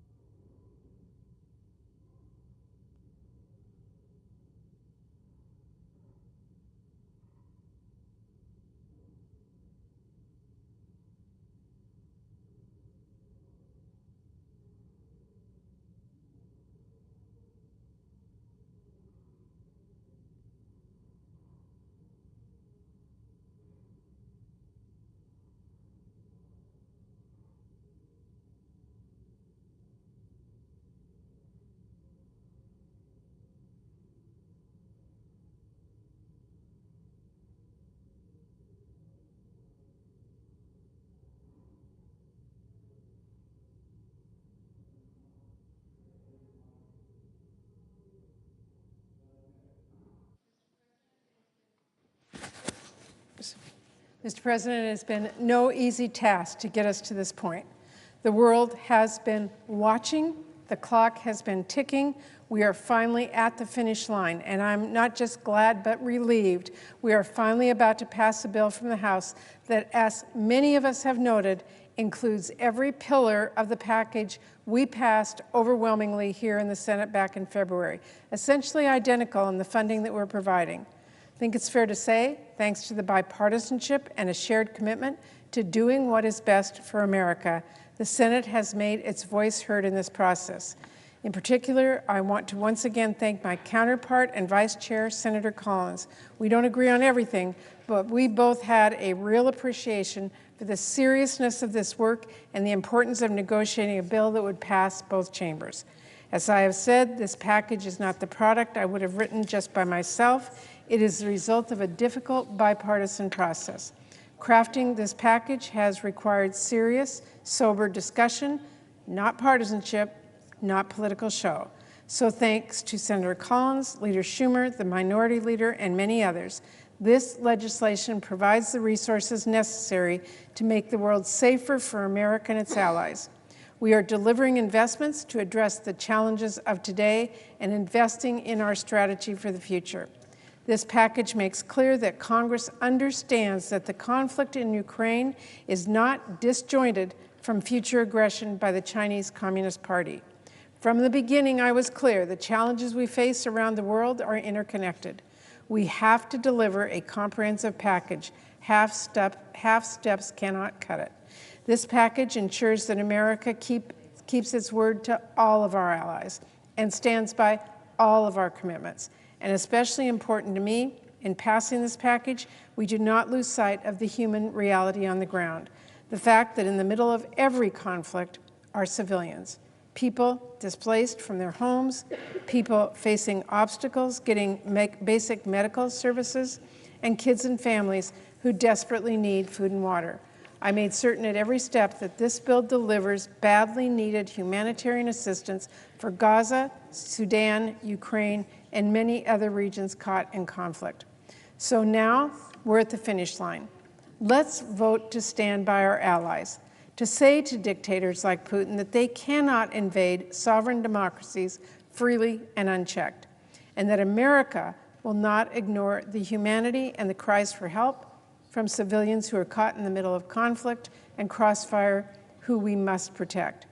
Tonight, Moscow and Beijing are watching closely to see whether we have the vision to recognize how these crises are related and the resolve to come together and respond forcefully to them. Our adversaries are cheering for dysfunction. Let's show them unity instead. Let's show them the strength of democracy. Let's vote yes. Thank you, Mr. President. Mr. President. Senator from Utah. Mr. President, the pending measure, the House message to accompany H.R. 815, contains an emergency designation on page 12, lines 3 through 6, and another emergency designation on page 12, lines 12 through 15. I therefore raise a point of order pursuant to Section 314E of the Congressional Budget Act of 1974 against both of these designations. Senator from Washington. Mr. President, pursuant to Section 904 of the Congressional Budget Act of 1974 and the waiver provisions of applicable budget resolutions, I move to waive all applicable sections of that act and applicable budget points of order for the purposes of the pending measure, and I ask for the ayes and nays. Is there a sufficient second? Appears to be. Clerk will call the roll. Ms. Baldwin, Mr. Barrasso, Mr. Bennett, Mrs. Blackburn, Mr. Blumenthal, Mr. Booker, Mr. Bozeman, Mr. Braun, Mrs. Britt, Mr. Brown, Mr. Budd, Ms. Butler,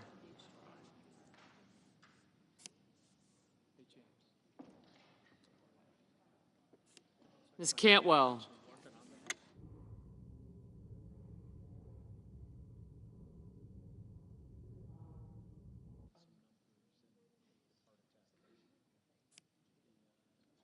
Mrs. Capito, Mr. Cardin,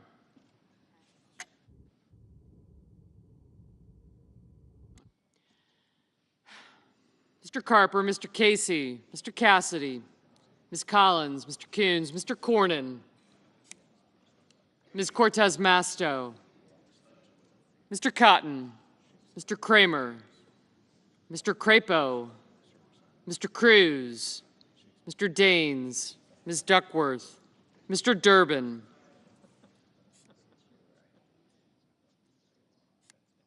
Ms. Ernst, Mr. Fetterman, Mrs. Fisher, Mrs. Gillibrand, Mr. Graham, Mr. Grassley, Mr. Haggerty, Ms. Hassan, Mr. Hawley, Mr. Heinrich, Mr. Hickenlooper, Ms. Hirono, Mr. Hoven, Mrs. Hyde-Smith, Mr. Johnson, Mr. Kane, Mr. Kelly, Mr. Kennedy, Mr. King, Ms. Klobuchar, Mr. Langford, Mr. Lee, Mr. Lujan, Ms. Lummis, Mr. Manchin, Mr. Markey, Mr. Marshall, Mr. McConnell, Mr. Menendez, Mr. Merkley, Mr. Moran, Mr. Mullen, Ms. Murkowski, Mr. Murphy, Mrs. Murray,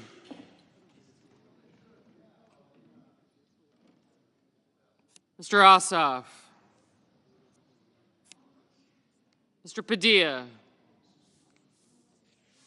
Mr. Paul, Mr. Peters, Mr. Reed, Mr. Ricketts, Mr. Risch,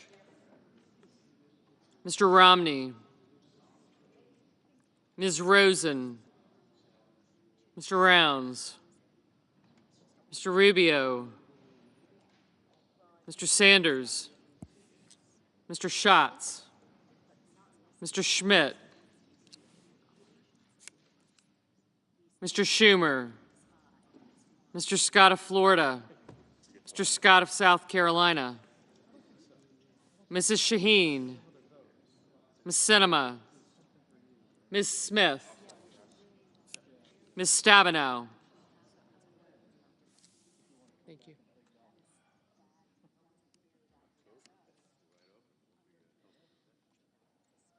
Mr. Sullivan, Mr. Tester, Mr. Thune, Mr. Tillis, Mr. Tuberville, Mr. Van Hollen, Mr. Vance, Mr. Warner, Mr. Warnock, Ms. Warren, Mr. Welch, Mr. Whitehouse, Mr. Wicker, Mr. Wyden, Mr. Young.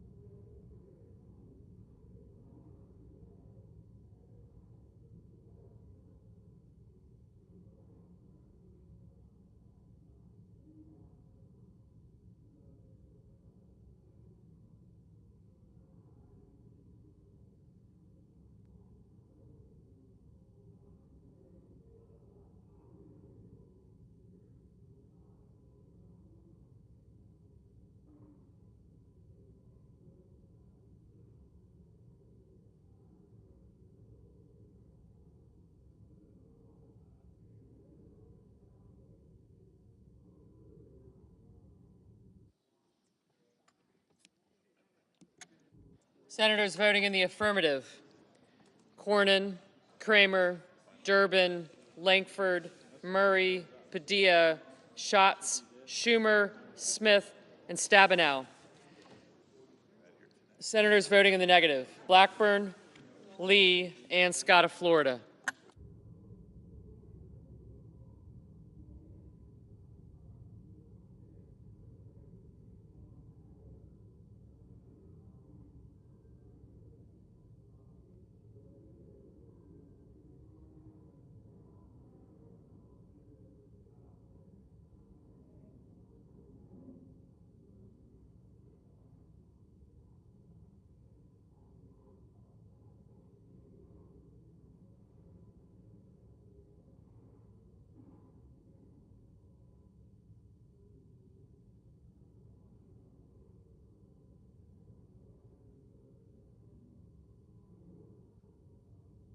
Mr. Haggerty, no.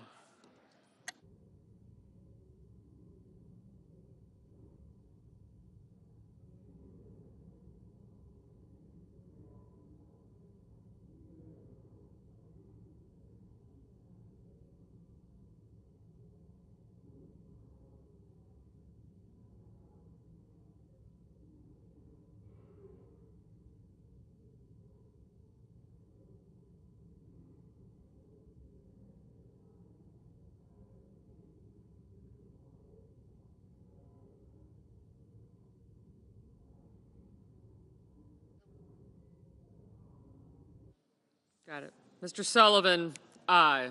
Mr. Schmidt, no.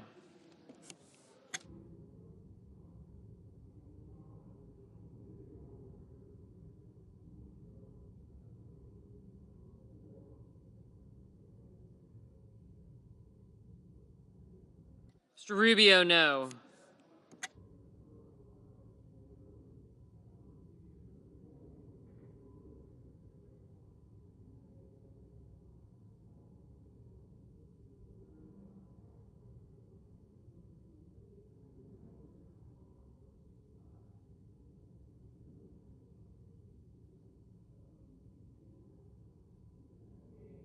Mr. King, aye.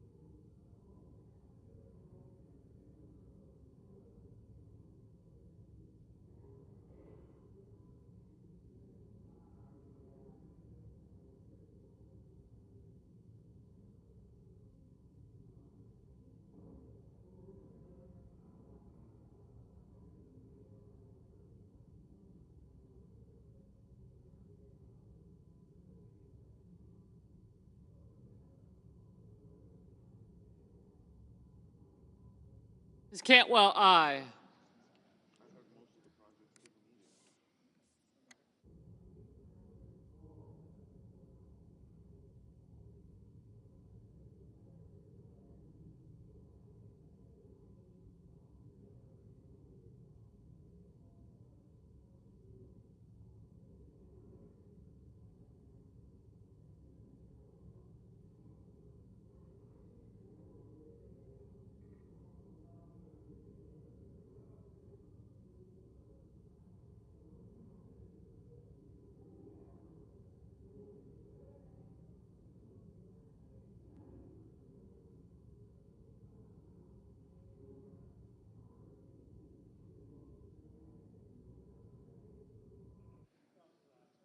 Mr. Rounds, aye.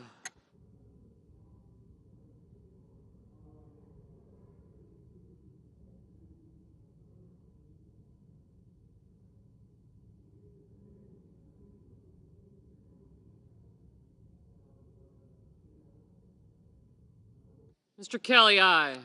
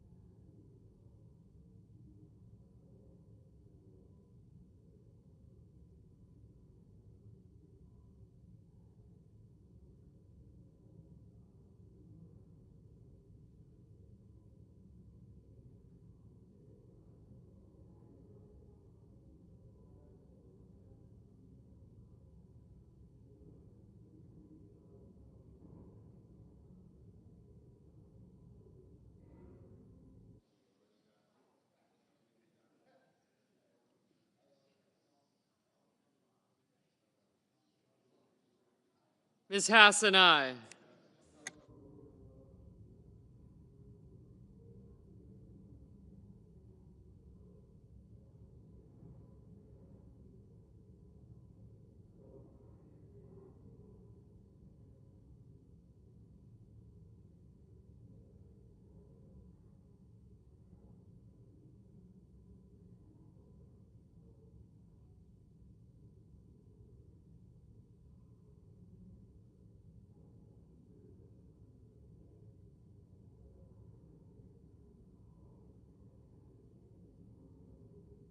Mr. Fetterman, aye.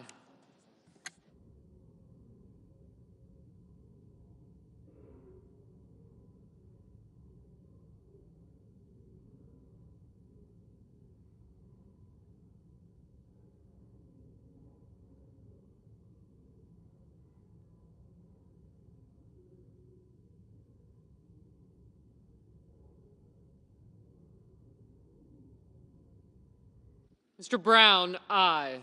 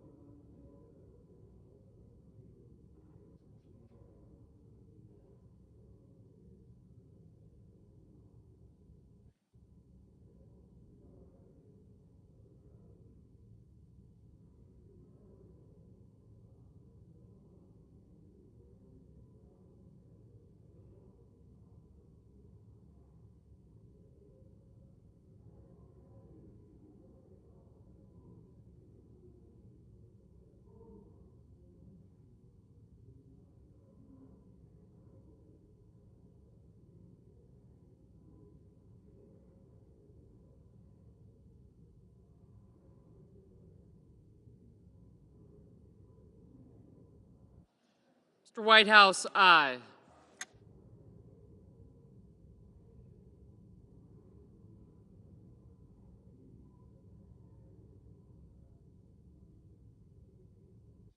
Ms. Warren, aye.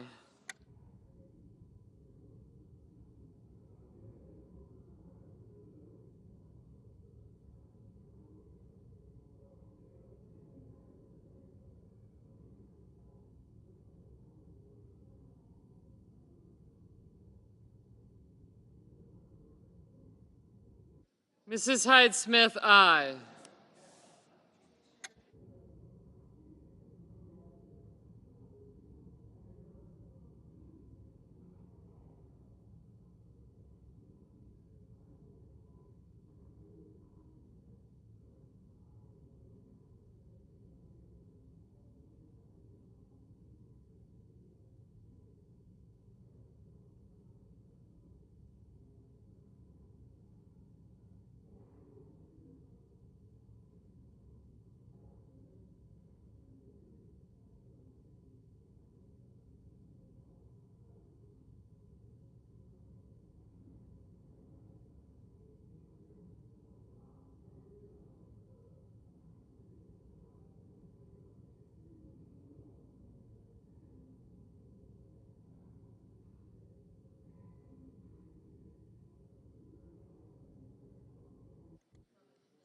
Ms. Lummis, no.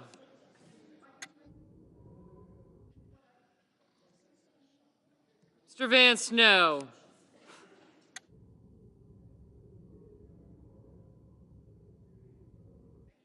Mr. Kane, aye.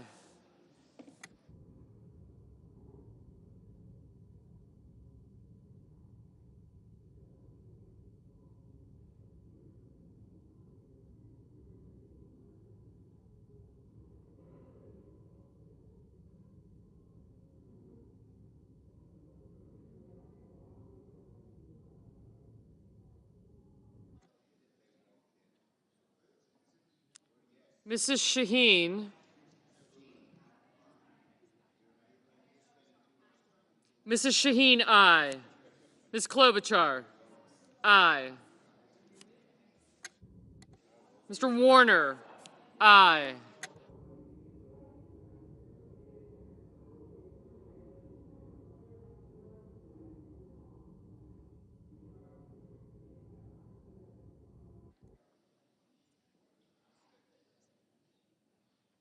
Mr. Johnson, no.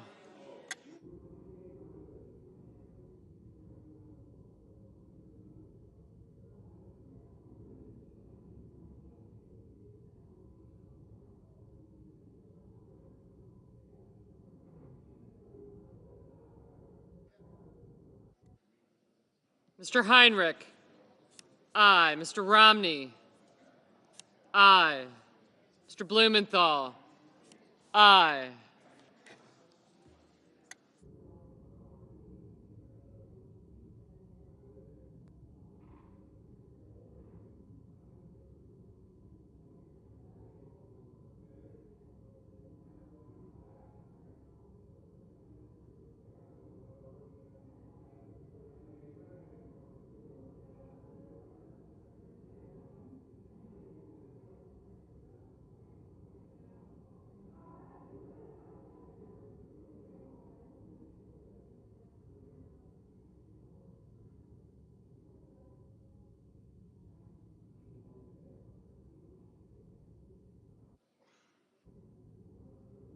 Ms. Collins, aye.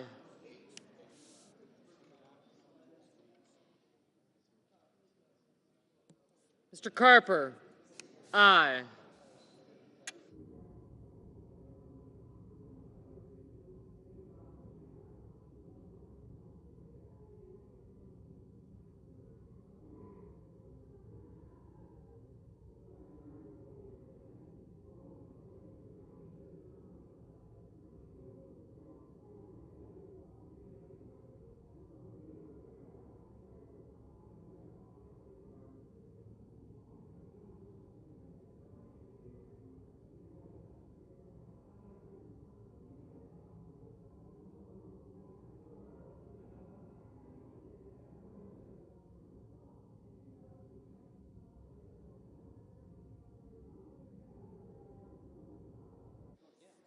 Mrs. Capito, aye. Mr. Wyden, aye. Ms. Cortez Masto, aye.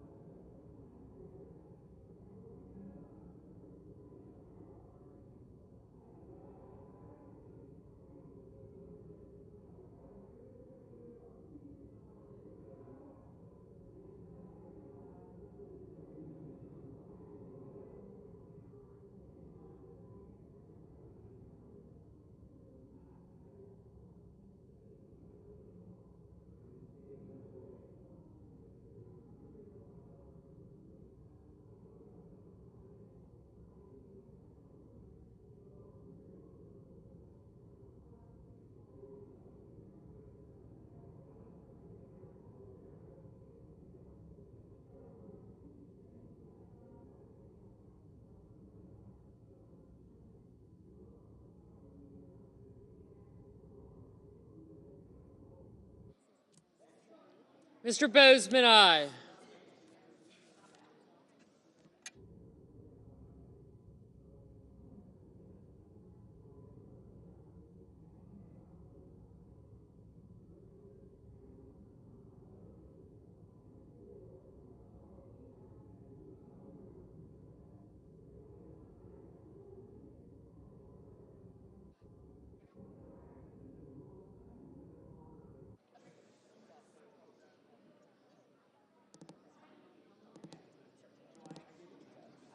Mr. Thune, aye.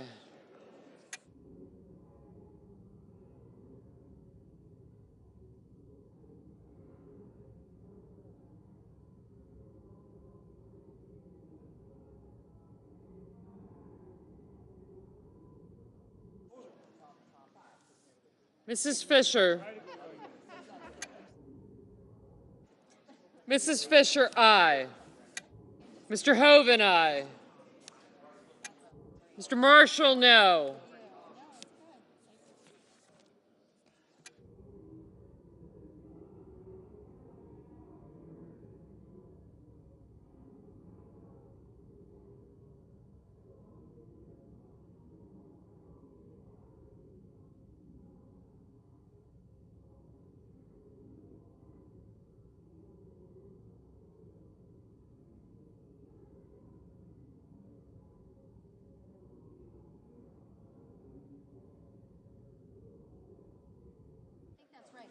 Mr. Mullen, aye.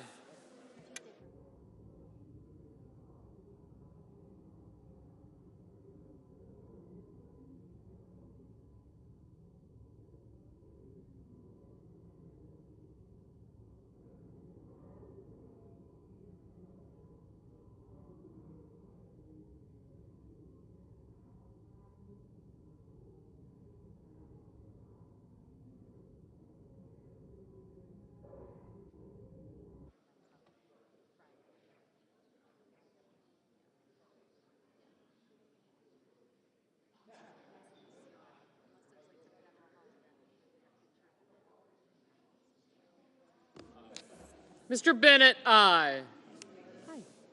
Mr. Lujan, aye. Mr. Hickenlooper, aye.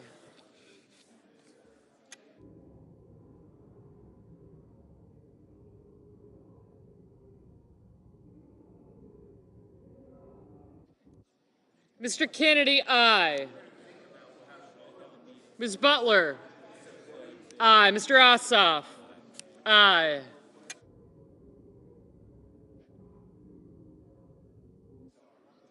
Mr. Daines, no.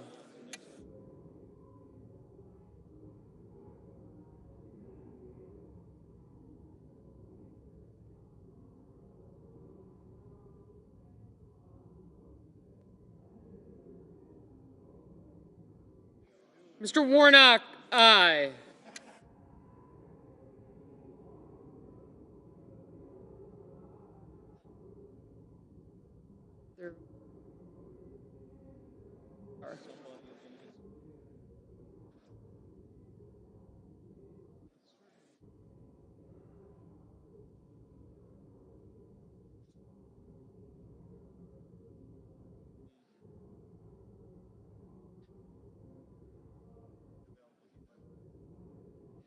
Mr. Welch, aye.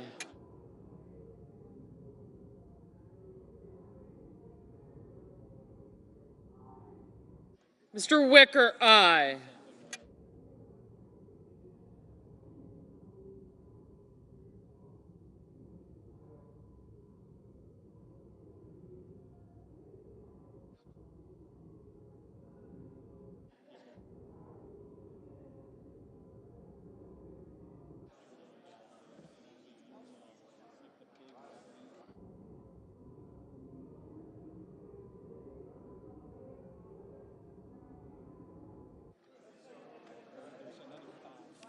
Ms. Ernst, no.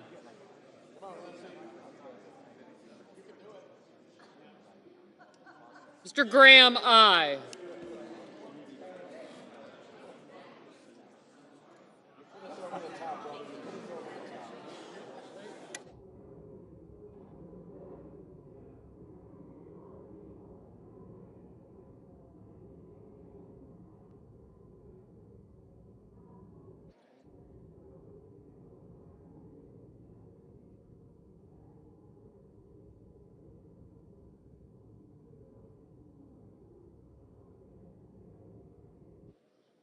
Mr. Young, aye. Mr. Moran, aye. Mrs. Britt, no. Ms. Sinema, aye.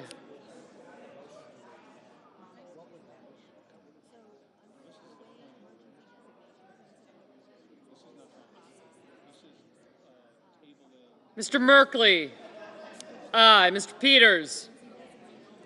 Aye. Ms. Hirono? Aye. Ms. Baldwin? Aye.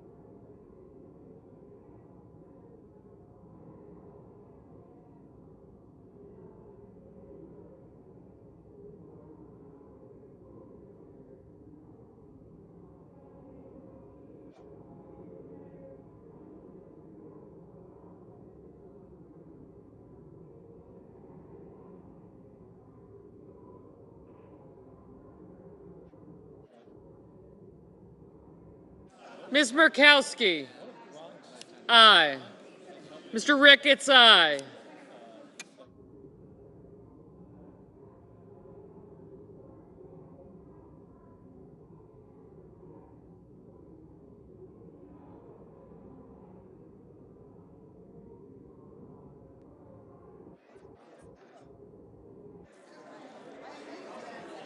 Mr. Tillis? Aye.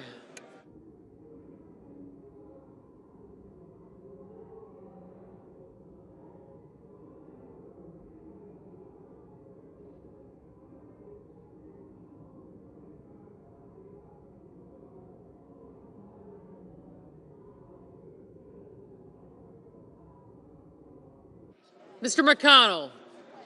Aye.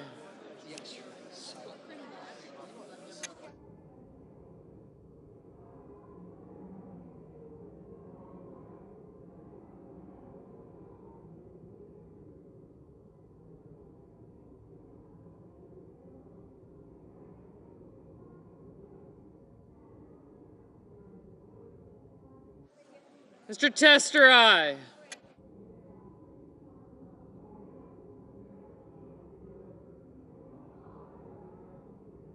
Mrs. Gillibrand? Aye.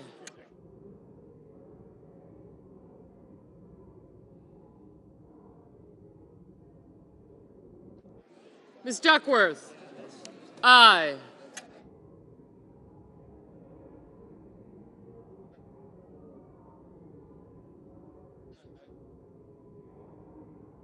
Mr. Markey? Aye.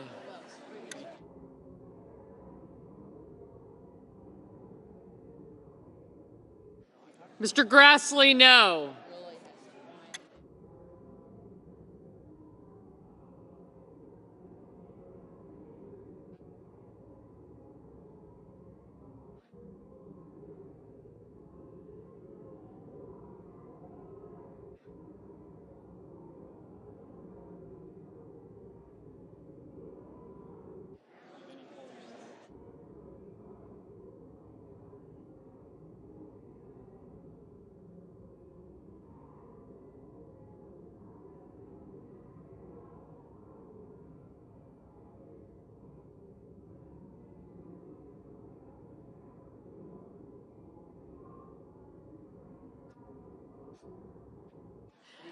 Mr. Murphy? Aye. Yeah.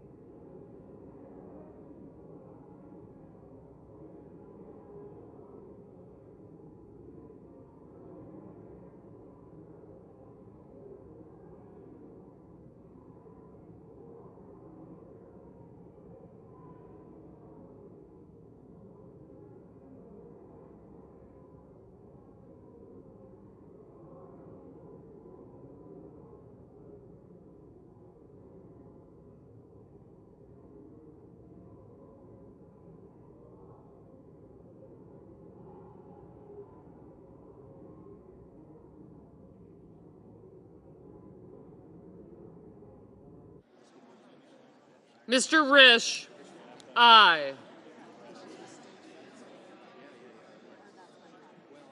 Mr. Crapo, aye.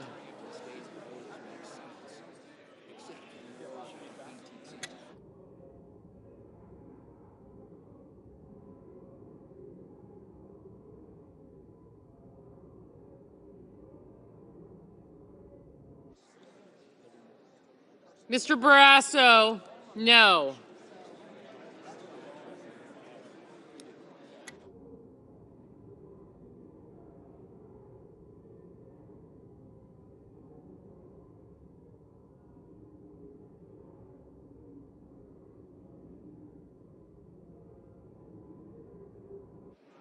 Mr. Budd, no.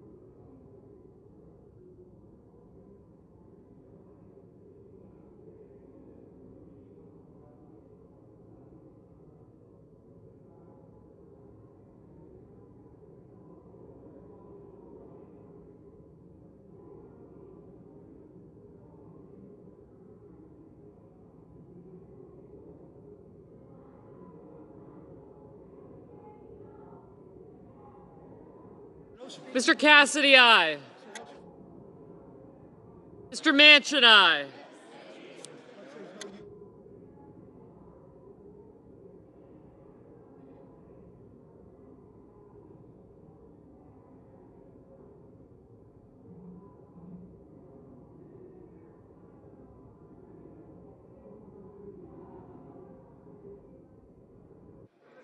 Mr. Menendez, aye. Mr. Cruz, no. Mr. Coons, aye.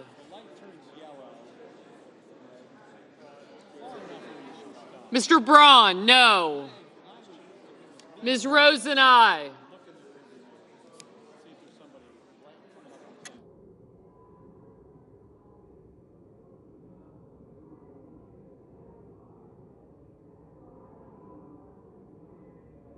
Mr. Booker, aye.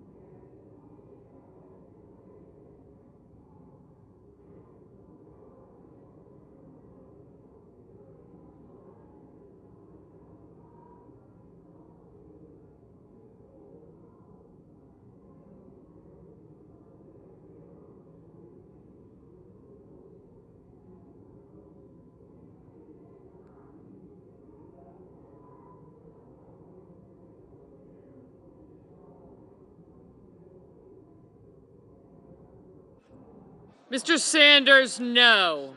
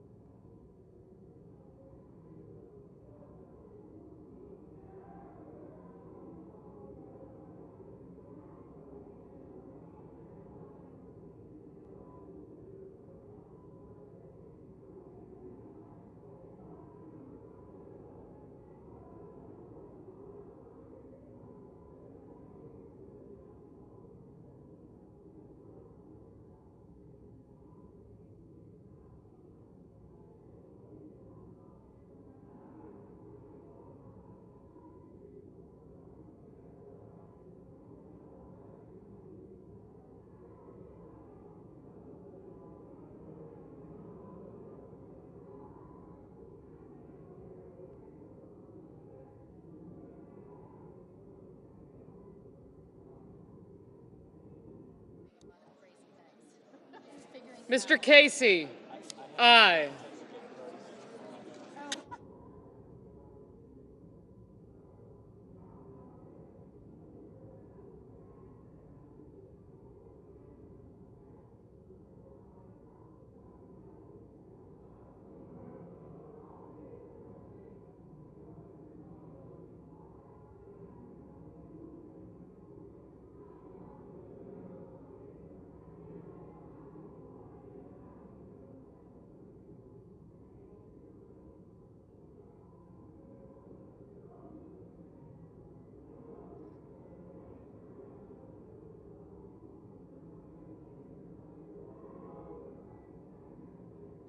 Mr. Van Hollen, aye.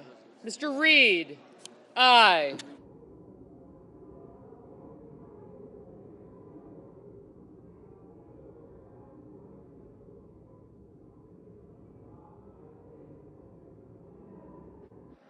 Mr. Cotton, no.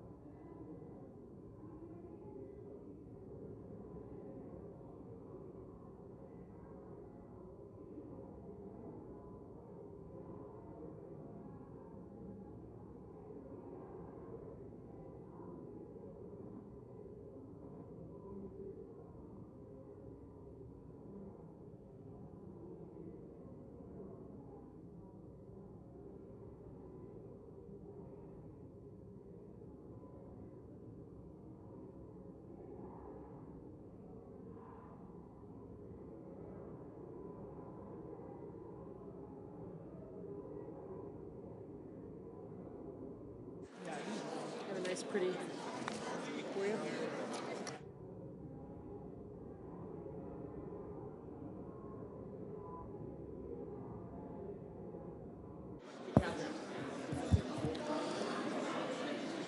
On this vote, the yeas are 75, the nays are 20.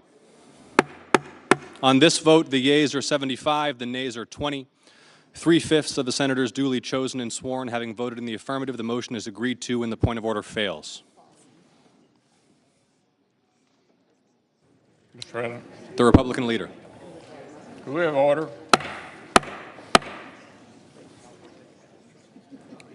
This is an extremely important day in the history of our country and of the free world. They're all watching, waiting to see what we would do. When Putin escalated his war against Ukraine, I told our colleagues that allies and adversaries alike would pay very close attention to America's response. When Iran-backed terrorists invaded the Jewish state on October 7th to slaughter innocent Israelis, I warned that the world would watch closely for signs that American leadership was actually weakening.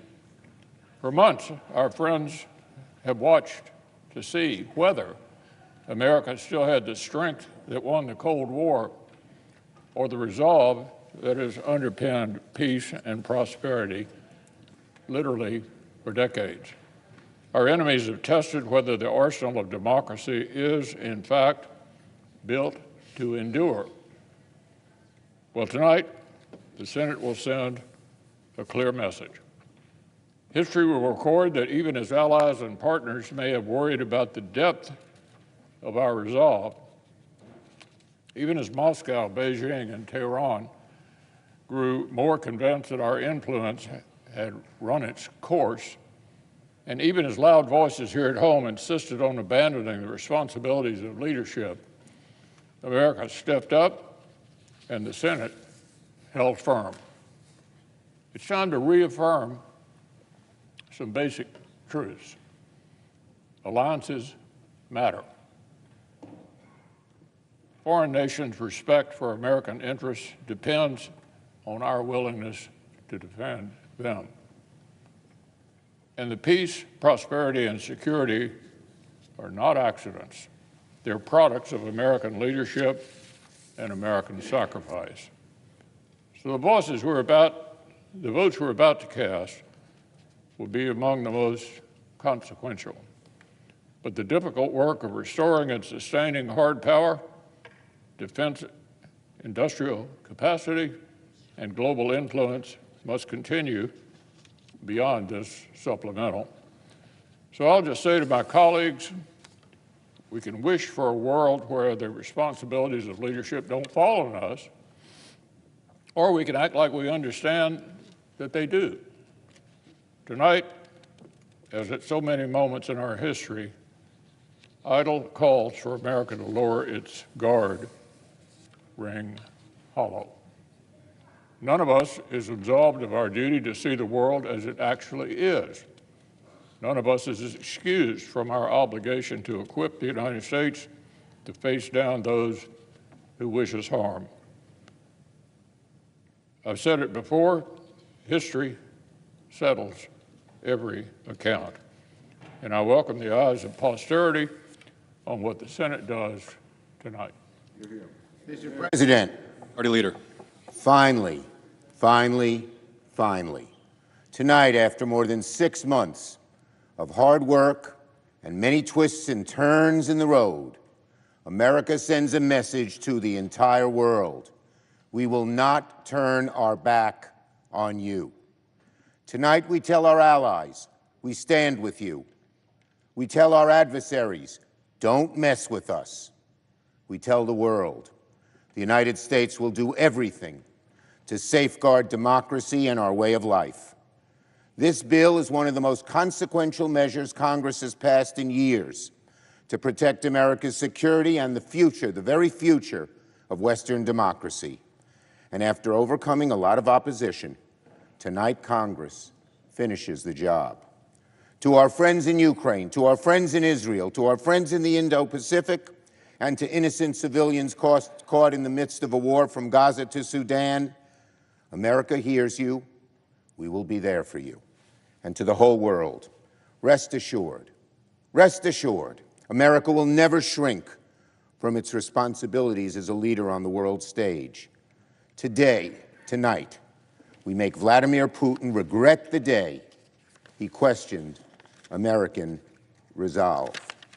I thank President Biden for his unflinching leadership. I thank Speaker Johnson and Leader Jeffries for working together valiantly to pass this bill. I thank Chair Murray, Vice Chair Collins for their excellent work. And I particularly want to thank my caucus for standing firm. We were always united.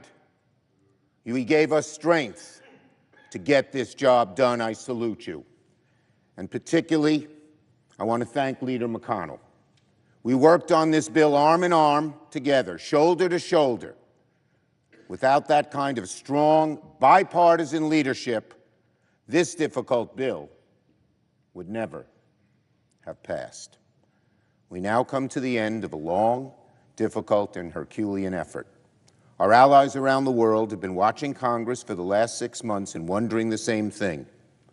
When it matters most, will America summon the strength to come together, overcome the centrifugal pull of partisanship, and meet the magnitude of this moment?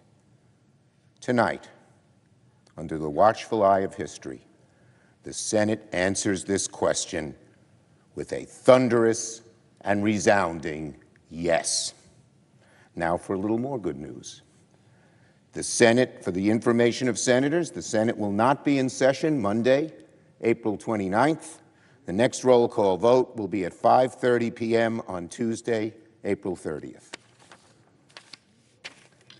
Mr. President, I ask consent that all post-closure time be deemed expired. Is there objection? I ask Without consent. objection. I ask consent that the pending motion to concur with Amendment 1842 be withdrawn. Is there objection? Without objection. The question occurs on the motion to concur. The yeas and nays were previously ordered. The clerk will call the roll. Ms. Baldwin. You're good.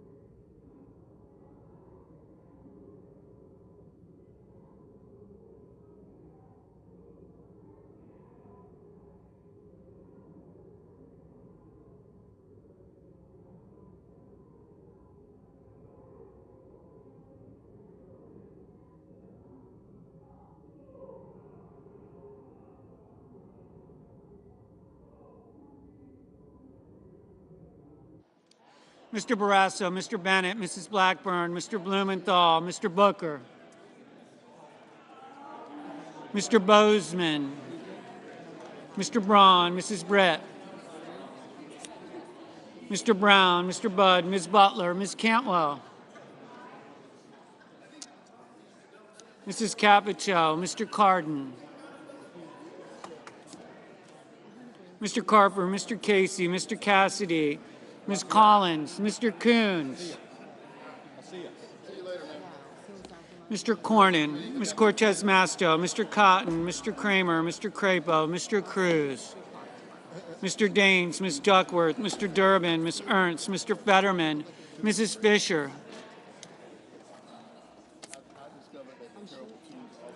Mrs. Gillibrand, Mr. Graham, Mr. Grassley,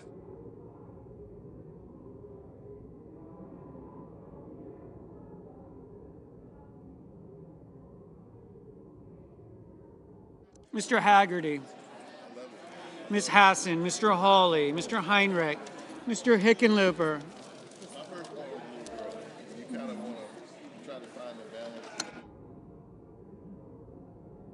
Mr. Rono, Mr. Hoven, Mrs. Hyde-Smith, Mr. Johnson, Mr. Kane, Mr. Kelly, Mr. Kennedy, Mr. King,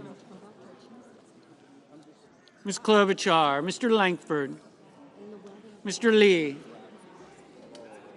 Mr. Lujan, Ms. Lummis, Mr. Manchin, Mr. Markey, Mr. Marshall, Mr. McConnell, Mr. Menendez, Mr. Merkley, Mr. Moran, Mr. Mullen, Ms. Murkowski, Mr. Murphy, Mrs. Murray, Mr. Ossoff, Mr. Padilla, Mr. Paul, Mr. Peters, Mr. Reed, Mr. Ricketts, Mr. Risch, Mr. Romney, Ms. Rosen, Mr. Rounds, Mr. Rubio, Mr. Sanders, Mr. Schatz,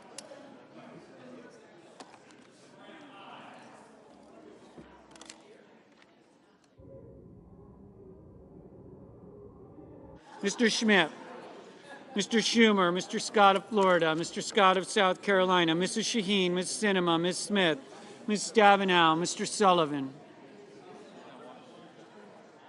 Mr. Tester, Mr. Thune, Mr. Tillis, Mr. Tuberville, Mr.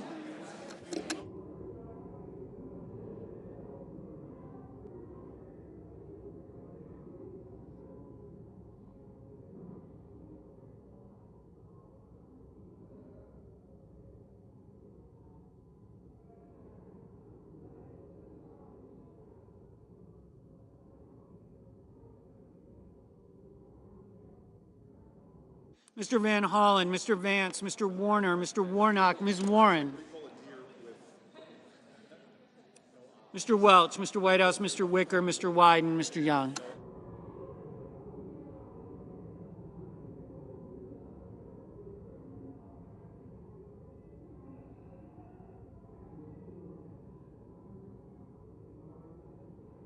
Senators voting in the affirmative.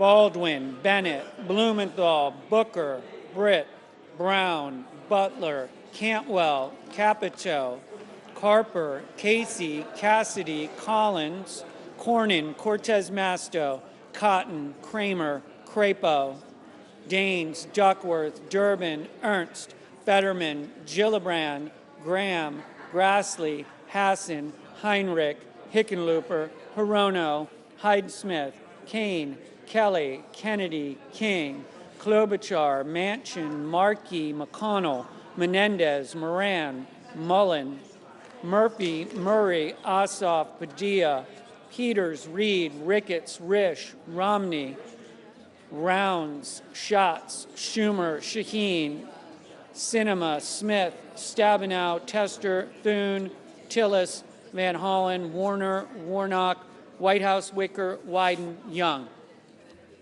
Mr. Bozeman, aye. Mr. Hoven, aye. Ms. Murkowski, aye. Mrs. Fisher, aye.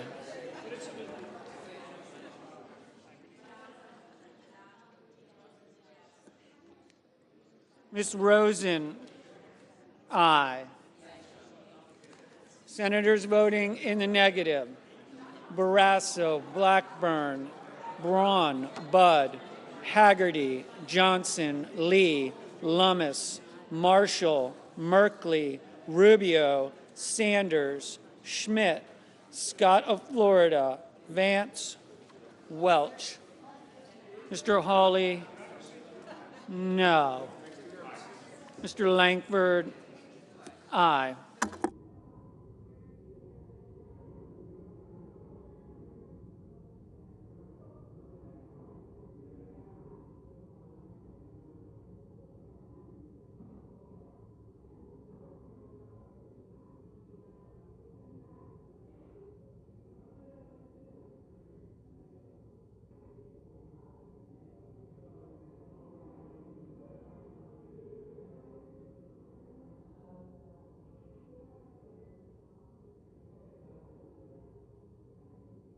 Mr. Lujan, aye.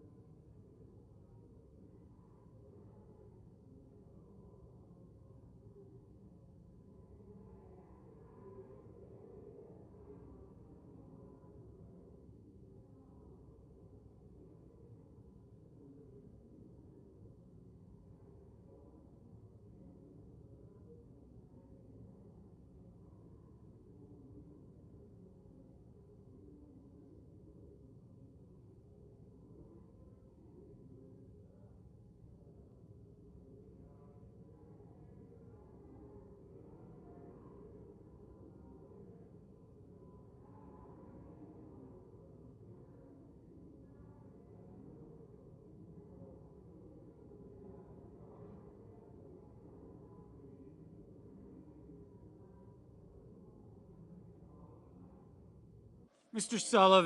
Sullivan, aye.